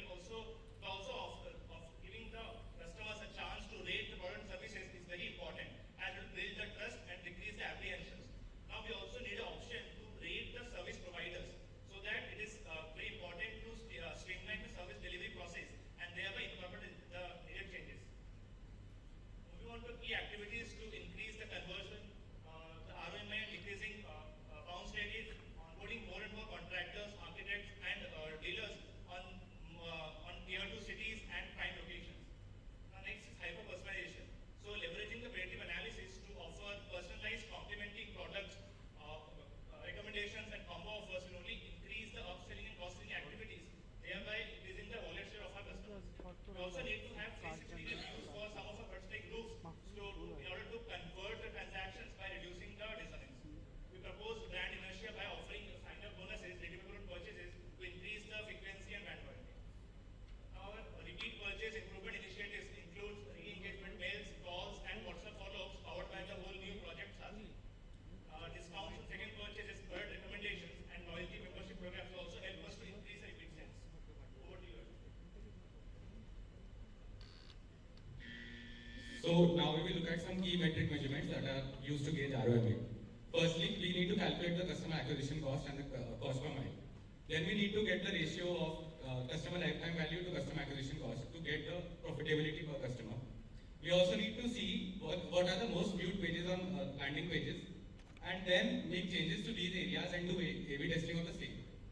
KPIs to measure the conversion rate are firstly the unique visitors, secondly the acquisition overview so that we know what type of visitors we are converting, the behavioral flow so that we know what users are exactly looking for, the path length to see how much time it is taking to convert a user, and the cost per conversion. On the left, we have proposed making a dashboard, unified dashboard, in which we see these key metrics listed us against our competitors so that we can gauge them, and we can use Google Analytics and SEMrush to do this. Throughout the solution, we have used the Prosper framework to develop a strategy.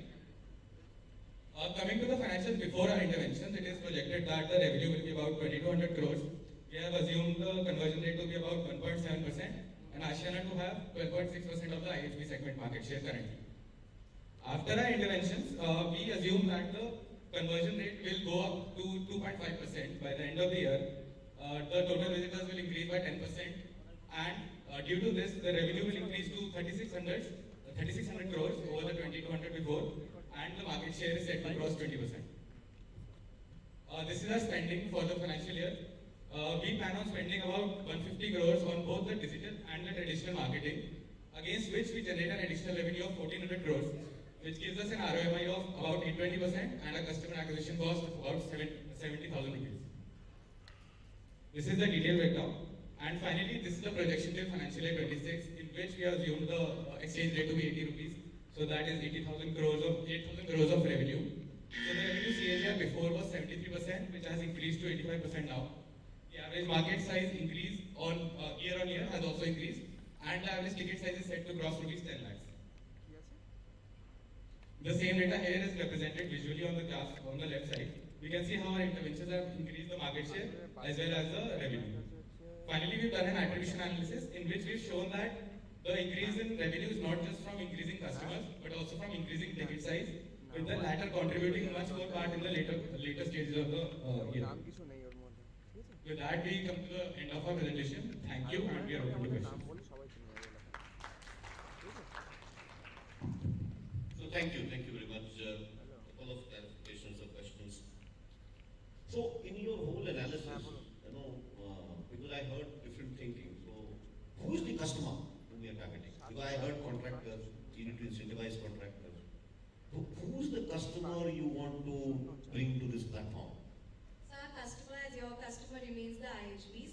Contractors, we are onboarding and we are incentivizing them to promote our products to the customers, which are the end customers, the IHBs. Okay. The second thing, clarification of question which I have, unlike the previous one what Rajiv asked, that in your whole analysis, what I understood, you are trying to explain the new practice of construction, you give expert advice, and make the construction experience of that individual a good experience, as I understand, correct? Which means, are you saying that we will be your platform, what you're suggesting, is restricted to only Tata Steel or Tata Group products? Like, so once you give for rebar, for construction, then you say Chroma, Voltas, etc. It's going down the value chain, or like the previous team suggested, you can have complementary product like cement and stone and all that stuff also. What is your take? Have you done the analysis which is good for the platform? So we have also proposed to onboard several other house building brands onto Ashiana now to make it a one-stop solution in full sense. Like we have taken so many Asian Paints and Jaguar. So these are only things, but not cement and all that. So cement already is there in the Tata portfolio, so I don't think we need to incorporate a cement brand. there's not a cement. We don't have cement in our portfolio. So there's Tata Shuddh.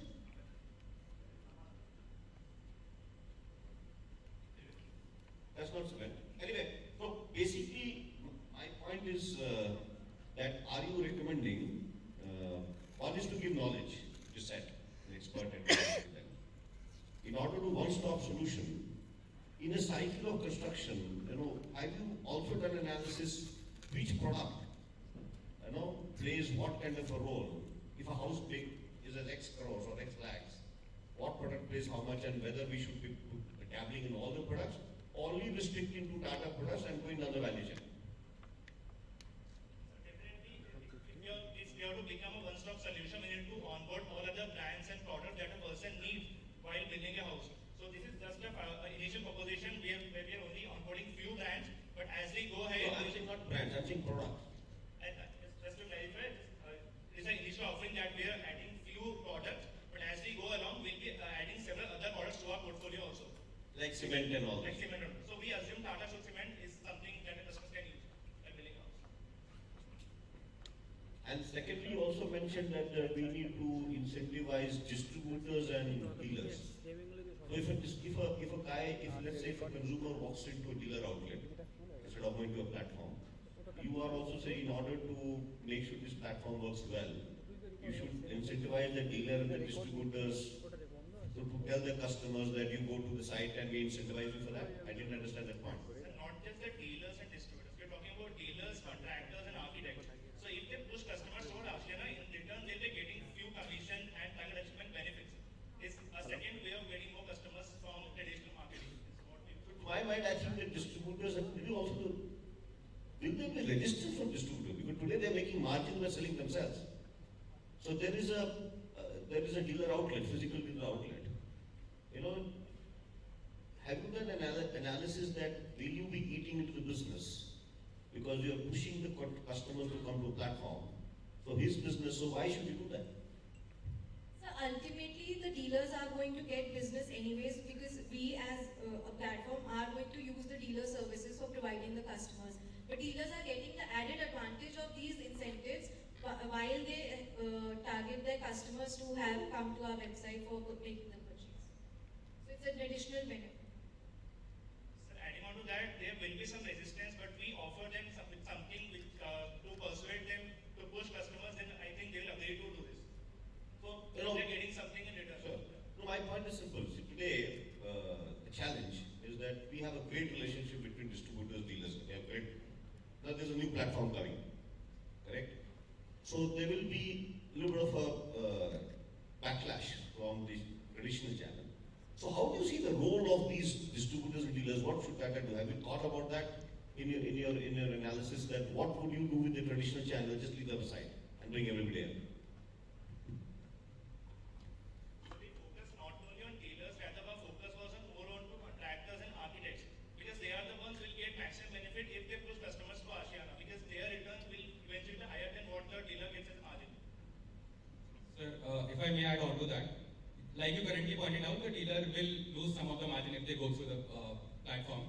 But the bottom line that they will have will be much greater because of the volume that they will be increasing. Ashiana will have a much bigger reach than an individual dealer or distributor can because they will be operating through their own network. They can leverage this network as well to increase the volume that they are dealing in. You're basically saying the dealers will still service. The order generation will happen here and the fulfillment will happen through the dealer network. And as you bring more visitors and more conversion through platform, these guys will increase business and they'll be happy. Is that what you're saying? Yeah. Thank you.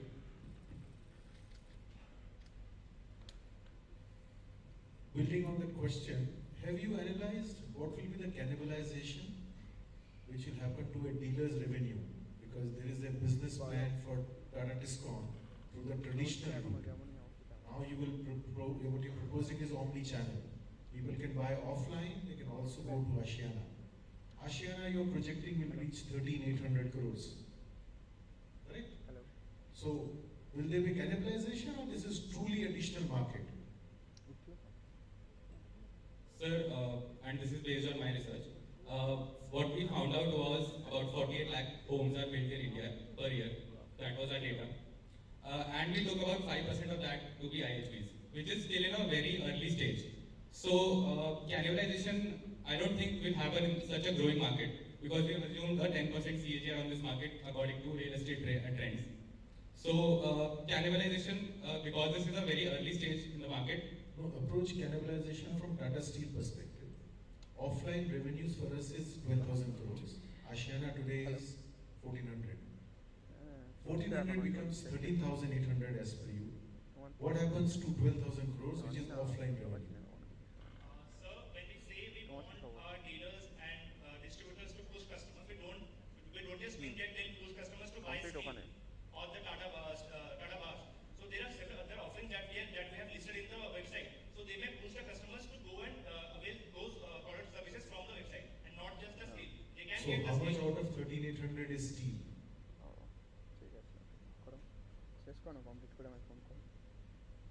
Close to 60-70% Will be steel. Yes, sir. Will there be cannibalization for 9,000 crores? End of the day, it's the same dealer who is selling. So you go to a dealer shop, like there is cannibalization which happens. Cannibalization is a reality. I just want to have an understanding whether you thought about cannibalization, and if so, what percentage? Definitely, sir, but I don't think there will be cannibalization as the dealer is able to sell the discount pass through the offline or the traditional way. Rather, he's persuading the customer to use other services, other products like the Tata Pravesh doors and other things that they may need while building the house. So, I think this process will complement Ashiana in order to get maximum sales from both the routes, from the dealers as well as from the website. Right. What percentage of product returns have you assumed in your calculations? So far, we have not had that problem. But as you add on more products, as you are saying, product returns will become a reality. Correctly pointed out, sir. We have just taken the marketing return on investment for now. We haven't taken the individual revenue that is gained by the product. So, yeah. Last question. What's in it for other brands to come on Ashiana? Why can't they do it themselves? They can do it through India Times, they can do it to any other site. What is that which Ashiana will give them? Including, you will be monetizing it, I suppose, to list the products of other brands. What's in it for them? So firstly, Ashiana has a great annual revenue. Also, if they get to list their products on our website, their market will be very targeted. Like these are the people who are building house, they will be needing those services and those products in their homes. So instead of going to somewhere else, they'll get everything in the one place. So they are getting customers in return, and thereby increasing their revenue. But the supply chains are completely different. Are you wanting to take those products in your supply chain and deliver in guaranteed 72 hours? Or they will go in a separate track? So we'll have partnerships where the onus lies on them to provide the services and the products. It's not on us. We are not purchasing and keeping it in inventory. Rather, we'll just allow them to list their products on our website, and the delivery is on them.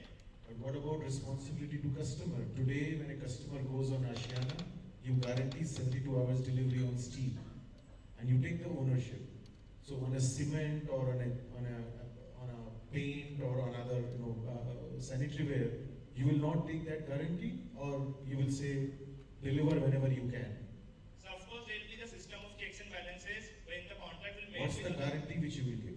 Sir, when we'll be making a contract with the other brands, we'll make this point crystal clear that customers will have to be in the focus, in the center. So if you are claiming that we need to deliver products within 3 days, we will have to do that. Otherwise, your contract will be terminated. Is what we may approach while collaborating with other brands. But why should it be 3 days for them? It can be better. It can be better, of course. And just give an example. Like if we are saying But that you will indicate that. Sorry? You will indicate that on the site. So theoretically what you're saying, your website will say 3 days for steel, 1 day for paint, 2 days for sanitary ware, 5 days for something. Is that the model? We'll have to standardize it, but let's say when they enter their PIN code, so they'll get to see by what date they are expecting the delivery, and we'll ensure that the delivery is made within that date. Right. Thank you for me. This question is, see on the products which are available within Tata Group,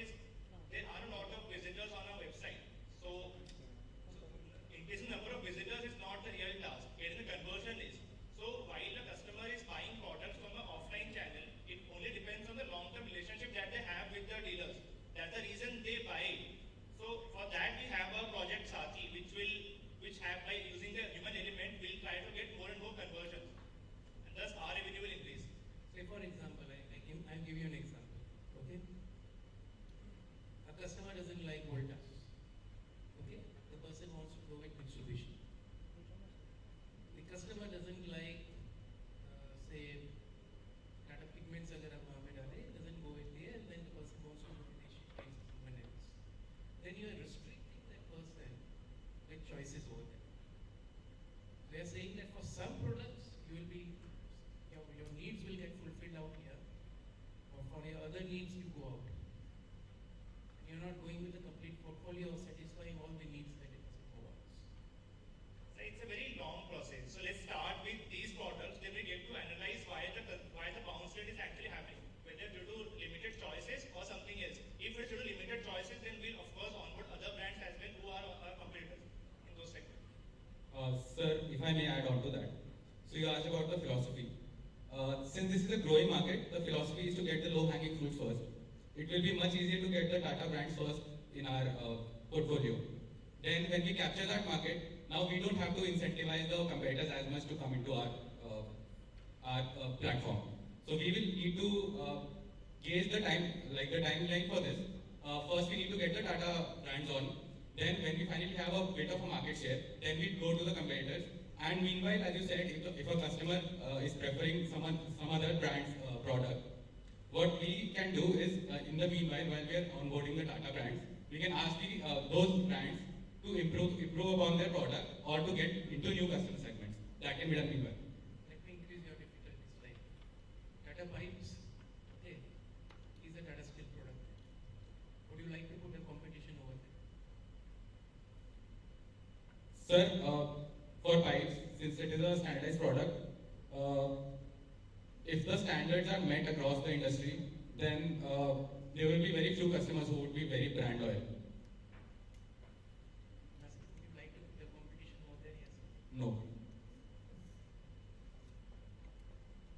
Thank you. Thank you, sir. Thank you very much.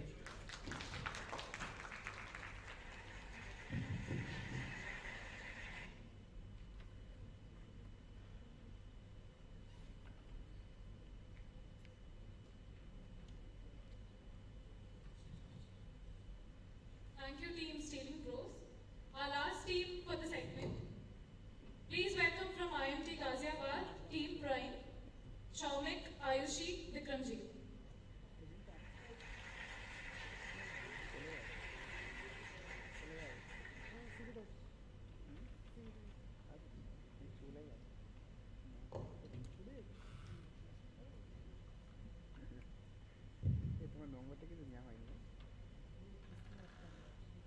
Good afternoon, everyone. This is Team Prime from IMT Ghaziabad. My name is Ayushi Saraf, along with my team members Acharya and Vikramjit Singh, and we're going to be presenting the case on how to make Ashiana a one-stop platform for all your needs.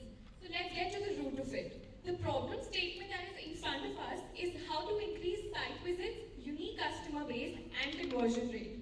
So we have gathered some statistics and insights according to which almost 50% of the site traffic instantly leaves the website. Website visit duration is 32% less than the industry standards. 40 to 50% of the site traffic consists of unique consumers. More than 90% of the traffic comes from mobile web. Almost 0% traffic is acquired from email marketing, and only YouTube is driving the traffic from social media. We have highlighted some of the key concerns like reachability to target audience and content relevance to consumers, amongst others, which is leading to a low site visit and conversion rate. To tackle the given concerns, we recommend a drive, strike, thrive strategy. Drive the customers to the website, strike the pain points with the services, and thrive with the profits and better the user experience. To understand more about the consumers, we had a word with the potential customers, and and our target group is a male audience in the age group of 35 to 60 who is an urban house owner. Some of the pain points that we could understand talking to them are that they wish to have more knowledge about the materials being used, but at the end rely on the service providers word of mouth. They wish to, there isn't any reliable source to check the viability of the raw materials and the costing being incurred. There is difficulty in finding trusted service providers and contractors, and at the end they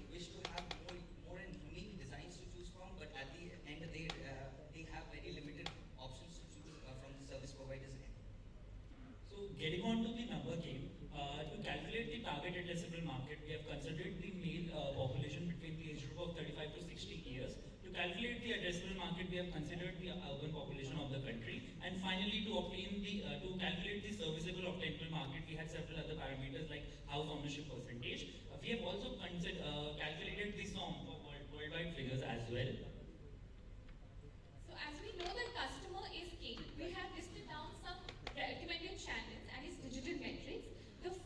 According to a survey, we realized that 55% of buyers research social media before purchasing. So we suggested usage of Facebook Ad Manager as it targets an age group of 35 to 44 years of age, and it has the ability to personalize content region-wise.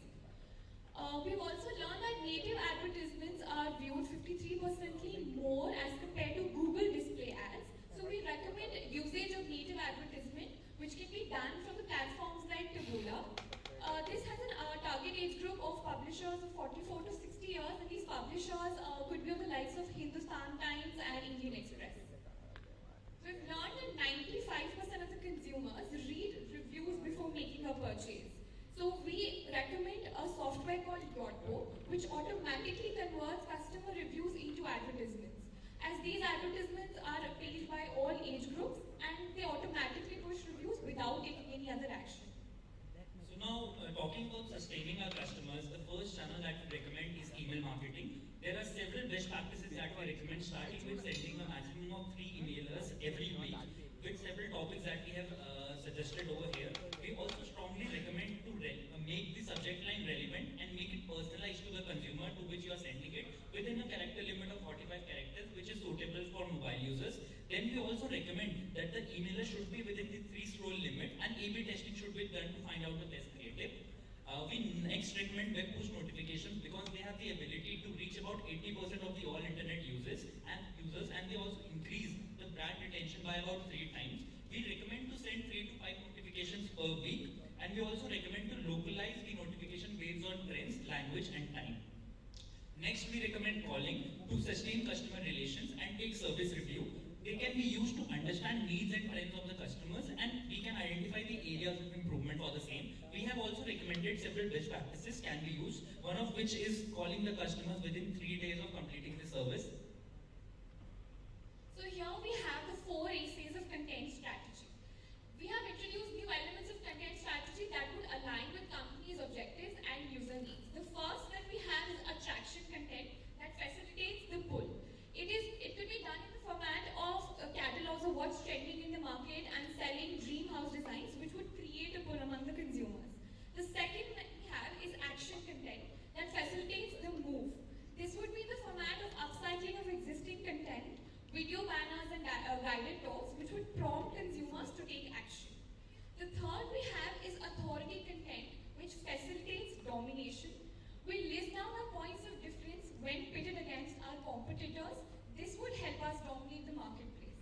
And lastly, we have is affinity content, which facilitates resonance.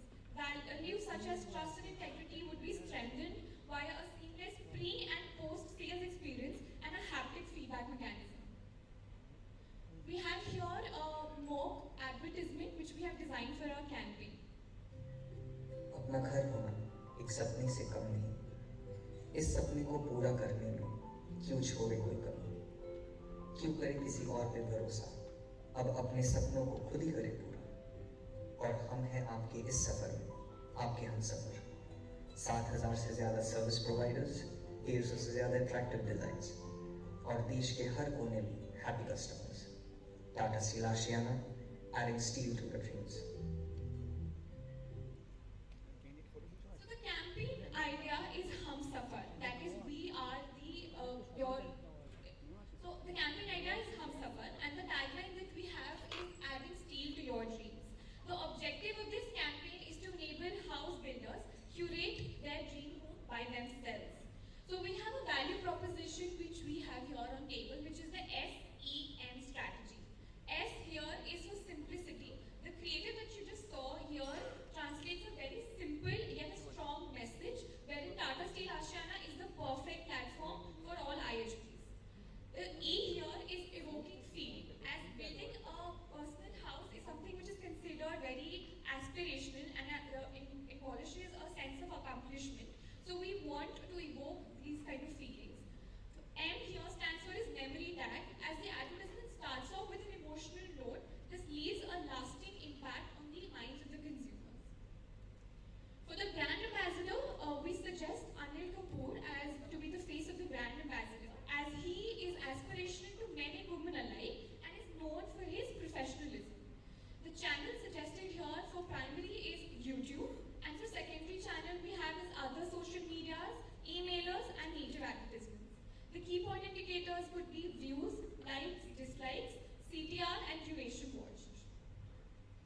order to onboard new customers and retain the existing base, we have the following suggestions. One is to have Ashiana mobile application.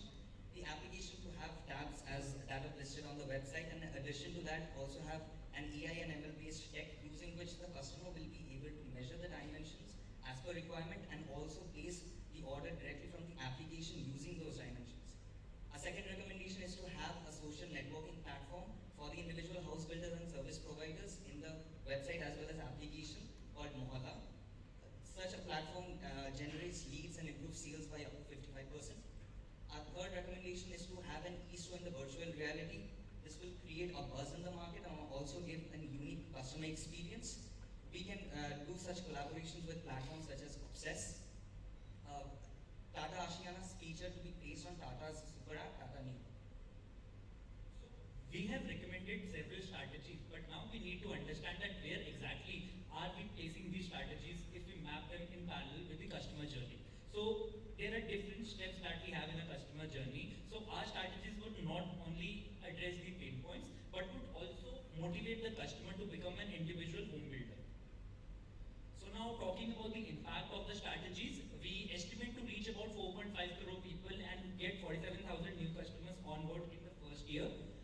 We estimate an increase of 31% in the site traffic, and we estimate to reach a site conversion rate of about 3.5%.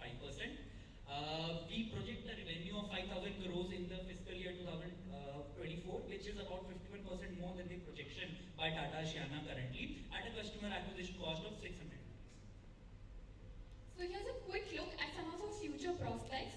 First is to customize on year one based learnings. We customize and tweak our channel budgets. Second, we have is synergy, to create a meaningful synergy within Tata companies for a much more holistic ecosystem like featuring on the super app Tata Neo. Technology, to leverage the various emerging technologies that would help customers visualize their needs in a much better format. And finally, expand, to strive to expand our network of service providers and beyond, and our reach beyond the existing geographies. Thank you so much. We're open for questions. Very good. So a couple of questions. First of all, when you made the assumptions, and you said who's the market audience and who's the customer and all that. You said IHB, and you said urban. Urban is very focused.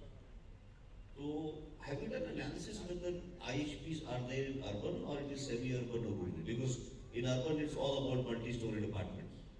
Correct? So is your analysis being very urban focused IHBs, and whether there are enough IHBs today and going forward, given the changes in landscape? Sir, if we look percentage-wise, in rural areas or beyond urban areas, the percentage of IHBs is definitely more because people are more involved in the process. If I talk about tier 1 and tier 2 cities, we have done the calculations for those particular areas. This is because of the fact that the obtainable market, it is not very easy to provide 72 hours delivery to areas which are beyond our geographical limits. So that is. That's the assumption which you made. That is difficult. So but today's supply chain can deliver anything, any place, and that's what Amazon has stopped. Correct? So maybe you can have a look at it. Second, all the 3-4 customers photograph which you showed, and if you can go to that slide, and their needs which you identified. First, second, or third slide.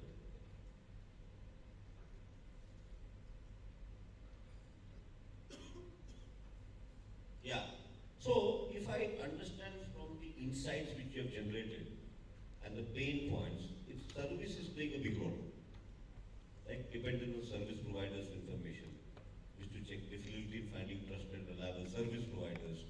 You need design. So if this is the big need, which I understand now, right, that they need different kind of a service in terms of trust or in terms of.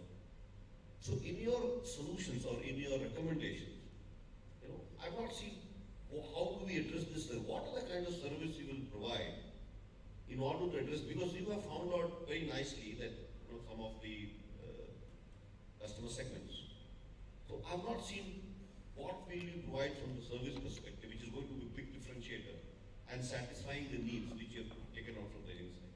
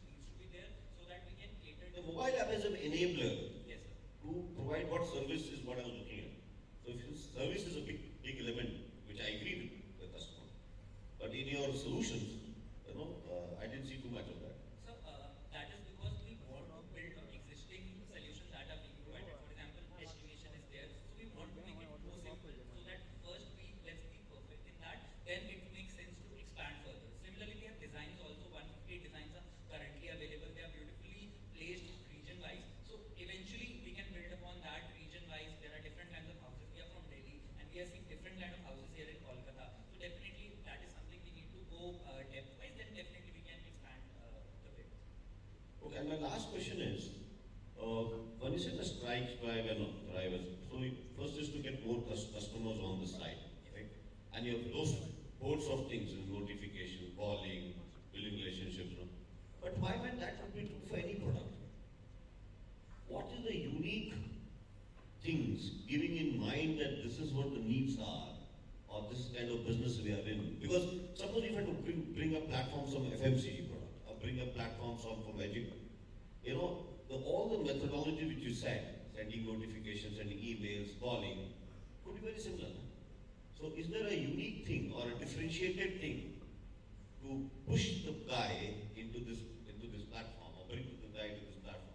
Is this something which you thought, because I thought that should be very common to anything which I want to do in the platform. So I think when we had these conversations, when we had these in-depth interviews, a good review for a product, you're 50% more inclined towards making a purchase or even considering that as a prospective purchase. So I think out of all the digital metrics, that would be one standout metric for us. But that would be true for anything, no? If I want to convert a feeling or thing into an advertisement and do conversion, you know, so I'm just looking at a home building game, because this is a very different game, correct? And it's not a repeatable buy. A guy makes his home once. Unlike FMCG, I go back to the site. I love that site, so I go back, keep on going back, buy shirt, trousers, shoes, whatever. But in this game, it's a one-time game. Nobody makes a house 10 times. So therefore, I was just thinking whether, you know, the detailed way of looking at this and getting the right guy in, correct? So that you have a higher conversion rate and less bounce. So in the problem statement, we were given that we need to reach a conversion rate of 5%. So the industry rate for conversion rate is 1 to 2%, and practically 5% is a very high figure. If I talk about real estate sector, it is less than 1%. So to reach that particular segment, and what we have quoted in the impact slide is that we will be reaching a conversion rate of 3.5%. So practically speaking, I think we can reach over there. That is because we are targeting a very small number of people. We are targeting serious buyers. We are not getting people on the website who are not serious buyers. That is why we have just, in the impact slide, we have just given the site traffic increase of 30%, or we can easily increase it by 100%. That won't be very difficult, but we want to get good quality leads so that ultimately we get a higher percentage of conversion. That was the mindset. Thank you. Thank you. So what do we read in this color code? Red means it is not being done properly, blue means it's okay. Sir, it's the theme of the Steel-a-thon competition, so we just... Okay. Because you saw we were in pain point in red, and so I was trying to read too much, in the lines. So basically these are the 4 pain points. And you are intending to spend, what we heard, 600 crores. In the marketing channel, we intend to spend 2.3 crores. No, for doing all of this drive, strike and drive, what's your total spend in order to reach 5,000 crores, what you said? Sir, 2.3 crores in the first year on the digital marketing, and apart from that, advertisement and everything, we have just given a brief, but if I have to estimate the numbers, it will be around 1.5 to 2 crores. But we are focusing on the digital marketing space. So, what's the total spend in order to reach our destination of 5,000? We couldn't get that number because the first team said they want to spend 26 crores. The second team said they want to spend 150 crores. So I'm just trying to understand what are you wanting to spend? So sir, 2.3 crores digital marketing wise. If I have to add another number, that would be another 1.5 to 2 crores. That would be the content that we would be pushing through these channels. So in all 4 crores. And by spending 4 crore, you will reach 5,000 crores. Yes, sir. So that is the beauty of digital marketing. The customer acquisition cost is very high because if I talk otherwise, the cost of acquiring a customer is very high. Sometimes it even reaches 10,000, 15,000 rupees. But we want to keep that customer acquisition cost very low, and we estimate that we will be acquiring customers at a cost of 600 rupees. And in your 5,000 crores, there is revenue from other products because we did not see other categories of products like the other 2 teams. So we haven't done the categorization based on products. We have considered steel, and also there are sheets, metal sheets available, and apart from that pipes are there, but we haven't done the segmentation based on that.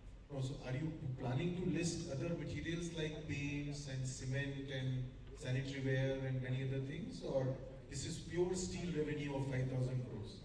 Sir, for 5,000 crores, no. But if I talk about the long-term perspective, that is where Tata Ashana is heading, and it should head as well. So, a small observation: real estate sector is driving backwards. For example, if I talk about companies like 99 Acre and Housing.com, what they are doing is they are trying to enable the house owners to sell themselves and buy themselves. If someone wants to buy a house, so if we see that trend would be coming to the construction part also, so people would be getting motivated with upcoming technologies, and we are one of the early players. Tata Steel is Ashana is one of the early players in that. So eventually we have to add new products, we have to add other things as well. But right now, in the next 2 to 3 years, we need to focus on getting on more customers on board, so that in future we can collaborate with other brands like other teams. So you are saying that so far we are doing pure steel, that we are doing at 1500 FY23, 22 rather. We will go to 5,000 crores with only steel in FY26. Sir, 24. 24. In 24 you will reach 5,000 crores. Yes, sir. By spending 4 crores. Sir, not 4 crores, sir. So initially the first year we intend to spend 4 crores, that too on 25, 50, 70 to 100%. So because the digital marketing, it depends a lot on learning. For example, on the Bula right now we are saying to spend 20 lakh rupees, but it may cost us more. It depends on how the algorithm is learning for native advertisements. So again, to customize that we need some time eventually. But yes, first year is 4 crores, and after that it will increase by 20 to 25% year on year. So see, we live our life in calendars. So you have to come up with the statement that I will spend so much and I will promise to give you, or I will assure you, or I think I can give you so many crores. So that's the simple question which we are asking. How much are you aiming for in FY24, 25, 26? And you are saying you will not list other products. You will only do pure steel. Okay, sir. So if I have to estimate for fiscal year 24, the current projection is 3,300 crores. We promise that we can get 5,000 crores by spending about 4 crore rupees on digital marketing. That is the statement I think that we as a team would make. And when you look at this whole subject of other products, you have not zeroed it at all, on even Tata Group products. So there are non-Tata Group companies, products, but within Tata Group there are products which we make which are used by a house builder. Even that also you don't want to bring in. So initially it is because right now the average monthly traffic that we have on Tata Steel Ashana is 2,50,000 customers. That is very low. So if we compare other websites like 99 Acres or Housing that cater to a similar kind of audience, it is 15 million, 16 million. So initially I think we need to focus on getting more customers to visit the website, and following that it makes sense to expand the number of products and get on board other brands, because they would also want traffic on the website before putting their own brand name in that. So out of the drive, strike and thrive, your emphasis is on drive. So Increase the traffic. Drive traffic, but we should generate quality leads so that we can obtain that 5% conversion rate. Thank you. Thank you very much. Thank you, sir.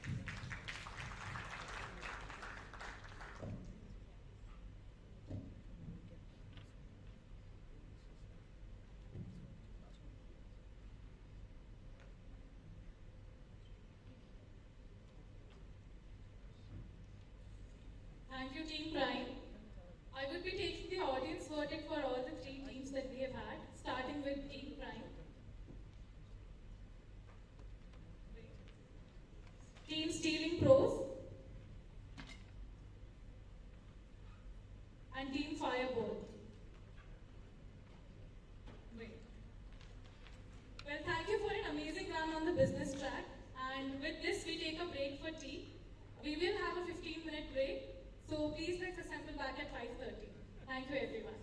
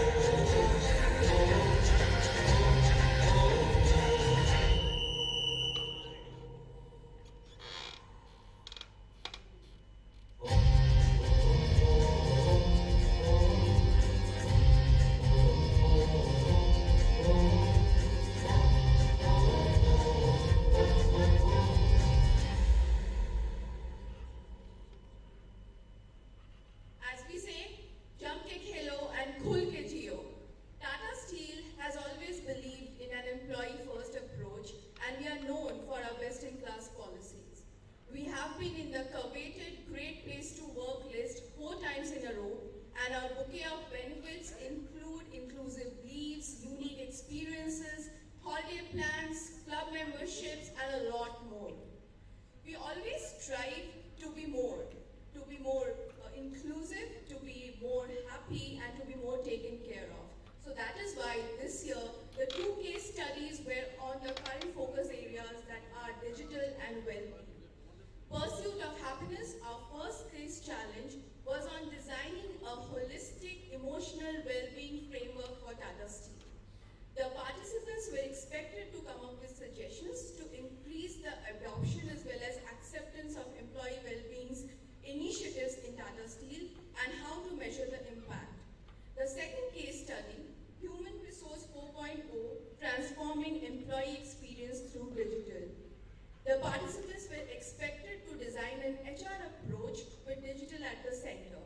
They were expected to come up with innovative digital solutions to drive employee experience and value creation.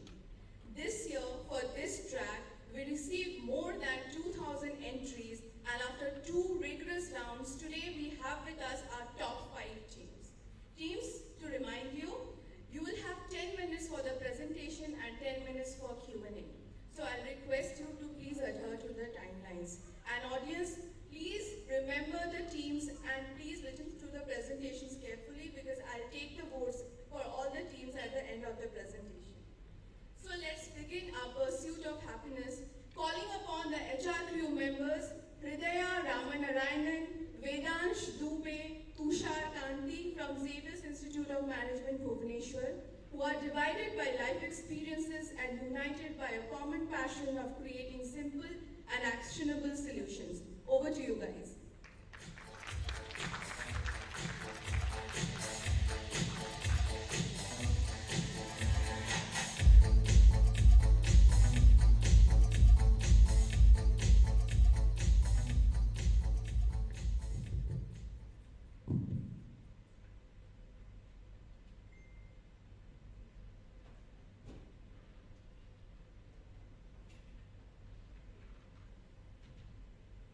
Good evening. According to a recent survey by Microsoft's Work Index, they say that 2 out of 3 employees believe that they would choose their health and well-being over work, today more than ever.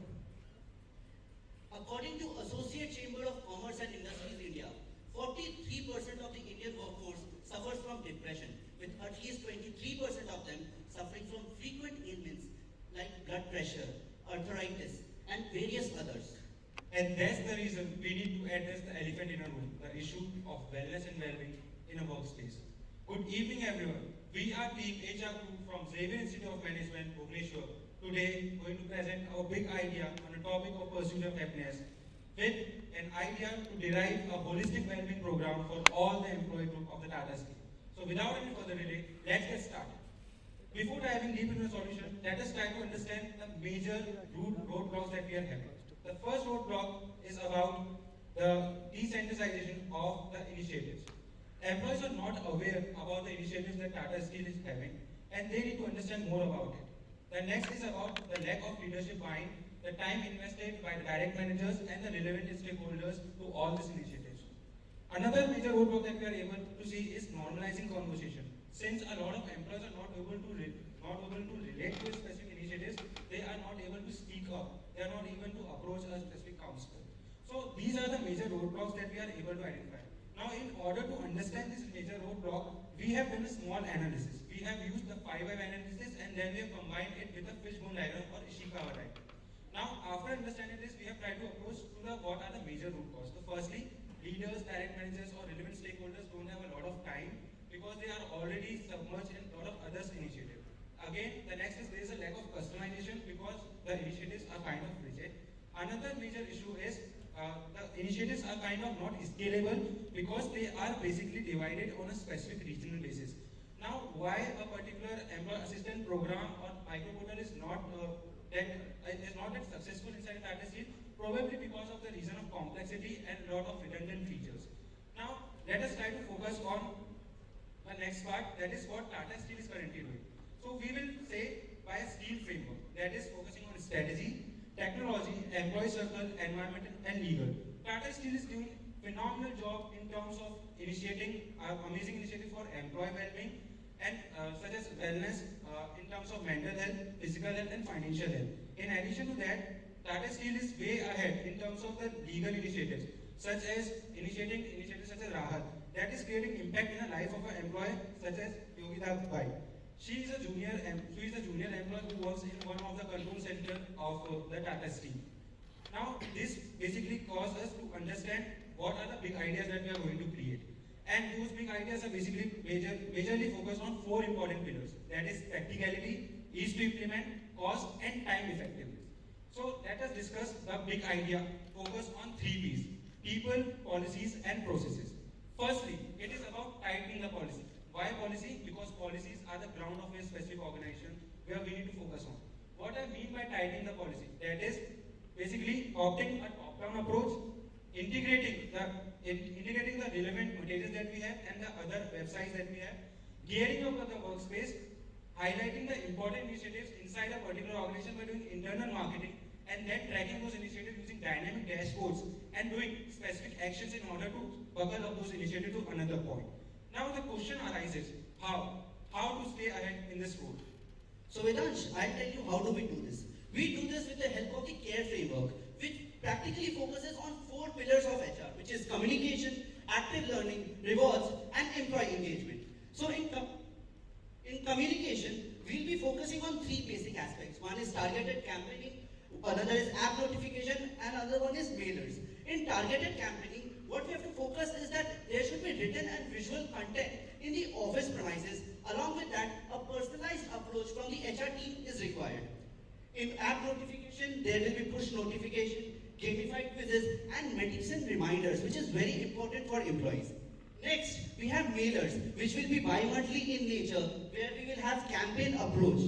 But what's important here? We have to focus on the guiding principles of communications, which are aligned to Tata Steel, which is humanistic, immediate, meaningful, insightful, trusted, and influential. Let's look at active learning. In active learning, we'll be focusing on certifications. It will act as a motivating factor for employees where they will be getting sessions on power yoga, diet and nutrition. From the mental health aspect, we'll be focusing on meditation classes and counseling certification as well. From leaders' perspective, as Vedant mentioned, leaders are very important for the organization. So leaders will be talking about various sensitive issues, panel discussions will take place. From peer and team learning sessions, what we understand is that when we have such great employees, we have to learn mutually from each other. So that is what these 2 aspects will be looking at. Moving ahead, in rewards, we'll be having fitness camps, and there will be 21, 60, and 90-day fitness challenges. Also, fitness vouchers, which will be acting as a positive reinforcement for the employees, will be very important, where we'll give them gym membership, reimbursement for health equipments that they purchase. Also, their participation in all the activities that Tata Steel takes. Next will be integrating KPIs. So when we take such initiatives, we have to ensure that we don't do it in a silo manner. We integrate it in the lives of people. And that is where these integrated KPIs will be implemented. It would include health score of the teams, variable pay for the employees, and other aspects as well. When we move to employee engagement, the aspect we'll be focusing on is basically taking care of the physical health as well, where in different centers of Tata Steel, we'll be taking up different physical sports activities. Also, from the outbound program perspective, we'll have marathons, and also we'll be sponsoring international marathons for employees who actively participate in all these competitions, because that is how we value people. Last will be Family Connect, where we'll be focusing on various programs which will focus on mental health, vaccination clinics, and other things as well. So now that Tushar has spoken about what we'll be doing, I'll be speaking about the how we intend to do it. We intend to do it with something by the name of Tatarth. What does Tatarth stand for? Tatarth is a combination of 2 words, Tata Steel and Earth. So it's the true meaning of being a Tata Steel employee. Tatarth is basically divided into 4 aspects, which is mental health, emotional health, financial and physical health. In the mental health portion, what we are going to be talking about is basically the psychological health of an individual. In the emotional health, we'll be talking about the individuals, the employees' ability to deal with changes that are happening in their life. Financial health is the ability for employees to understand what is it that they need to know in terms of their finances. Then comes physical health. Physical health is the entire spectrum, from fitness all the way up to talking about diseases.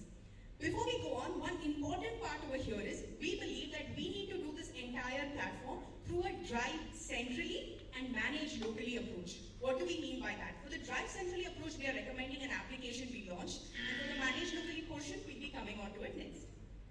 The Tatarth application is a unified platform that integrates existing policies while retaining its own identity as a health app. The application is multilingual with options to choose Hindi, English, and a local language. With its user-friendly interface, Tatarth allows for not just employee but also the employee's family to log in and interact with this holistic platform.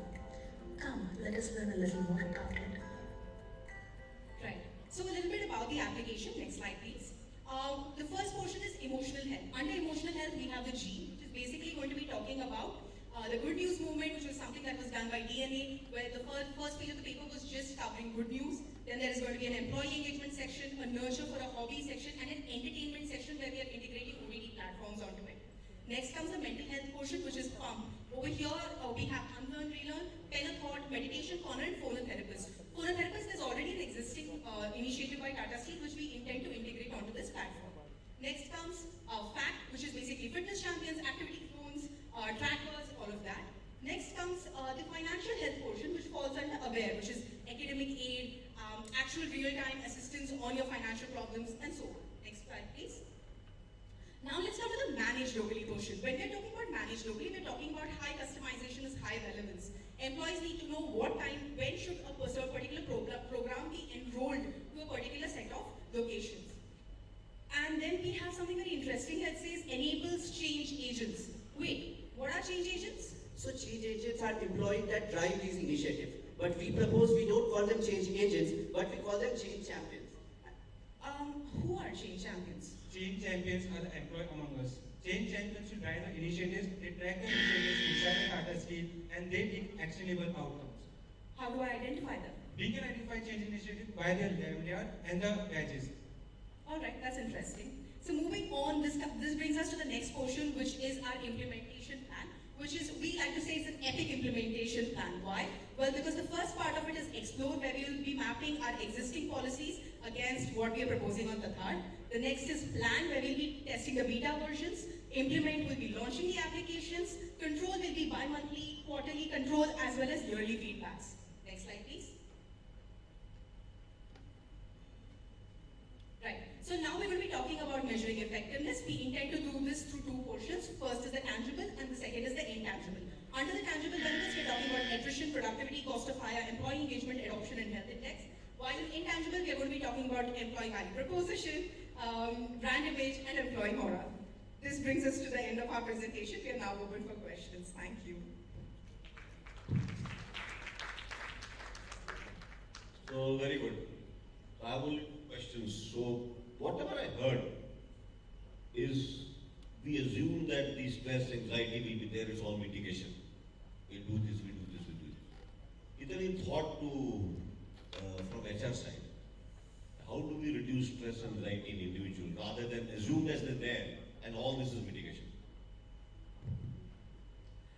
Sir, I think stress, anxiety, we need to assume at this stage that this exists simply because of the lifestyles we are all leading and the sort of pressures we have from our external environment, not just our work environment. In terms of thinking about having a thought about it, I think, sir, the fact that we are launching something like Tatar shows that we are conscientious in terms of our employees' well-being. When a manager is driven, when there's somebody like a change agent who's driving these initiatives on a ground level, automatically this shows that we have a culture wherein employees are going to be going ahead and having a nurture corner where they'll have their own hobbies to look at, where they will talk to a therapist in case of a problem. So I think it's the culture that we are building through applications like this, sir. Okay.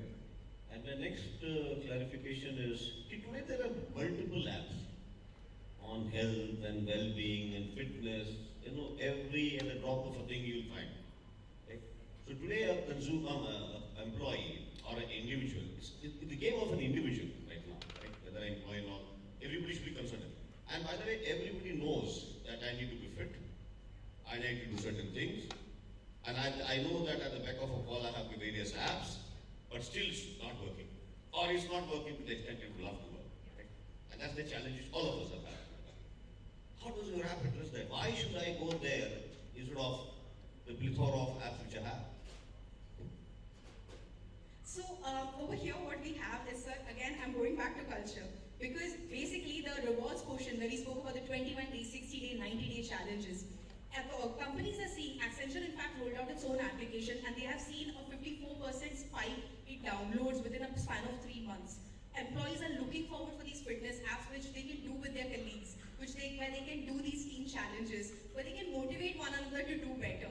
Even work marathon groups, sir. You would think that it's not an initiative that's running well, but Reliance Group has been running it for years, sir, now.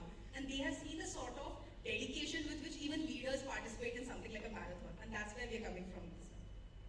Basically, whatever many companies are doing, what's happening, it's more of the same. Is there something that your app is bringing very different or unique, which will catch on the attention of the employees and they will jump into the bandwagon? And more importantly, one more thing, many people go but don't stay. These are new things which come people and it's not sticky. People leave it after some point of time, correct? So what is in your app? I've not understood it, which creates a pull for me to go and hang on then only the difference will come. So sir, I'll address the first part of your question. You spoke about what is different about Tatat. Tatat is different because it consolidates existing initiatives into one, sir. So what Tatat is doing is it's talking about all aspects of an individual's well-being, which right now apps are not doing in the market. The second thing, sir, that you spoke about was, we spoke about what is different. Sorry, sir. What I was saying, there are many apps today when people log on to it and stickiness. Yeah. So, sir, what will make me stick is the reward slide that we were talking about. Over there, I get rewarded for the sort of improvements that I do. I see an improvement in my health index that is happening, that is currently already being tracked. These sort of tangible benefits and rewards for it in terms of recognitions. Those are the sort of things that are going to stay in employees' minds, and that is what we hope builds a culture of fitness, be it emotional, mental, financial. And one of the challenges, since I work somewhere else also, used to be the going forward your Personal Data Protection Act will become much stronger. Correct? And if I were to customize this whole game, because my health will be very different, and health and wealth is something which is very personal to a person. Correct? I would not like to be talked about. And as the country matures, this will become more and more predominant. Correct? So in this, have you thought through that? How do we customize this game to an individual based on his needs and her needs, without getting into the privacy of his or her data? So, sir, for this there are two methods. The first method is two-factor authentication. Two-factor authentication is basically in everywhere, that is implemented everywhere. So that is a practical thing that we are saying. The second aspect is about the data privacy. So we are basically working on three important factors. That is the work cycle of a particular employee, based on which we are going to give some certain initiatives. Let's say a particular employee join the organization, we will give them initiatives such as what financial health means to them, what are the kind of things they can do on a daily basis, how they can book a particular stadium or a specific place that is allocated by Tata using that particular app. And also, sir, what we are doing is we are not focusing on matrices such as BMI. Now, BMI will be something completely dependent on my diseases, my body type versus for you. So what we're trying to do is we're trying to look at something as holistic as the health index that is currently being used.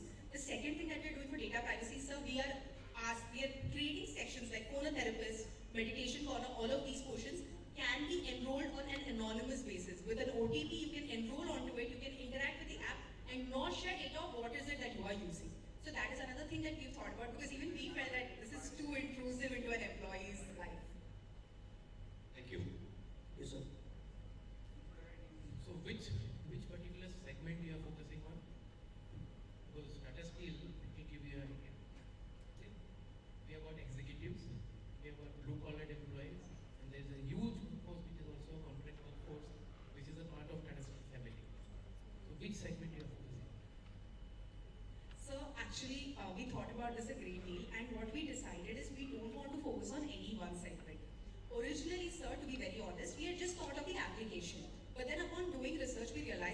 factory premises, you're not allowed to carry mobile phones. There are certain restrictions of that sort. Which is when we reevaluated our decision and we said no, we need something like a managed locally portion where we will have bi-weekly reviews or bi-weekly activities. So every 2 months, I will have one activity for financial health, emotional health, physical health, and mental health. Ideally, I would like to target all groups of employees, sir, and that's why we are proposing consolidation. Like, if memory serves me right, Ghar Se Ghar Tak was an initiative done for contract employees. So we would like to take all of this under the same segment, sir. So will it be the same initiatives for all the segments? Because it won't work. So what if I have to ask you to pick 2 top initiatives for each segment? What will be those initiatives? So basically, before going to the initiative, it's really important to select a particular channel.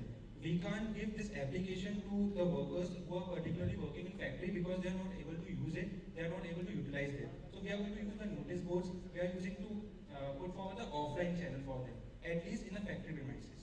Secondly, for the employees who are working in office premises where they have the access of internet and they are using their mobile phone, then we are going to use this application and other emailers, etc. So, sir, the 21-day challenge, 60-day challenge, 90-day challenge, that is our universal challenge. It can be done for each function. Like, you can do it for contract workers, but you will do it across. I don't think we should make all of them compete against each other because the results for maybe an officer versus somebody in a plant might be a little different. It could be. So, which is why we have different competitions for them. But the other thing that we are proposing, sir, is also that, like for example, initiatives you asked us to name, right? So emotional health focus would be for contract workers, mental health focus probably for officers, and physical health, to start off with, I think that's how I would run my pilot. Physical health focus would be for plant workers, simply because I would like to get them hooked on to and trust me that I'm doing an initiative that they will like.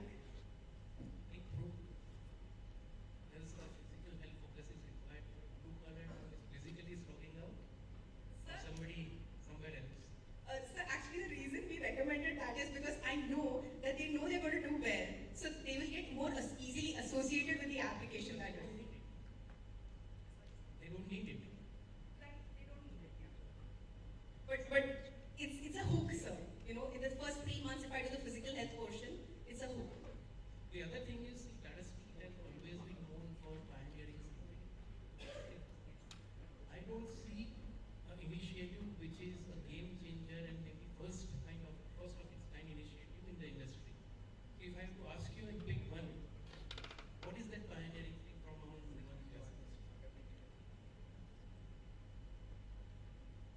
Sir, I think if we talk about one of the initiative which can be a game changer here is once we sponsor employees for international marathons, because we have a lot of many organizations do that.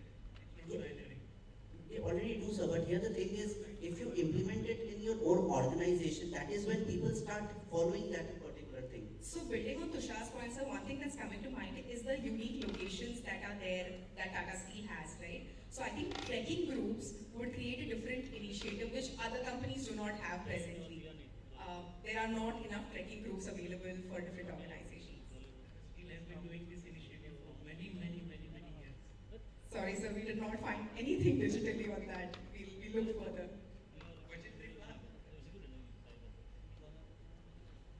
Just one question, taking on what Zubin was asking, and you said that you will want something for blue collar and something for officers. Officers also are from the range of 25 years to 60 years, and you can't have one set and one cluster to do this. So that's one of my concern. And my second concern is, I'm still very uncomfortable with linking it to variable pay. I'm also concerned with the privacy part of it. And no matter what you do, the minute you link it to variable pay, you will say that you are this on the health index, you've improved your health index, and therefore you are getting more. It's actually making it public. So, and people don't want to come in that manner, don't want to be judged in that manner. So the fabric of the company and the culture is that you come in, we are encouraging collaborative working, good responsiveness, work together in the teams. For want of a better phrase, it will lead to body shaming. It will lead to certain things. You may have, any health condition which is not allowing you to achieve those health targets. You may have had a fracture, thing, or you may have some other health condition in the family. So I'm just concerned that we have a noble intention. The implementation of the noble intention may have serious debilitating effects in terms of people, feeling absolutely disgruntled. So have you thought through that? Yes, sir. And then maybe choose where to apply. So Zubin is suggesting blue versus white. There is a problem with certain said or not said. So how do you make it preaching versus nudging? So, sir, ideally, as we said, in a perfect world, we would like to enroll the same application out to everybody, right? Now, with officers, to address your question of 25 to 60-year group, for that, sir, we would say that for that particular officer levels, they can look at the application and choose what to interact with. I can choose that for me, maybe mental health is what I prioritize. So I go back to looking at the mental health initiative. That is for the officers. The rewards portion of it, sir, we actually, if you could go to the rewards slide, Tushar. So, sir, we are recommending recognition for, it's further. Yeah, all right. So, sir, we are recommending recognition for people who win the 21, 60, 90-day challenges, or awards in terms of gym memberships or allowance for purchase of a particular equipment, that sort of a thing, like a gifting sort of a concept. But for the integrated KPI part, so the variable pay part, this is mostly for the change champions, the people who are going to be going into departments and encouraging people to get fitter in all 4 aspects, to have better well-being. The KPI part is for them, because one thing that we realized while reading the annual reports was that there is an incentive portion given to managers for the safety and health of their subordinates. And that is where this thought came that, why can't change champions also have this? And then we looked up and we realized there's also a lot of theory supporting this sort of a concept. Thank you. Nothing else. Thank you. Thank you so much.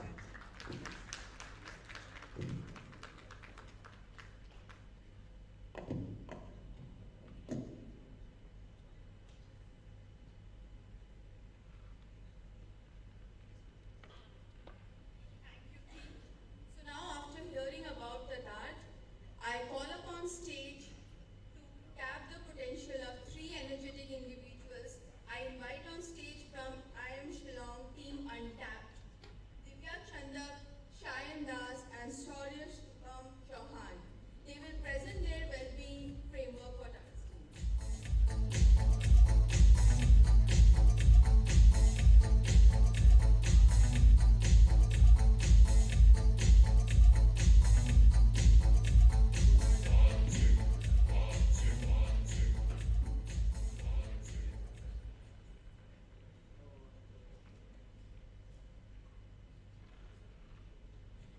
Good evening, respected jury members and my dear friends. We are Team Untapped from IIM Shillong here to present how TSL can enhance its employees' well-being. To understand the problems from the perspective of the employees, we have done a primary research on 20 plus TSL employees across hierarchies through telephonic interview, finally narrowing down to 3.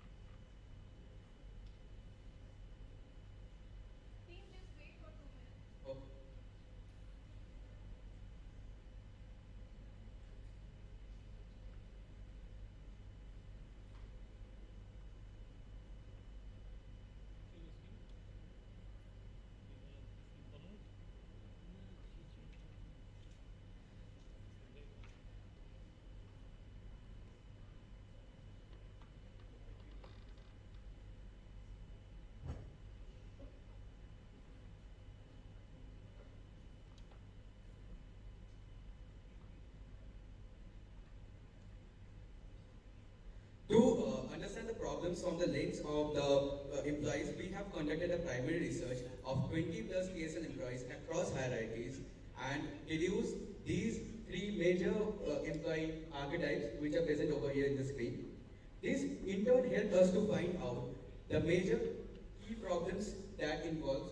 First is the unawareness of the existing mental health stigma attached, lack of understanding, and managers' failure to recognize employees in stress, absence of leave mechanisms for mentally unwell employees. To ensure that the initiatives recommended recommended, to ensure that the initiative is recommended as sustainable and delivers the required outcome, we recommend coming up with a dedicated team named Khushhal, which will be responsible for organizing the events seamlessly, assess the KPIs, and submit periodic reports about the impact of these initiatives to the leadership. To sum it all, this team will be responsible for incorporating the required changes into the organization's fabric. Delving into approach of finding the solution, we found out that employees in an organization will be in either of the 4 stages when it comes to mental health.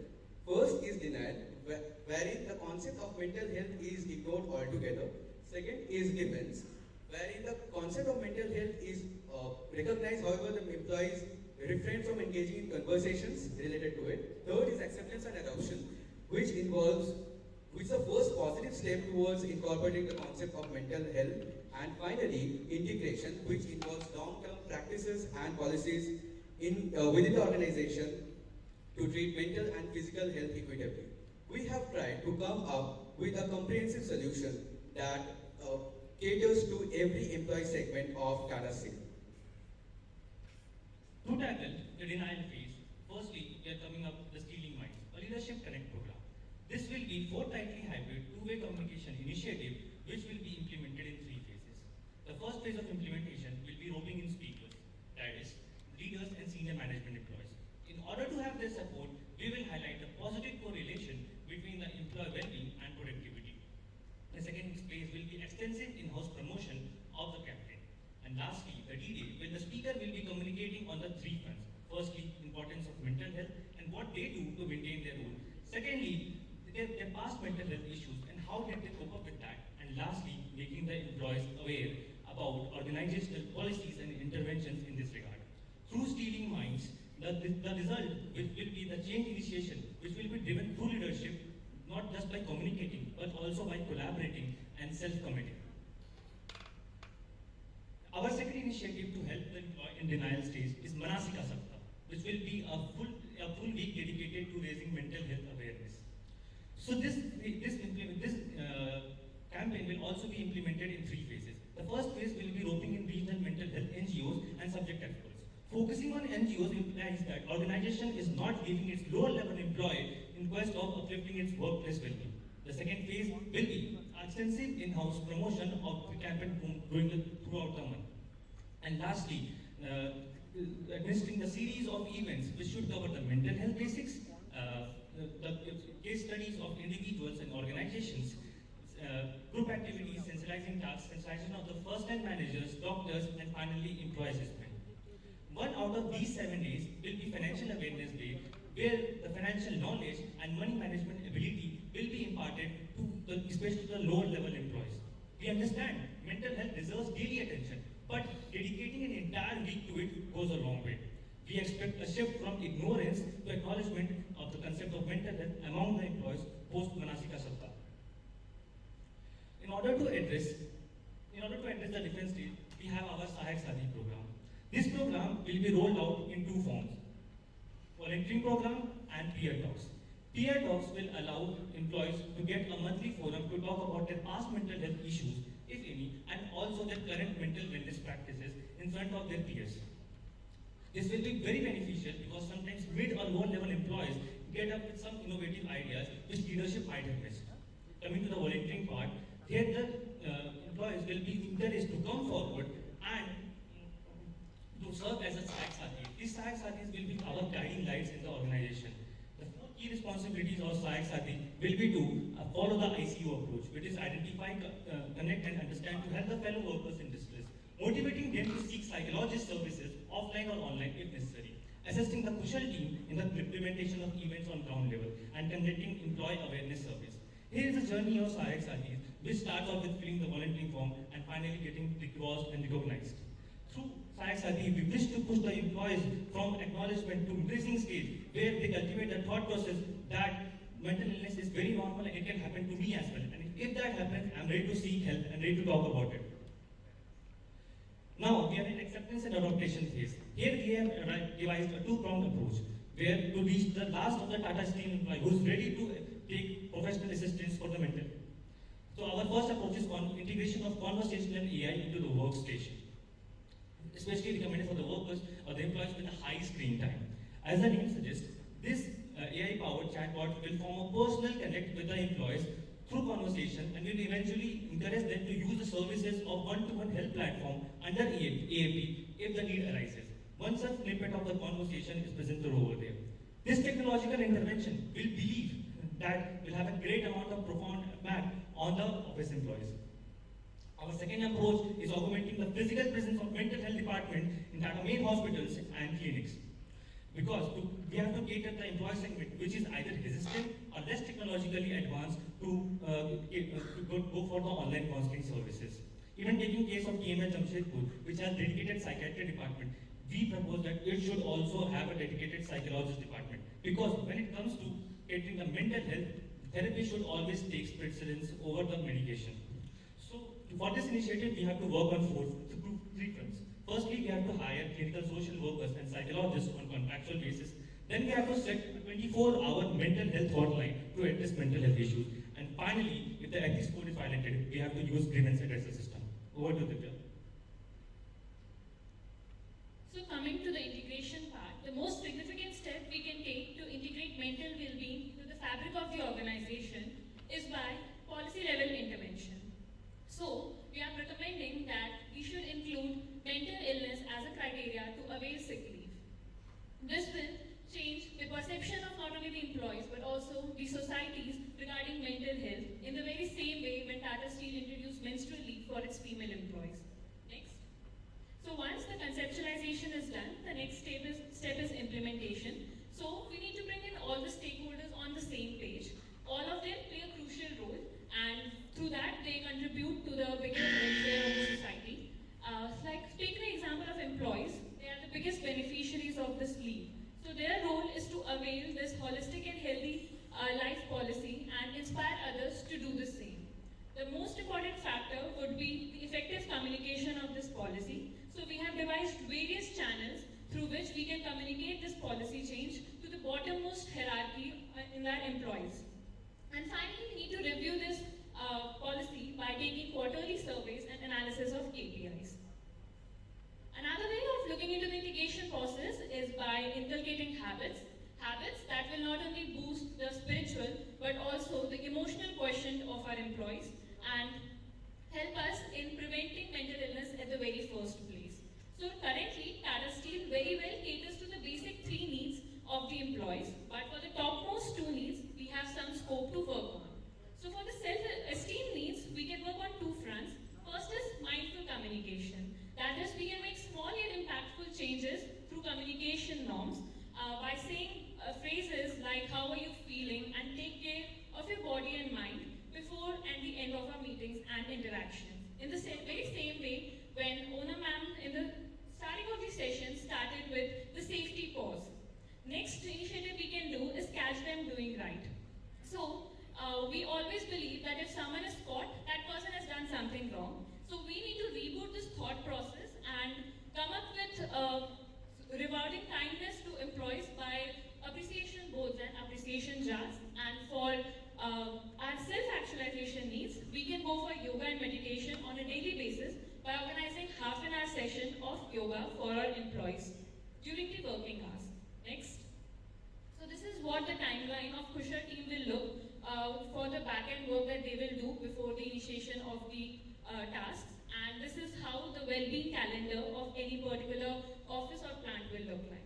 So coming to the financials, the total investment that will require an initiative will be 26 crore rupees. The impact can be reflected on two fronts.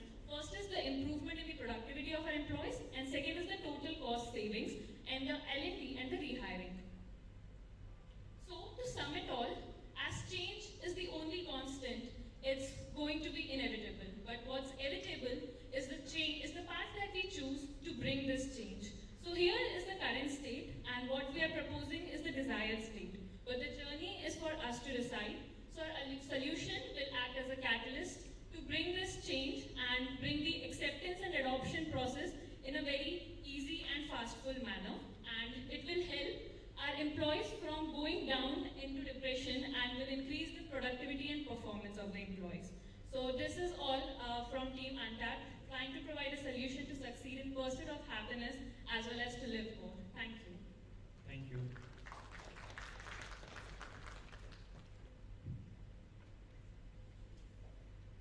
See, when you say that, you also mentioned with respect to leadership and it should be driven by leadership, right? We also have in Tata Steel very strong partners in form of unions. What is the role you see with respect to involving them in this journey? Okay, sir, I will take this question now. So, like in all the campaigns we have mentioned, these union leaders play a very important role because the workers, especially workers, very much look forward to what these union leaders have to say. For example, like we can take the help of these union leaders to make the changes in sick leave policy a working practice among the workers. Like these influential people, like we can also, as in the terms of safety, a separate leadership program is organized for these union leaders and all contractors. So in this way, firstly, we have to concentrate on educating these union leaders as well as these people, so that they can incite the change to the other workers. Do you think that will be sufficient? So initially what we are starting with is a top-down approach where the senior leaders will be communicating this to the employees that there exists a concept like mental health, and we ourselves have been through this and we can help you come out of it if you are suffering, and if not, then to keep yourself mentally well. So all these things are targeted to each and every employee segment. That will include the union leaders as well. So from the very start, we are trying to start with the leaders, and in the next coming steps, we have Sahayak Sathis. So those would be the influential people in our workplace who can help us identify, who can help us come out of our mental, whom we are comfortable talking to or whom we think are more knowledgeable in such aspects. So we can put forward the union leaders in this front and help them motivate their junior employees or their colleagues. So the scope of your suggestions, you want to restrict only till the organization, or you want to take it beyond to the family also?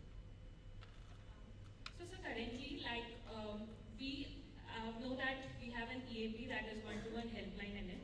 So that is for the whole family members. Our basic motto is to get into making these people accept and adopt these policies.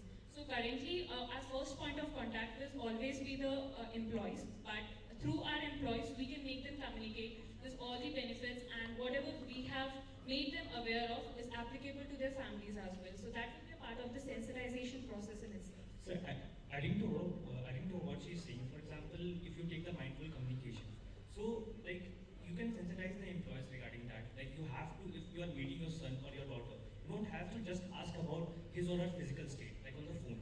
You should also ask about the mental state, like how are you feeling, how are you doing, how is your mind doing. So through employees, we can propagate whatever initiatives we are suggesting over there to their families also. And these counseling services, for example, we mentioned in the Tata main hospital in Jamshedpur, where we have a dedicated psychiatry department. We propose to establish a psychological department also, and all the employees, all their employees' families will be able to avail their services as they are being available to services of the physical doctors. So, adding to that, if we would have seen the master's hierarchy, as we explained that Tata currently caters to the love and belongingness need of the employees by providing them all kind of possible solutions. However, but adding to them, I would like to say all these initiatives will ultimately seep into the well-being of the family members of the direct beneficiaries, that is the employees as well. So that is how it is going to affect even their lives. Most I will say important aspect over here is that the person himself or herself doesn't realize that they are going through a mental health issue.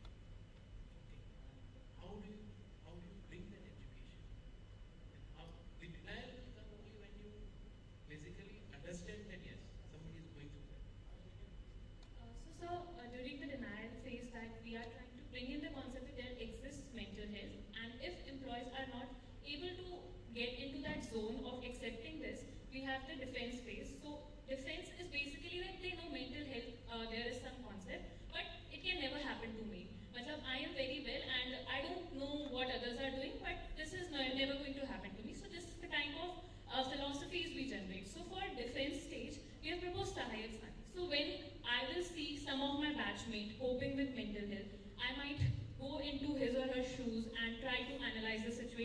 from her or his point of view. So Sahayak Sati is one phase where you will start listening to other stories. There would be some person from the workplace who will be willing to share their stories. So through those stories, we try to push the employees who are not ready to accept to go to that phase. So adding to her, when we started our secondary research and we started searching out the mental health NGOs, we didn't expect it to find any number of mental health NGOs in especially Jharkhand and Bihar areas. Because there is normal thinking that mental health problem doesn't occur to tier 2, tier 3, tier 4 cities. But we were surprised. We got regional mental health NGOs which are catering to tier 2, tier 3 villages areas. So in that form only, we will be continuously educating Sahayak Satis, how, and we'll be giving them regular trainings, how to recognize if a person is suffering from this particular problem, this particular symptom of mental issue. And there we are going to make a breakthrough, like the drawn people of these regional mental health NGOs. So adding to what Shaurya said, I would also like to add what we explained about in the concept of conversational AI. What it's going to do is that it's going to take service critically about the employees. It's going to try to interact with the employees and try to understand the sudden change in the mood of the baseline of the mood of the employees. And that can be a trigger for the conversational AI to ask these employees to avail the counseling services, especially one-to-one help that is currently a part of EAP. So this is also would be an intervention. And the last one is there are some conditions which leads to a situation like this. I did not see any so once a situation occurs, we are saying we'll address it through various kinds of. How are you going to address the condition or the root cause which is causing this kind of So we are focusing on bringing in mental well-being awareness, and it's very delicate topic to go to someone's root cause and provide a solution to it. So we think our main motto should be to direct them to the medical experts, to the professionals who are very well capable of dealing with such situations, rather than delving into their personal life or extracting some information and trying to provide a solution. So our basic motto overall here is to get them to the acceptance and adoption phase and bring them to in front of the psychologists or the clinical workers. So adding to that, like the slide where we presented this Maslow hierarchy, the top two, the yoga and meditation and mindful communications are the breakthrough steps which can actually prevent the mental illness at first place. We can actually take those steps which are in our control. Like for example, whenever there are frequent meetings, there are frequent interaction. When you have interaction with a worker, like for example, a manager is having an interaction with a ground-level worker.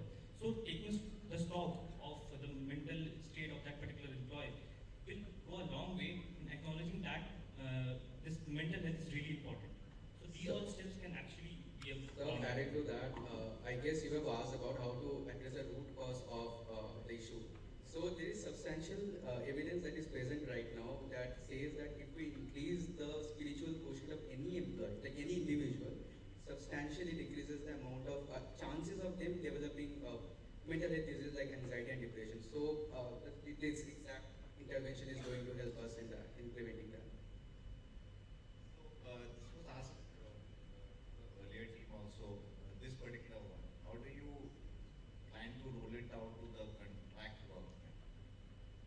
And or how do you intend to roll it out to the contract workforce? And if you have planned that. So we will be starting off with each and every campaign. For example, if you take the Stealing Minds campaign, so it's a like if you take the Jamshedpur plant. So in Jamshedpur plant, there are contractual workers as well as the workers on payroll. So either leaders will be flowing down to Jamshedpur or the senior management employee over there will be delivering a 1.5-hour speech, which will be having both the contractual workers as well as the normal workers. The batches, the attendance, everything will be decided by the back-end team. I take your point that most of all these things would be rolled out irrespective of what category of employee you're talking about. I'm saying, what are the challenges which you see while rolling it out to the contract work? So, like the challenges can be in the mental sick leave policy. For example, if the contractor is not willing to leave on the grounds of mental health, so there is a point up to which we can't, point beyond which we can't impose on him. For example, we are giving mental sick leave policy for our employees employees, but there may be chances that particular contractor is not willing to grant a leave to his worker on that ground. So this can be a challenge. This can be the main. Adding to that, sir, What would be the solution for such things? Obviously, challenges will be there. The point is, how do you solve it? So, sir, the way to every stakeholder has some of their roles to play, and this is not just for us, our benefit or the employees' benefit. This is for the benefit of all the stakeholders as well. So, if we serve the contractor, we cannot push it, we cannot force them to take this policy, but we can help them align with our policy. Like Tata Steel pays a lot of attention on safety, and we try to keep this thing in mind that even if it's our workers or the contract workers, we put it forward in both the ways. So the same needs to be done in this phase as well, where we need to make the contractors align with our policies by helping them understand what exactly is going to be the benefit to them. That the first thing is safety criteria that is going to be fulfilled by this policy. Have you thought of the possible misuse? People coming, because you can't measure mental well-being. Physical well-being can be measured by specific things. People coming up with unfair requests saying that I don't want to get transferred to that location, I don't want to work with that department or that particular person, which may be based on some other motive. How do you address the unfairness in terms of the requests which will come in? So our basic motto is to make all the parameters of physical and mental illness in equitable approach. We don't want any identical approach, we want equitable. So we can take just the parallel example of physical illness. So when we have physical illness, we provide leaves to the employees for 1 day if they just mention it that they're not feeling well. Post which, if there is more than 2 days or 3 days of leave, we ask for some certificates or proofs for that. The same can be applied for mental illness. Since we have in-house psychologists, we have a dedicated department for this. We can ask them if you're not. So this is one side is our initiative that we trust you on the first and the second day that you're not well, and we support you and are here to guide you through your hardship. But more than 2 or 3 days, since there is check in all the leaves so that it doesn't get misused, the same needs to be done for the mental illness. We can have a proof or a certificate furnished. So misuse is not about the leave. You're going for 3 days, 7 days, that's okay. The requests are coming in that I don't want to go to that location, it makes me mentally unstable. I don't want to go in that particular area. I don't want to work with that particular department or that particular person. And there is no way of knowing it. There could be some other intention. How do you keep listening to those things? Because at the end of the day, you're running an enterprise. So, but here the role of psychologists and clinical social workers come to a great point, because they can understand if the employee is faking or he's misusing that. Because psychologists have gone a very far way in that particular direction. They can identify if you are faking it for particular purpose or advancement. So they can identify it. That's why we are having Sahayak at the ground level workplace. Then we are having clinical social workers as clinics and psychologists at hospitals. So everywhere these mental psychologists are present. They can sense what advancement you want to make, how you are going to lie and everything. So these all things can be made out. And the mental psychologists have made a great breakthrough in that. So they can catch it out. You don't want to prioritize between white collar, blue collar, and contractor to say that let's do it for this category first, where the problem is likely to be more, just for the basis of doing a pilot or doing it in the company, rather than opening out fully like this the way you have written.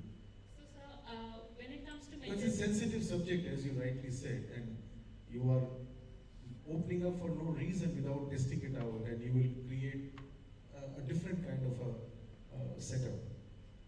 So when it comes to mental illness, there is a misconception that it can happen to one particular employee segment or the other, those who have higher screen time or those who have high type of job. So when we interviewed various hierarchies of employees, we found is that each of them in some way or the other, either personal, professional, financial, they are being stressed or they are being depressed.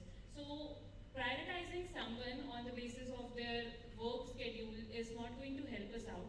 If there should definitely be a pilot run, but we should target each employee segment and then we should go for the pilot run.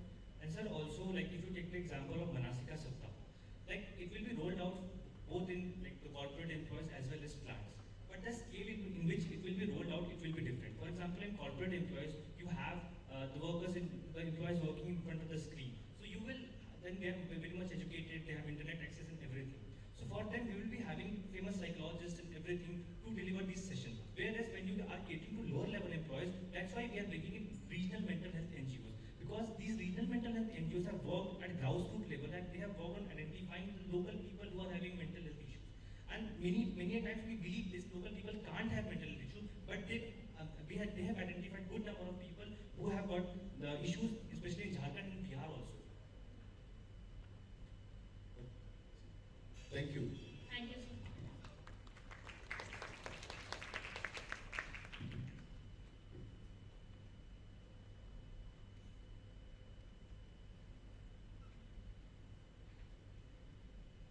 Thank you, team.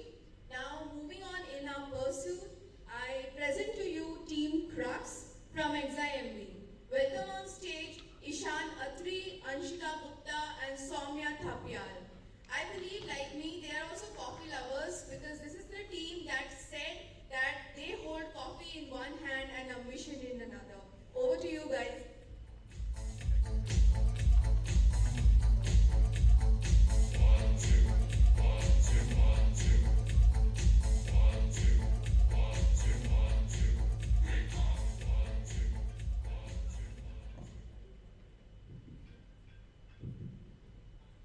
Good evening, greetings from Team Crux from XIMB. Let's begin with our presentation on the pursuit of happiness case. First, let's address the question of why is employee well-being important. According to Mental Health Foundation, 1 in 6.8 people experience mental health problems at work. Additionally, employee well-being has been found to have a positive and strong correlation with productivity and profitability. Tata Steel is a great place to work certified organization and has also received safety and health recognition 2021 from World Steel Association. Our goal for Tata Steel is to be recognized as top 15 GPTW best workplaces in health and wellness category. To aid this vision, we present Bhavna, a holistic well-being program for the employees. The program's objective is to raise awareness and boost the emotional well-being of the employees. We'll be collaborating with an external agency to drive this program. This will ensure unbiased execution and safety of personal information, thereby creating a safe space for the employees to share their experiences. The program overview will be awareness and sensitization, launching and integrating 5 employee well-being initiatives, instilling motivation to participate, and monitoring the impact. Here's presenting a launch video for program Bhavna.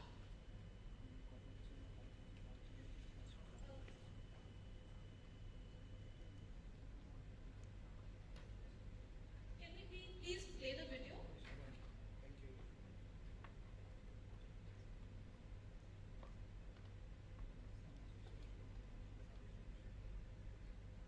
One सबके लिए अपने लोगों के विकास को नए सिरे से स्थापित करने के लिए टाटा स्टील लाया है भावना, एक प्रोग्राम जहां हम पहचाने और अपनाए आपके भाव, बने भावना का हिस्सा और बांटे अपने विचार। टाटा स्टील, जो समझे आपकी भावना।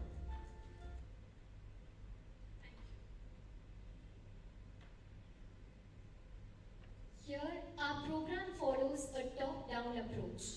Post leadership buy-in, we aim to raise awareness among managers and HRs regarding emotional well-being and umang.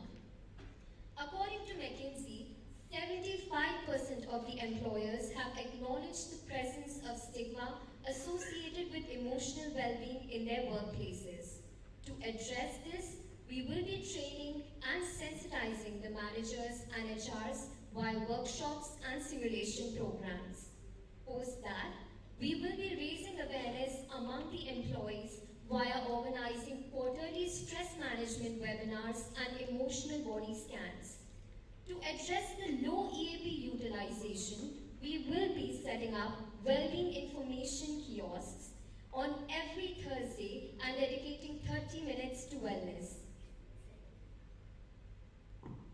We will be launching 5 initiatives under program Bhavna. The first one being Employee Sentiment Check-in Scale. The data obtained from this scale analyzes a shift in the employee sentiments at the workplace. As visible on the screen, we will be setting up the hardware at the gates of Tata Steel Limited. Post punching in their identity cards for attendance, the employees will be punching in their emotions while entering and before leaving work. Now, the data that is obtained from this scale helps us understand the extent of the problem and then dive into delivering the solutions. Additionally, this helps us understand the short-term and the long-term impact of the initiatives of Program Bhavna. Here, for demonstration purposes, we have created a randomized data set. The average sentiment check-in is visible in blue and the average sentiment checkout is visible in red. The average of these two is visible in green. Now, the data obtained from this scale helps us gauge the impact of Bhavna's initiatives on the very day that these initiatives are conducted. That means instant feedback. Not just that, this instant feedback can be analyzed business unit, BU-wise, and help us customize the initiatives accordingly as per what works best for them. Additionally, the average sentiment trend line that is in green can help us understand and gauge the impact of the long-term impact of the initiatives of Bhavna. We will also be identifying and providing assistance to the employees who consistently select sad or very sad on the scale and sharing emails with resources and information on Bhavna and Umang.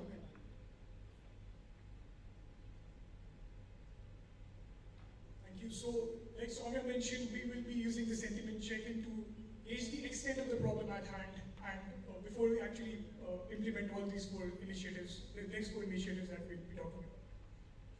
So 2.5 hours of brisk walk was associated with 25% lower chance of depression. Our initiative 2 and 3 are aligned with 2 more. Collaboration with organizations like Step Set Go will actually motivate and engage employees. This would be done via rewarding fitness, tracking steps, distance, and calories. Our third initiative is conducting monthly yoga sessions with the title of Heal the Soul, Calm the Mind, as was conducted by Tata Steel on International Yoga Day 2022. Our fourth initiative is the Goal Keyboard Sessions. It's an initiative, it's an open mic event where participants will be provided with a platform to speak up and grow more. This would happen by them sharing their unfiltered experiences, their challenges, and their success stories.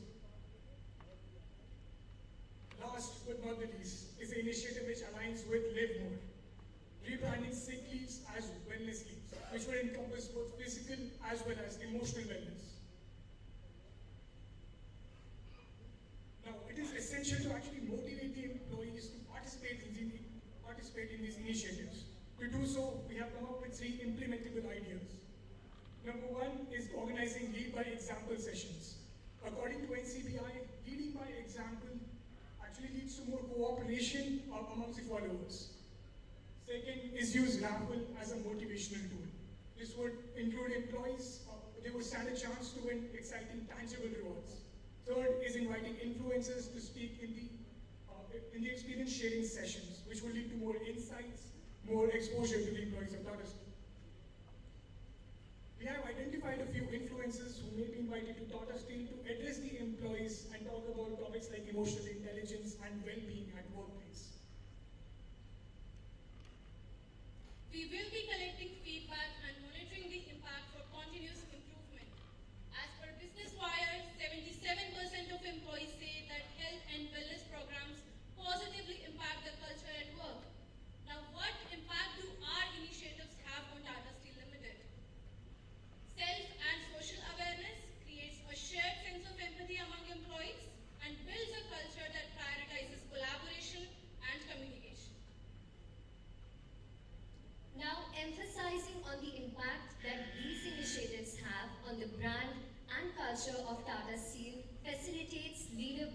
leadership buy-in. It is imperative to establish Tata Steel as a brand that values and promotes emotional well-being to become the employer of choice for the youth of the country.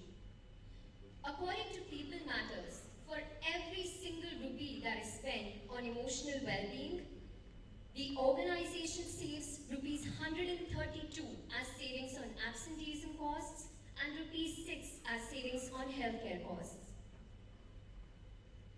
Basis the assumptions made, this is the estimated cost of Bhavna. As per the secondary data point that was discussed earlier, we have come up with a cost-benefit analysis of program Bhavna. The net savings of this program stand at around 24 crores. This strengthens our case for launching program Bhavna in Tata Steel and helping employees be more with us. Thank you. We are now open to questions.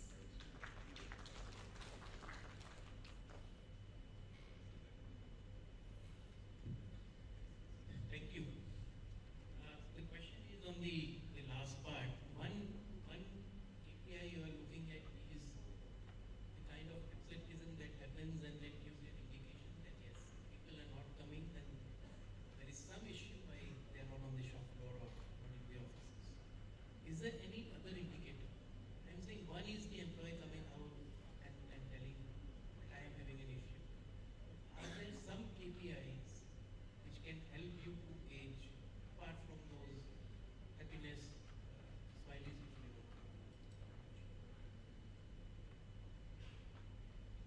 Sir, so as per our understanding, we saw that absenteeism and healthcare costs were one indicators.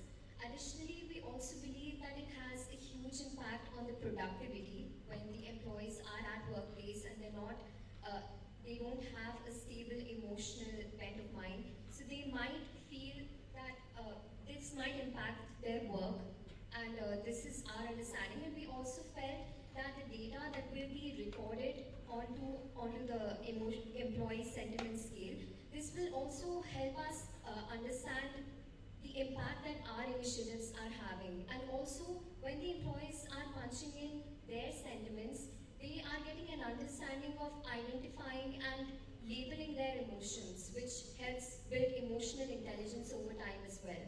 So, yeah. look at it from the positive aspect. If you find some, say, a large proportion of employees who are mentally happy, highly engaged, what are those KPIs which will start reflecting? Key tangible KPIs which will start reflecting.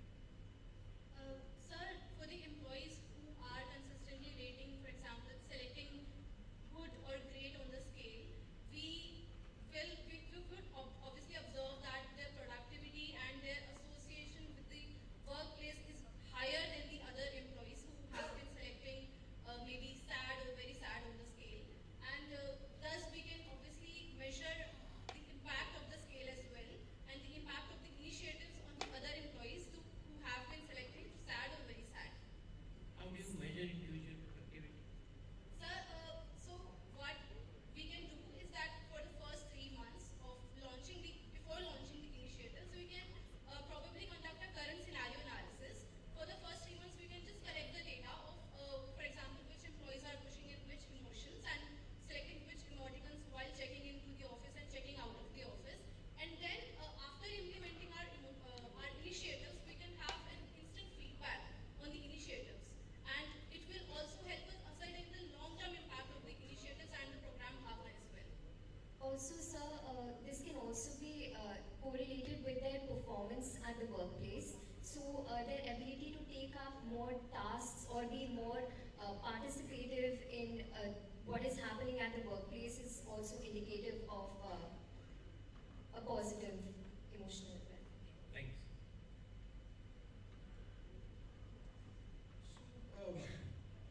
My concern is that are we not being too simplistic in your whole approach?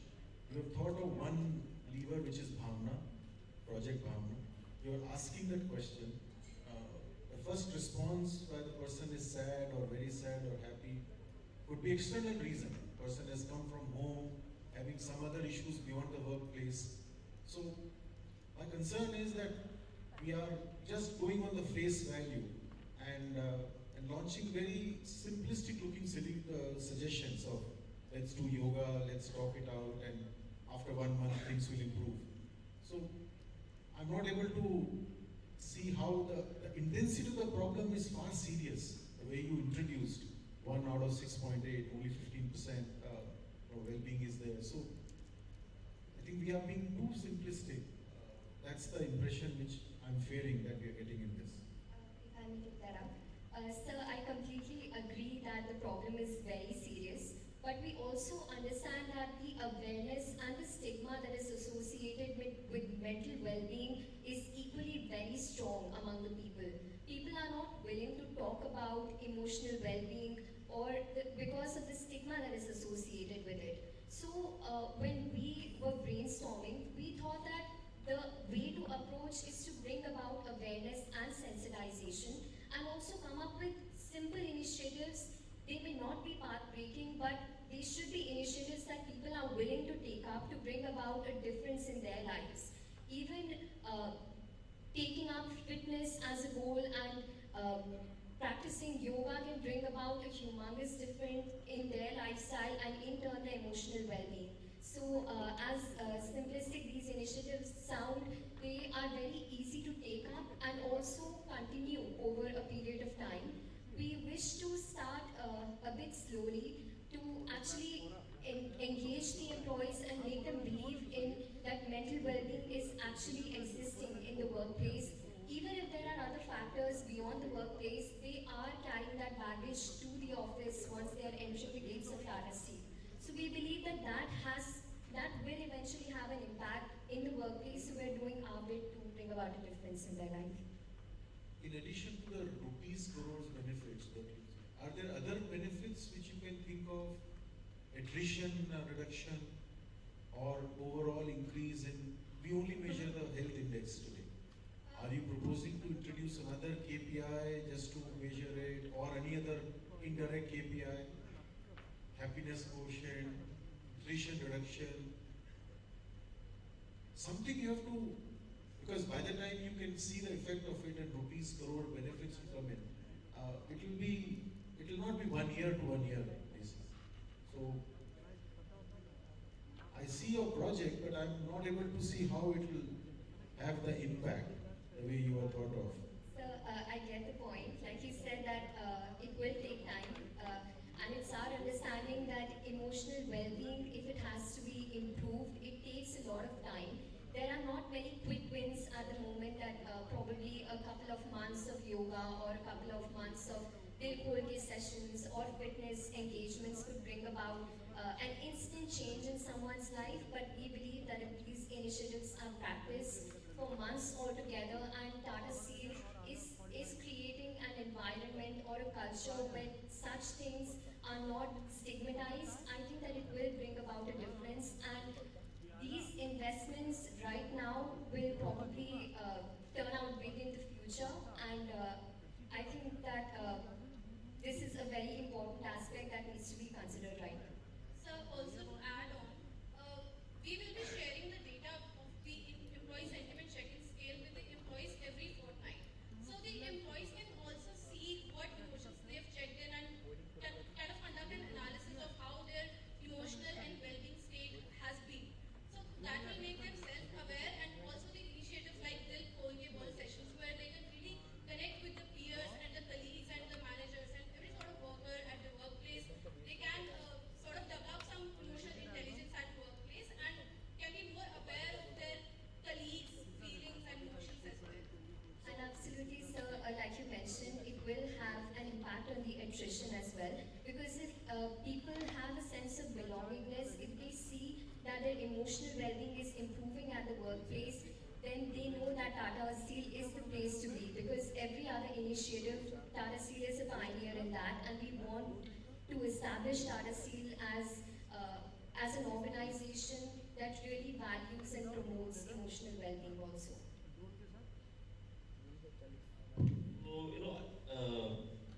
So your initiative of punching in and saying, so when you say I want to best emotion. Because see, there are various kinds of people beyond that.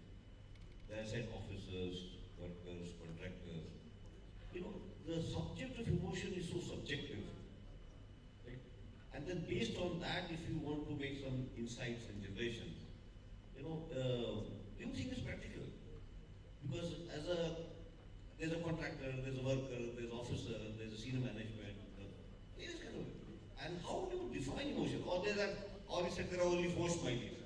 Like even I'm very satisfied that typically it comes. Right? In any experience you go to a restaurant, I've got to pick one of the 4 smileys. So how do you do this? Because I'm just looking, it's a good thinking. I'm just thinking from the implementation point of view, which can implement. But the outcome of it, I'm just thinking that if I go in the morning, I say I'm very sad. Correct? While coming back, I'm saying very happy.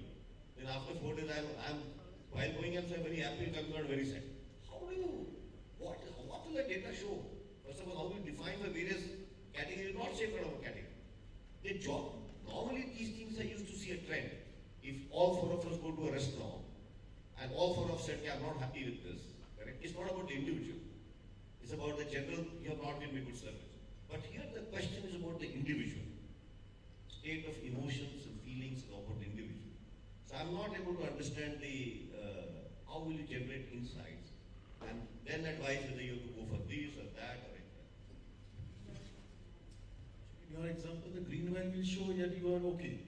Because happy, unhappy, unhappy, happy, green line is, the weighted average is okay. That's the thing. Yes. Sir, so like Sir just mentioned, we were thinking that even if there are some offsets, the average sentiment line will give us an aggregate understanding of the emotions of the people at the workplace. And also, the thing is that when we are sharing the personal data, we want the employees to understand that this data is shared with them for their understanding so that they can attribute their emotions to something that has probably happened at home or at the workplace.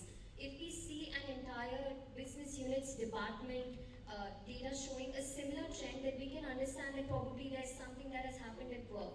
Of course, we want to not be very intrusive, but for them to develop an emotional intelligence of what they are going through, to be mindful and understand their own sentiments, I think that is the first step to the road of developing emotional well-being. To add on to that, sir, just one small point that, for example, if I'm facing some personal issue at my home and I'm pressing sad on that very particular day, but that won't impact my long-term trend line. It will be just very short-term and it will not also hamper the trend line of the whole business unit or the department that we're monitoring for. So anything happening on the particular day or during the particular week, the sentiment or the sentiment checking or sentiment data that we will be getting would be specifically for that duration, right? So in the long run, like Anshika mentioned, the personal happenings or whatever happen at home, financial issues, family issues, whatever it may be, what happens the data or the analysis that we will be able to do based on the change in the line for that initiative. Also, sir, just to cover that one point that you also pointed out, we have come up with the most simple solution, irrespective of they are a blue-collared employee or a white-collared employee. It is very easy for them. There is no survey fatigue happening here. It'll just take 2 seconds for them to identify how they're feeling, be mindful when they're walking into Tata Steel and walking out of Tata Steel. So I think that these are really slight initiatives, but they go a long way in developing someone's conscience about how they're feeling. Thank you. Thank you. Thank you.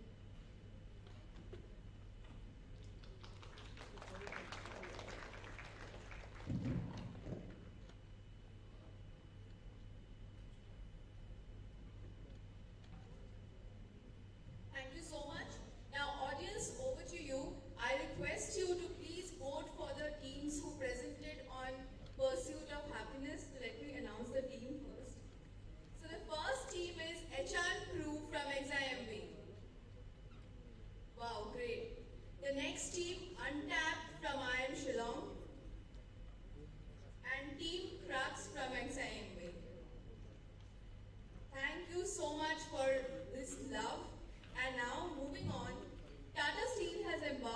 journey of sustainable organic growth with focus on agility in this VUCA world. The key enablers on this will be our workforce and technology. In technology, we want to leverage digital in each aspect and also to emerge as a leading player. Now to present their thoughts on how we can do that, I invite on stage from SCMHRD Team Brahmacharyas. With an ancient inspiration and a futuristic solution, they aim to contribute to the digital transformation at Tata Steel. We have with us Shashwat Mohan Das, Bratendu De Chakrabarti and Ronit Bhattacharya.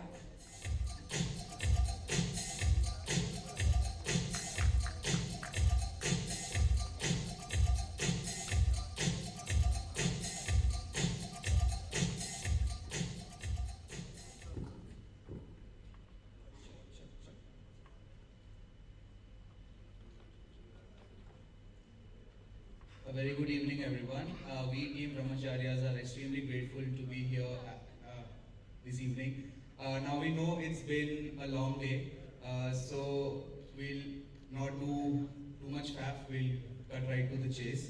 I'm Shashwat Mohan Das, and with me I have my teammates Ronit Bhattacharya and Pratendu De Chakraborty. And in the next 10 to 12 minutes, we'll talk about how technology and digital at the center of HR can drive organizational development and employee well-being at Tata Steel. Before diving into the solutions, we did some secondary research and primary as well, of course. And we find out that the employee experience services segment has grown by 19.2% post-COVID. Some of the percentages of the offerings of these EX services can be seen here on the slide. The primary research showed us that the solutions had to be designed keeping in mind the new joiners, because Tata Steel believes in a hire to retire sort of model. Ronit will now take it up. Thank you, Shashwat. So, moving ahead. So this slide basically talks about our solutions on a high-level basis, which is divided into two fronts: the short-term projects and the long-term projects. Under short-term projects, we have the storylines and the engagement tracker. So, typically, what this will do is send instant alerts to the leadership for low-engaged employees, along with the recommendations. Then we have the AI career tracker, which will calculate the potential score of an employee and will showcase their career trajectories. Along with this, it will have an inbuilt learning recommender system.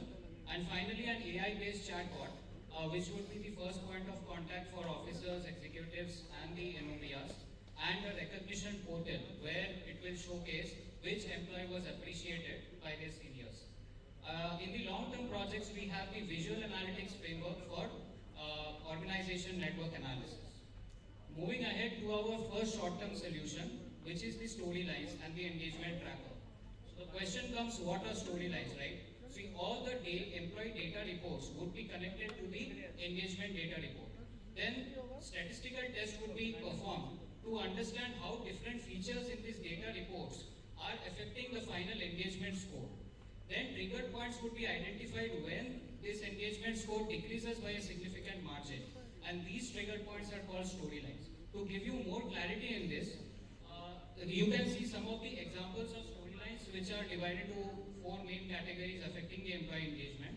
Some examples could be in the work environment, was the manager-peer relationship score less than 50%? Was the team attrition greater than 30%?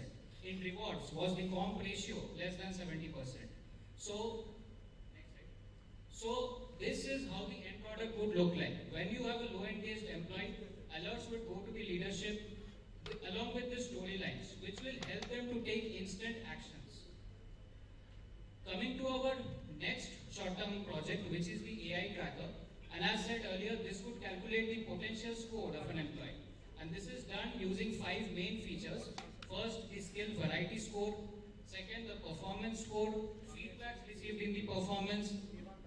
The competency appraisal score. For this, we have to make sure competency mapping is done from L1 to L6 levels. And then the career path ratio. Then you can see the formula to calculate the potential score as well. Then what we will do is we will take the potential score and start mapping for past employees and what was the time they had taken to move from one level to the other. So this would be our training data. Based on this, we will devise a supervised machine learning model which would predict what is the likely time an employee is going to take to move to the next level. And this we are going based on the current potential score and along with the other features as well. So coming to, and as said earlier, the AI career tracker would also have a learning recommender system in place. And here you can see a learning recommender system which we had built using the concept of tagging. But definitely this has to be enhanced more using more data features like the aspiration of the employees, the current skill sets they hold, the job roles they are in, and the weaknesses of the employees. So moving ahead to our third short-term project, which is the AI-based chatbot. So this would be the first point of contact for all the employees. Now here, all the performance reviews, feedback, surveys would be happening through this chatbot. And you can see how the backend, how it is helping the leadership, right? So instantly when you do a feedback survey, the sentiments of the feedback is calculated. The major keywords which occurred in the feedback is calculated. So you get an overview of what was the feedback survey about. Then you can drill down based on the job functions, the job roles to do deeper analysis. And all kind of surveys, feedback surveys, engagement surveys can be done through this chatbot. Also, this chatbot would help the NOPRs as well, as they can report any workplace issues.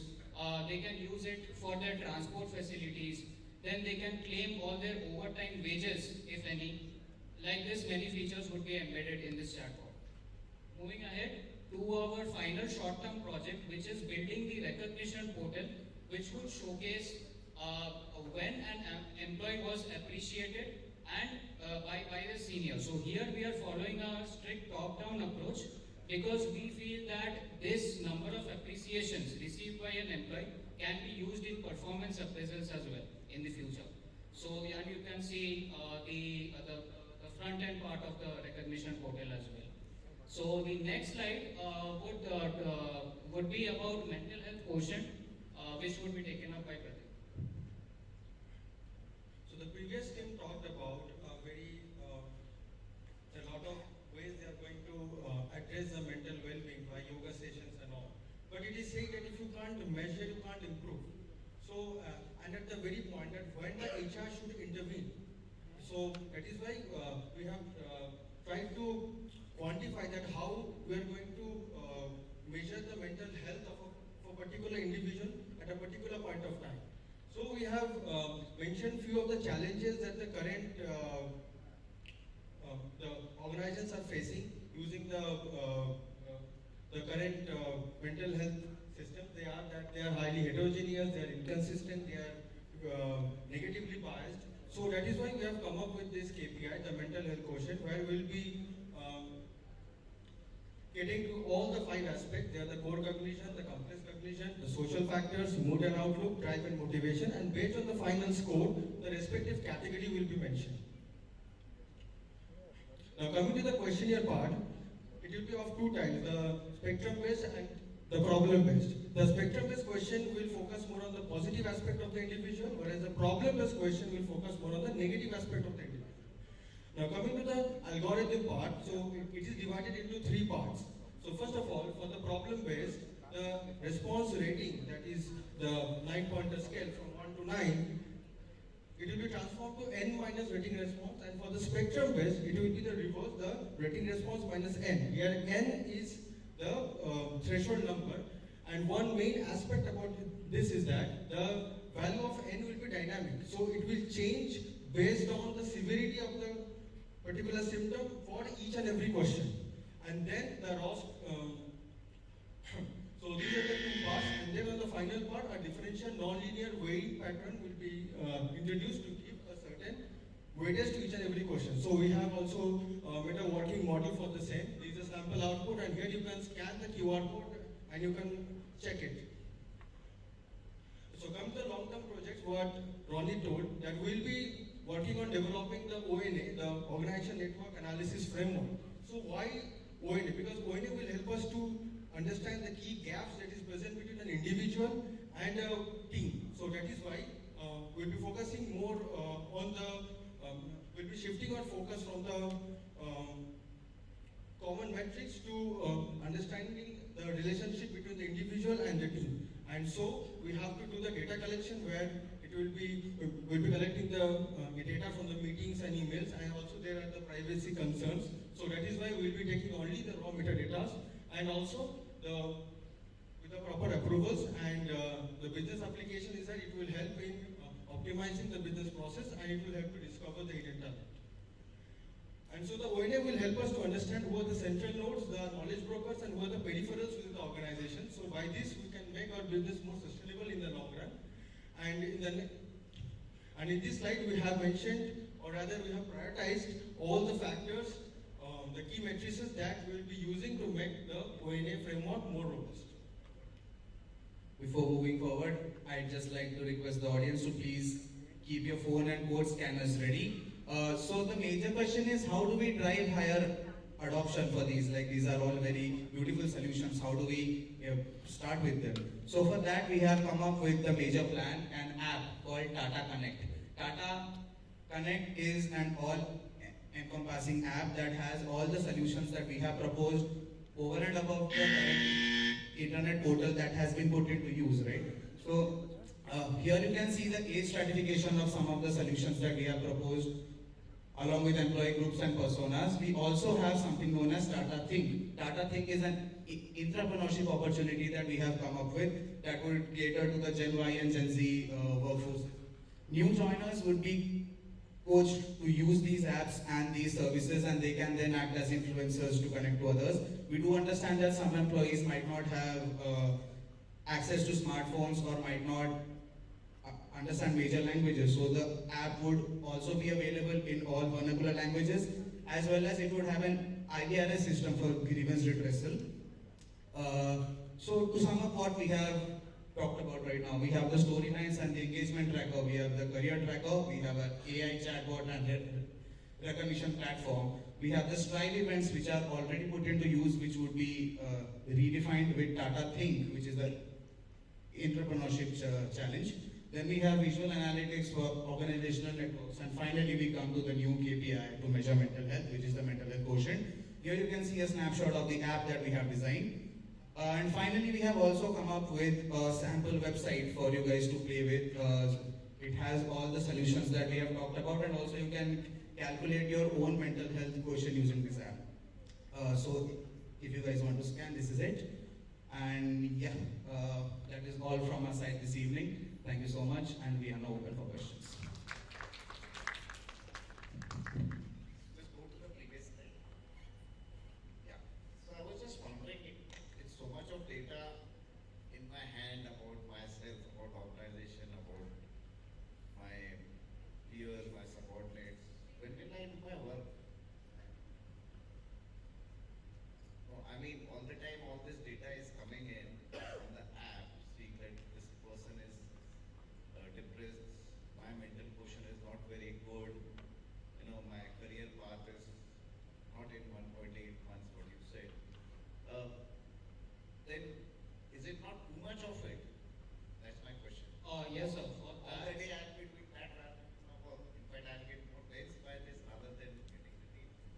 Yes, sir. For that we have, that is why we have categorized our solutions into short-term projects and the long-term projects. And based on this, so AI career tracker would be used by specific set of employees. It won't be used by leaderships and L1 level employees. So it is for basically the new joiners to see how they are progressing in their careers. So like this we have, so this solution, that is why we have segmented each of the solutions we have proposed. So the point is that how do you make these things very unintrusive?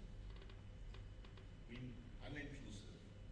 You know, you have security systems which are there but don't see them. Unintrusive. Yes. How do you make these packages? Have you considered that as a part of your design principles? Yes, so for that, in the app we will have nudges, which will show the user which all feature is for which purpose and what is the end results of these features. Then it is up to the user how they want to use it and what features they want to use it. So finally, what is the objective of doing all this? The objective is to boost the employee engagement for employees, and consequently, you know, so if we have the organization data, we can dig dive and see how many of the employees are leaving the organization because of low engagement. If we see the exit process. But engagement normally don't do it on a continuous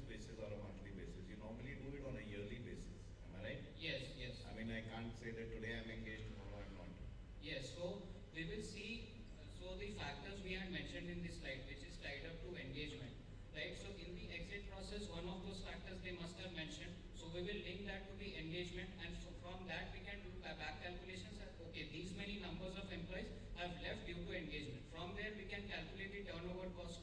So ultimately we are, saving turnover cost for the organizations. If I would just like to add on, sir, the storylines that we talked about, they have specific trigger points. So it might not always be engagement, but there can be a variety of reasons. The employee might not be always looking to leave, but the theme of the case and the theme of the competition is to live more, is to make employee life better at Tata Steel. So once we have the data, we can then work on what aspects and where we can make life better. Yes, and one more example I can tell you is that suppose there is a top talent in the organization, okay, he is performing really good. His job is but not currently that challenging. So he is looking for better opportunities, more challenging works outside. But then if he uses this AI career tracker and he sees that his predicted time to move to the next level is within 3 months, so he would not So then, tell me, yes. if he sees in a predictive one that his career is likely to change in 3 months, and it doesn't happen, what happens? Sir, can in an organization you predict that in 3 months I will promote him and in 3 months I will throw him out? Can you predict it by any means? Sir, for that, so in the organization currently, if you see, they are predicting the turnover rate as well. That's a separate issue. Yes. That's a turnover on an average, yes, on an overall basis. But you can't see it on an individual basis. Sir, I agree that when it comes to employee data, there would be cases of false positives. And, when there will be... My yes. point is that do we need to do this kind of a thing? I mean, what is the benefit? And that's why I said, what is the objective?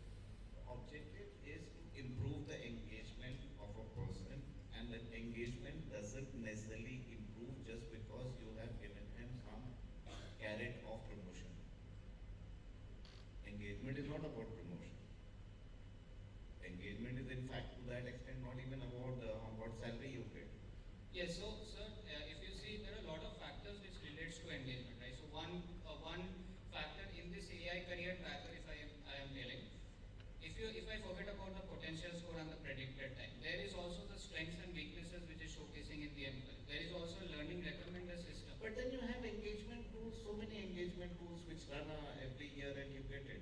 Yes, so why create another one like this? Yes, so first of all, our idea was to build an in-house application, not go to third parties, which organizations are typically doing these days. They are outsourcing everything. They are reaching out to third parties for engagement solutions. And first of all, you are breaching the privacy, right? You are selling your employee data to other companies. So for that, only we came up with this in-house solution to measure engagement. You also intimate the leadership when the engagement goes down. Okay, these are the probable reasons based on the different data reports which are there, right? So our idea was to also make use of all the data reports in the organization, right? If you see right now, rewards data report is analyzed separately. Performance data report is analyzed separately. So we are collating them and taking out a meaningful solution. I would not agree to your assumptions. Okay. What you are saying, that's not necessarily true. But my narrow point is just think about it, that are we removing the entire human part of this process? Because, you're talking about people. Yes. You're not talking about robots. So for that only, what I mean is that if you see the storyline tracker, right? So once you have the engagement score is low, you will get all the recommendation that these are the probable reasons for low engagement. But then it is ultimately up to the HR manager, right, to talk to that employee and then take actions based on that.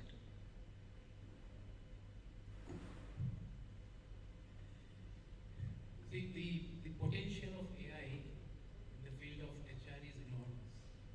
If you look at the life cycle of an employee, from the time the person enters to the time the person leaves the organization and even beyond. Okay. What made you choose only these 3-4 aspects of the entire life cycle and not touch upon other parts?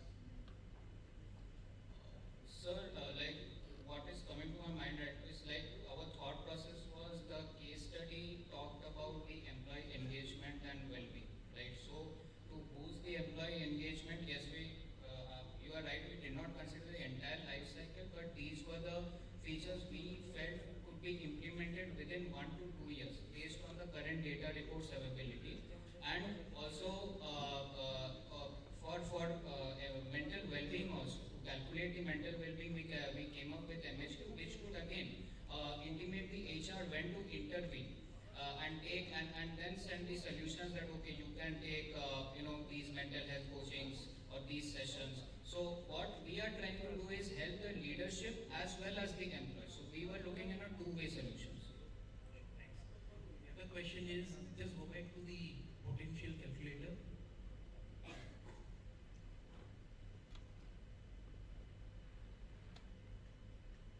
The formula which you showed. Yeah. Now we are using a performance score calculating the potential of an individual. Yes. Is potential and performance the same? No, sir.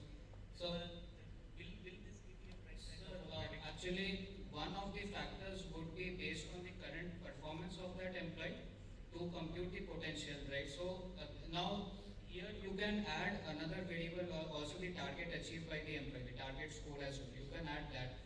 But so we are also taking the current performance as well, how they are doing currently, and what different factors they have, from other employees. So that would be the potential. So for that, the current performance we have taken and the skill variety score, the career path ratio they are having currently, what is the differentiating factors they have.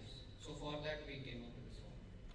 The third aspect is you showed a career prediction model where you're saying that the skills will be matched. And then you will also direct the employees towards the learn modules and the other aspects. How can these all are directed towards the employees? How can an organization benefit from those type of analysis?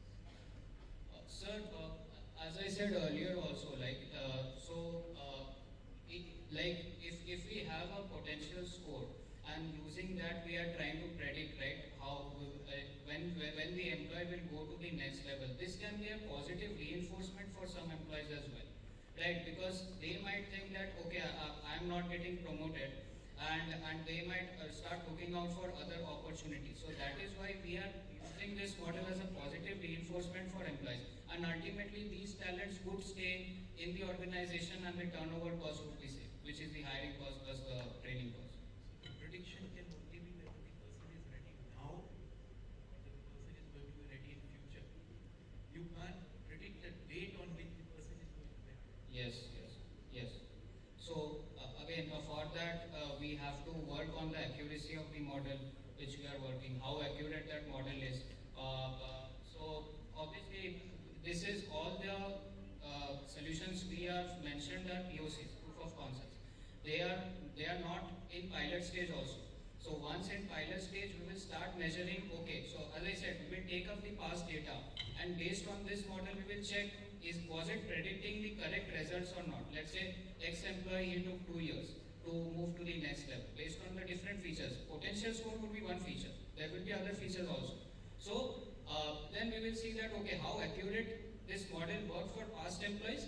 Then we will, once we are ready with the, yes, this is a high accuracy, then only we will launch it. Tell me one thing, if you have to say, go to this level of AI, what is the fundamental thing that is required on what basis you will be building this AI? What gives you the confidence that this AI will be? Sir, for that, I would say we definitely need data reports, right? In case if you see potential score, one feature is skill variety score. If we don't have skills data, there is that formula collapses there itself. So first we have to make sure that the data reports are there and data reports are organized.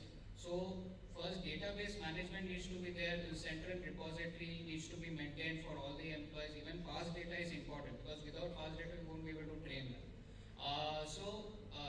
That would be the starting part. The next part is before coding and the implementation begins. It is important the planning stage is done correctly. Now, any machine learning model you talk about, right? You have to think about the features you are putting into the model. You cannot talk about random features you are putting and predicting something. So those features needs to be absolutely bang on, and so that and the cutoff values I had shown right earlier in storylines. So make sure you do statistical tests for that. Sure, thanks.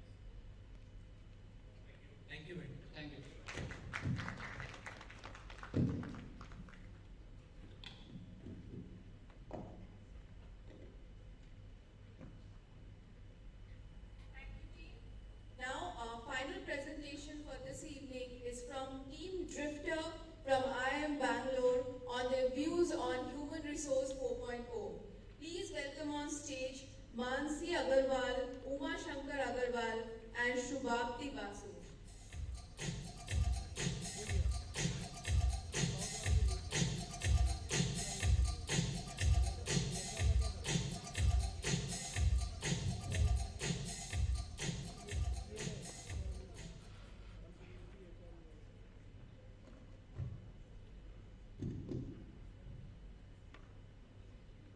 So, evening everyone. We are team lifters from IIM Bangalore, and we are here to talk about how can Tata Steel implement HR 4.0 in their company. So, exactly what is HR 4.0? It's basically, in simple words, digitally transforming the way how HR interacts with the people, how they do this, their functions, and how employees interact with each other. So we first started with primary research using surveys, talking to Tata Steel employees, and some focus group interviews. So the main thing that came out was that people wanted more control over their career. They wanted more communication with the management, and they wanted more relevant training. And when we talked to Tata Steel employees, what we got was that they are platforms where all the things, digital things are happening, but they are disconnected. They have to remember multiple passwords, and the feedback they get is their speaking. And the secondary research we did was that HR 4.0 is 2021 has been the most buzz in India, and with eightfold survey saying that you can see 19% improvement in efficiency of HR when technology is used, and with many companies saying that AI has a huge potential in this field. So, any road towards digital transformation, we have to start with setting goals, aligning with our business goals which are measurable.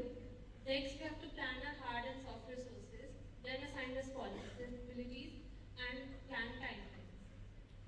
We are introducing to you Connect 360, which is a one-stop solution app for all HR needs, available for you 24/7 in multiple languages with easy-to-use UI and accessible in no network areas also. So first function of HR is candidate onboarding and hiring. So first thing is we will use AI-based resume shortlisting, which will match it with job requirements based on the phrases, and then give ranked recommendations for the job. Next is 24/7 support through chatbot to guide the new hires their onboarding, so that HR is spending less time talking and clearing with simple queries repetitively. Then using RPA to verify documents, that will be using an automated workflow and with e-sign. Next is providing them immersive training through videos and AI-based models, so they are more trained with how to use the machines and the errors are reduced. Next is training and development. To increase the engagement, we will provide them personalized learning recommendations based on the interest they have filled, what career goals they are planning, and their past statistics. We also want to increase engagement with collaborative learning, with providing virtual team exercises and leaderboards where top employees are incentivized. Managers can determine the learning based on the future projects they have planned, with automated follow-ups, especially for compulsory courses and compliance training. And we will provide the senior management dashboard and heat map of the learning output, so that it will aid them with their future strategic planning of the workforce and whatever the projects they are planning. Next is career planning. We will align their career goals and interests and provide them a list of projects which matches them with the project, and recommend them the positions or the projects they want to be part of. And next is integrate the learnings with Step Up, because right now the extra learnings people do are counted, but they are not used anywhere. And continuous performance evaluation using performance dashboard, visible to both manager and the employee, along with frequent feedback process and regular goal setting. Next is employee engagement and experience. We will frequently take small feedbacks weekly from the employees, 2-minute survey with few clicks. One-click approvals to avail any leave or any kind of expense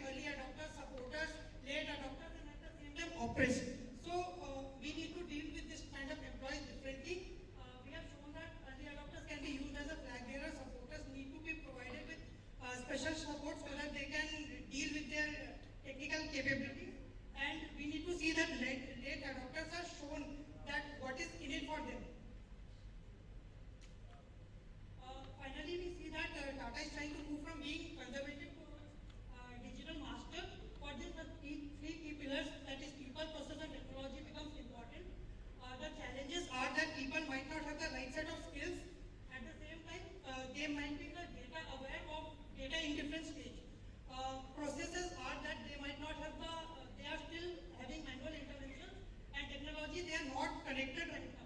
So the solution which we provide is that the digital mindset will take care of the people part. For the process part, we say that we have to start small and we have to identify that the processes which we adopt should be built in a long term. And finally, the technology should be built in such a way that there should be interconnected information flow. I'll move on to defining the key metrics that we use. We've divided them into efficiency, engagement, and profitability. Efficiency takes into consideration the working hours and the value-added activity. The engagement is the satisfaction index, the digital adoption rate, and the profitability is the increased work output of an employee.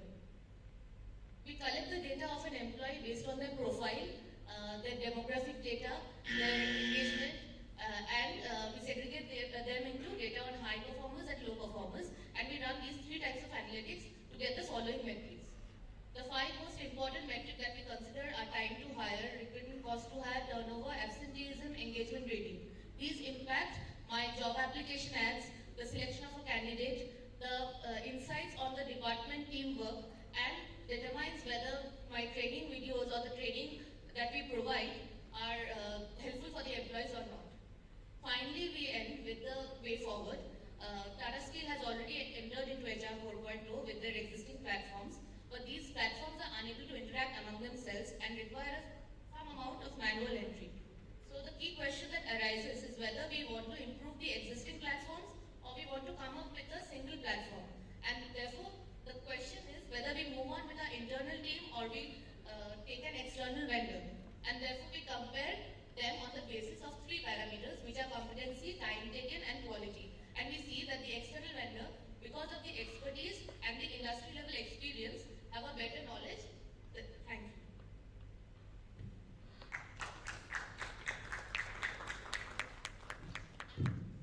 So, are you aware of some external players in the market who provide AI systems? Yeah, so while doing our research, we came across Oracle, they have already similar features they provide. There is a product by SAP, exactly. So Oracle has HCM and PeopleSoft. SAP has SuccessFactors, XM Suite, and there is Workday. And there are some other smaller companies like Rippling and WorkZoom. Is SuccessFactors AI based system? Sorry? Is SuccessFactors AI based system? Yeah, they are AI based. And what kind of AI analysis they provide? Sorry. What kind of AI analysis they help you with? So like Oracle, like the thing we talked about, the dashboards and smart heat map for the management to see what skills they are doing or recommending learnings based on their interest and skills. These kind of features is something Oracle and like Workday provides. I have personally used Workday and they also has these some features. Tell me one thing, once the technology seeps in and bulk of the transactional activities and also I would say the next level analytics are taken care of by the system, how the role of HR professionals will change and where should they concentrate upon? So our focus was to save their time on doing the repetitive, monotonous tasks like going through documents and all. So that they can focus now. The next thing that coming is Industry 4.0. So for that you need to upskill your people as well, make them prepared as well. So that's where. That is what AI is taking care of. So that's where not exactly. That's the only skill part. But what skills are needed? How to, like we said that late adopters need some motivation. That things that need to be planned because technology itself cannot work alone. You need people there. So the AI will work on the data, but the data part where does come in, how to suggest, that is something that HR will help us. Like what skills required, what learnings. So these recommendations are something that AI will. The data needs to be there. For that, HR will help with more strategic decisions and innovation.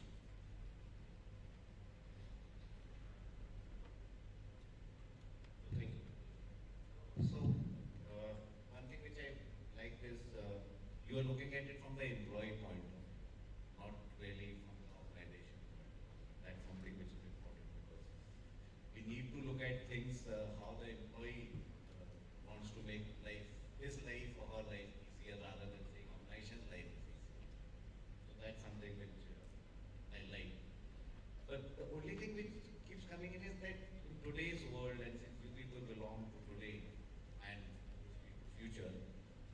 you or any analysis which you've done, what is important for this Gen Z or whatever you call yourself?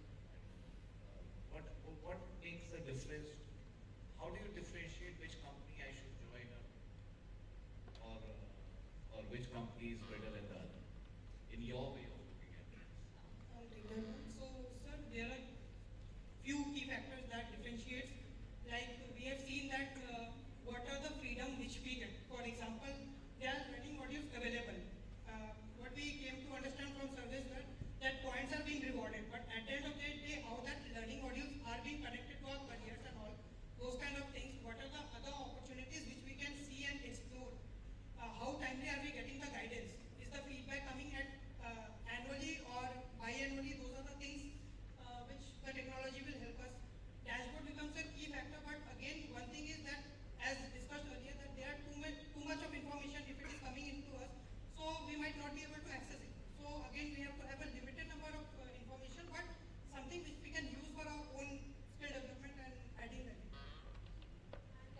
Adding to that, so you said that organization, we are focusing more on employee, but some of the features that I want to highlight is that the dashboard management will see, that is something they can plan for their future.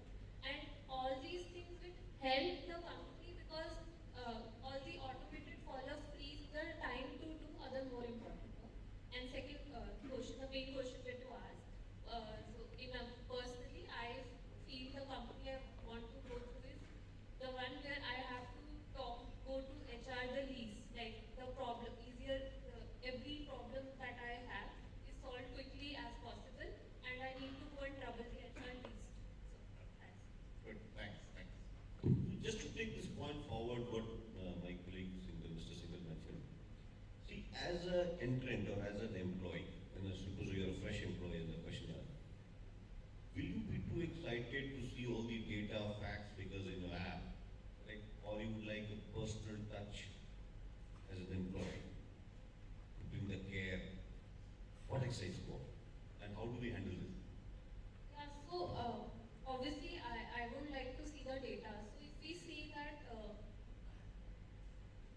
like this app, like I'm not seeing the data, I'm just seeing the recommendations and benefits I'm getting. Or like this, I'm just seeing the leaderboard or the quizzes or the improvement insights I will get.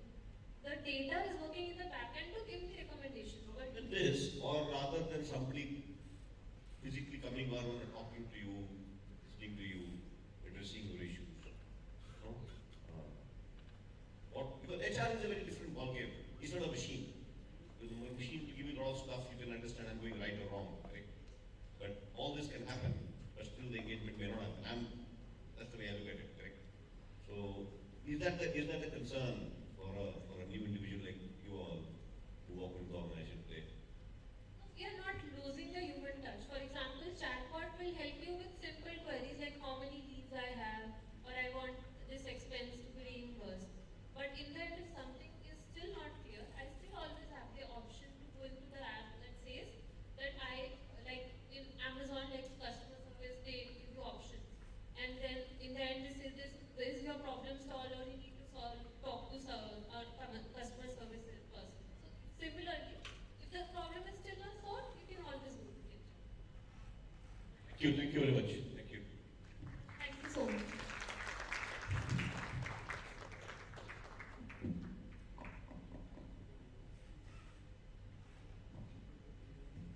Thank you, team. And now, audience, for the one last time, can I have the show of hands for Team Brahmacharyas from SCMHRD and Team Drifters from IIM Bangalore? Great. So thank you all the teams for the wonderful presentations. I'm sure the jury will be having a very tough time to decide on the final winners. So while they do that, let's find out how it feels to win this coveted competition. So we have with us two winners of Steel-a-thon 2020, Mr. Shubham Banerjee and Ms. Arishna Mohanty. I request both of them on the stage to share their journey with us.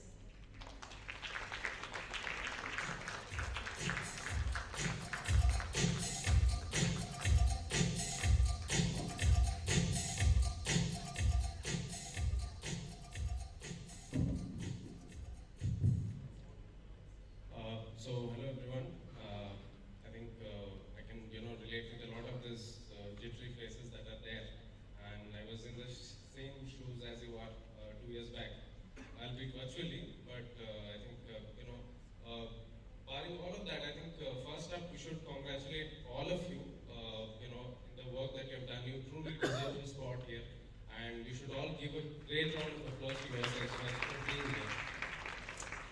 So, coming to my experience of Steel-a-thon in the year 2020, I think, what we had set out to achieve in the first place, we thought that we would, brainstorm, solve a lot of problems and these kind of stuff. But, as we progressed through the levels and as we, started solving for the questions that we had in hand, we understood that these are real business challenges that the company was facing. And now more than, ever, being a part of the ecosystem and the HR team particularly, I understand that these business challenges that were placed here in front of you are very relevant challenges that the company is facing right now. And your solutions will truly be implemented in some sense. When I say it, I can very well understand what we had worked on are really being implemented in some form or the other. So, that's something that I find particularly interesting in Tata Steel-a-thon competition as a part of the work that we're doing. But I think, even when we were participating in 2020, I remember, Piyush Gupta sir as a part of the panel then, and he told one specific thing which I remember till date, which had, left an indelible mark on my, memory of that particular competition, is that pandemic or no pandemic, innovation and creativity should not stop. And I see to this date that innovation and creativity has not stopped.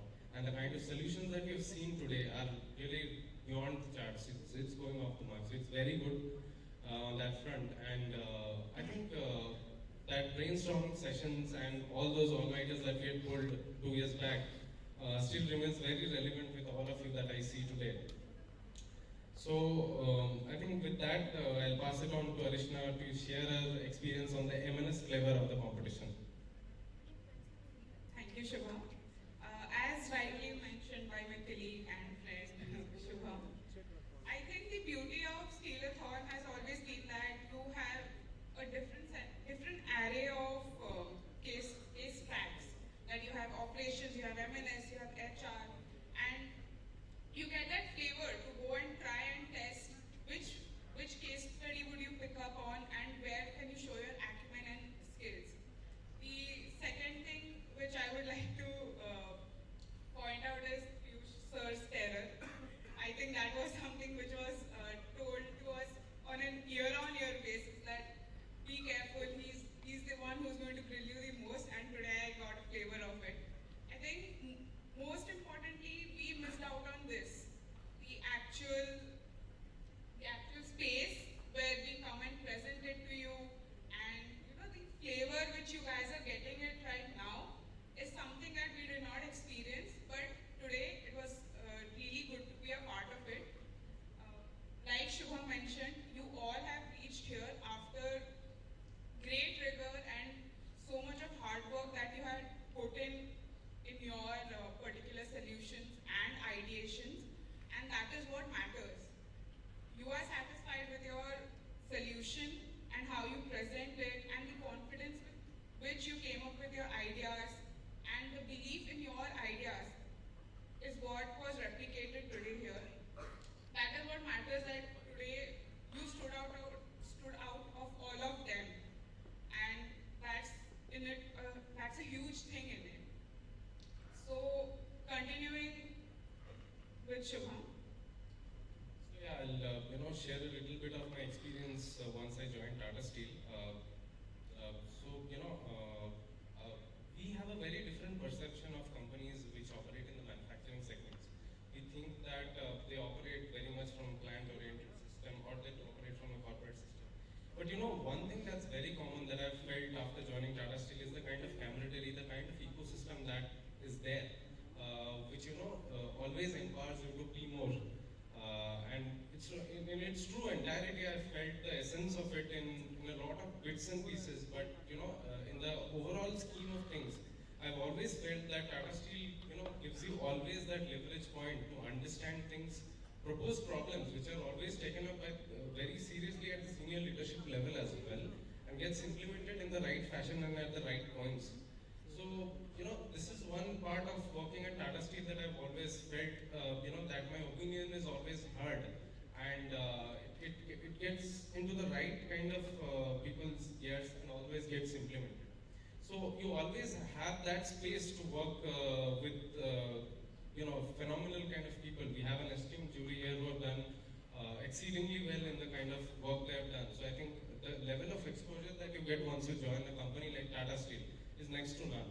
And when I say it, I mean it from all aspects that Tata Steel empowers you to always do more, grow more, and inevitably live more to the fullest extent.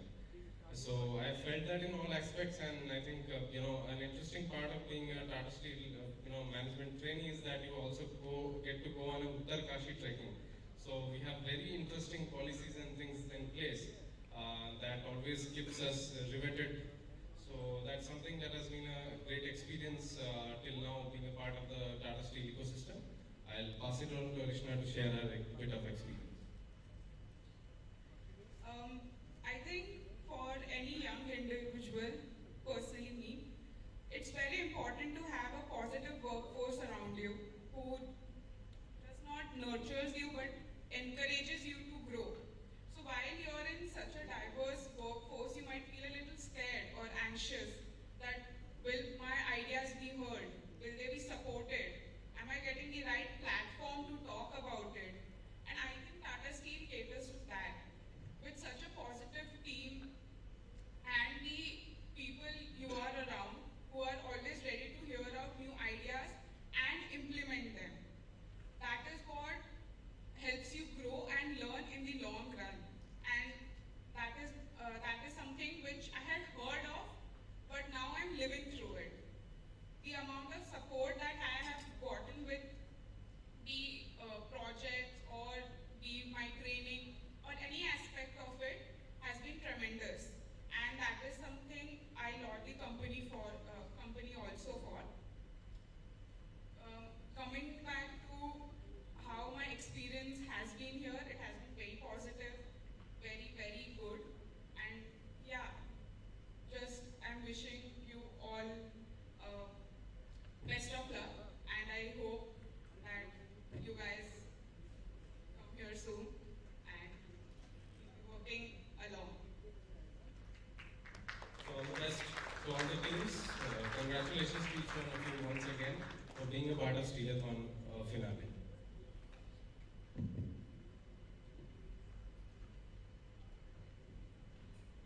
Thank you, Shubham and Arishna. Now, before moving on to the most awaited part of the evening, the announcement of results, I would like to thank all our jury members, our eminent panelists, for taking out time for listening to the leaders of tomorrow and for judging the competition for us. Can we have a huge round of applause for them?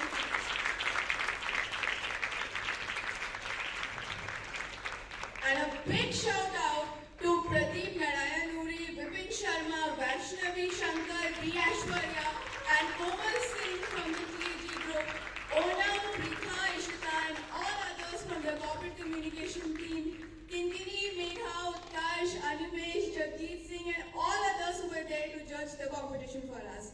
Thank you guys. Thank you for making this competition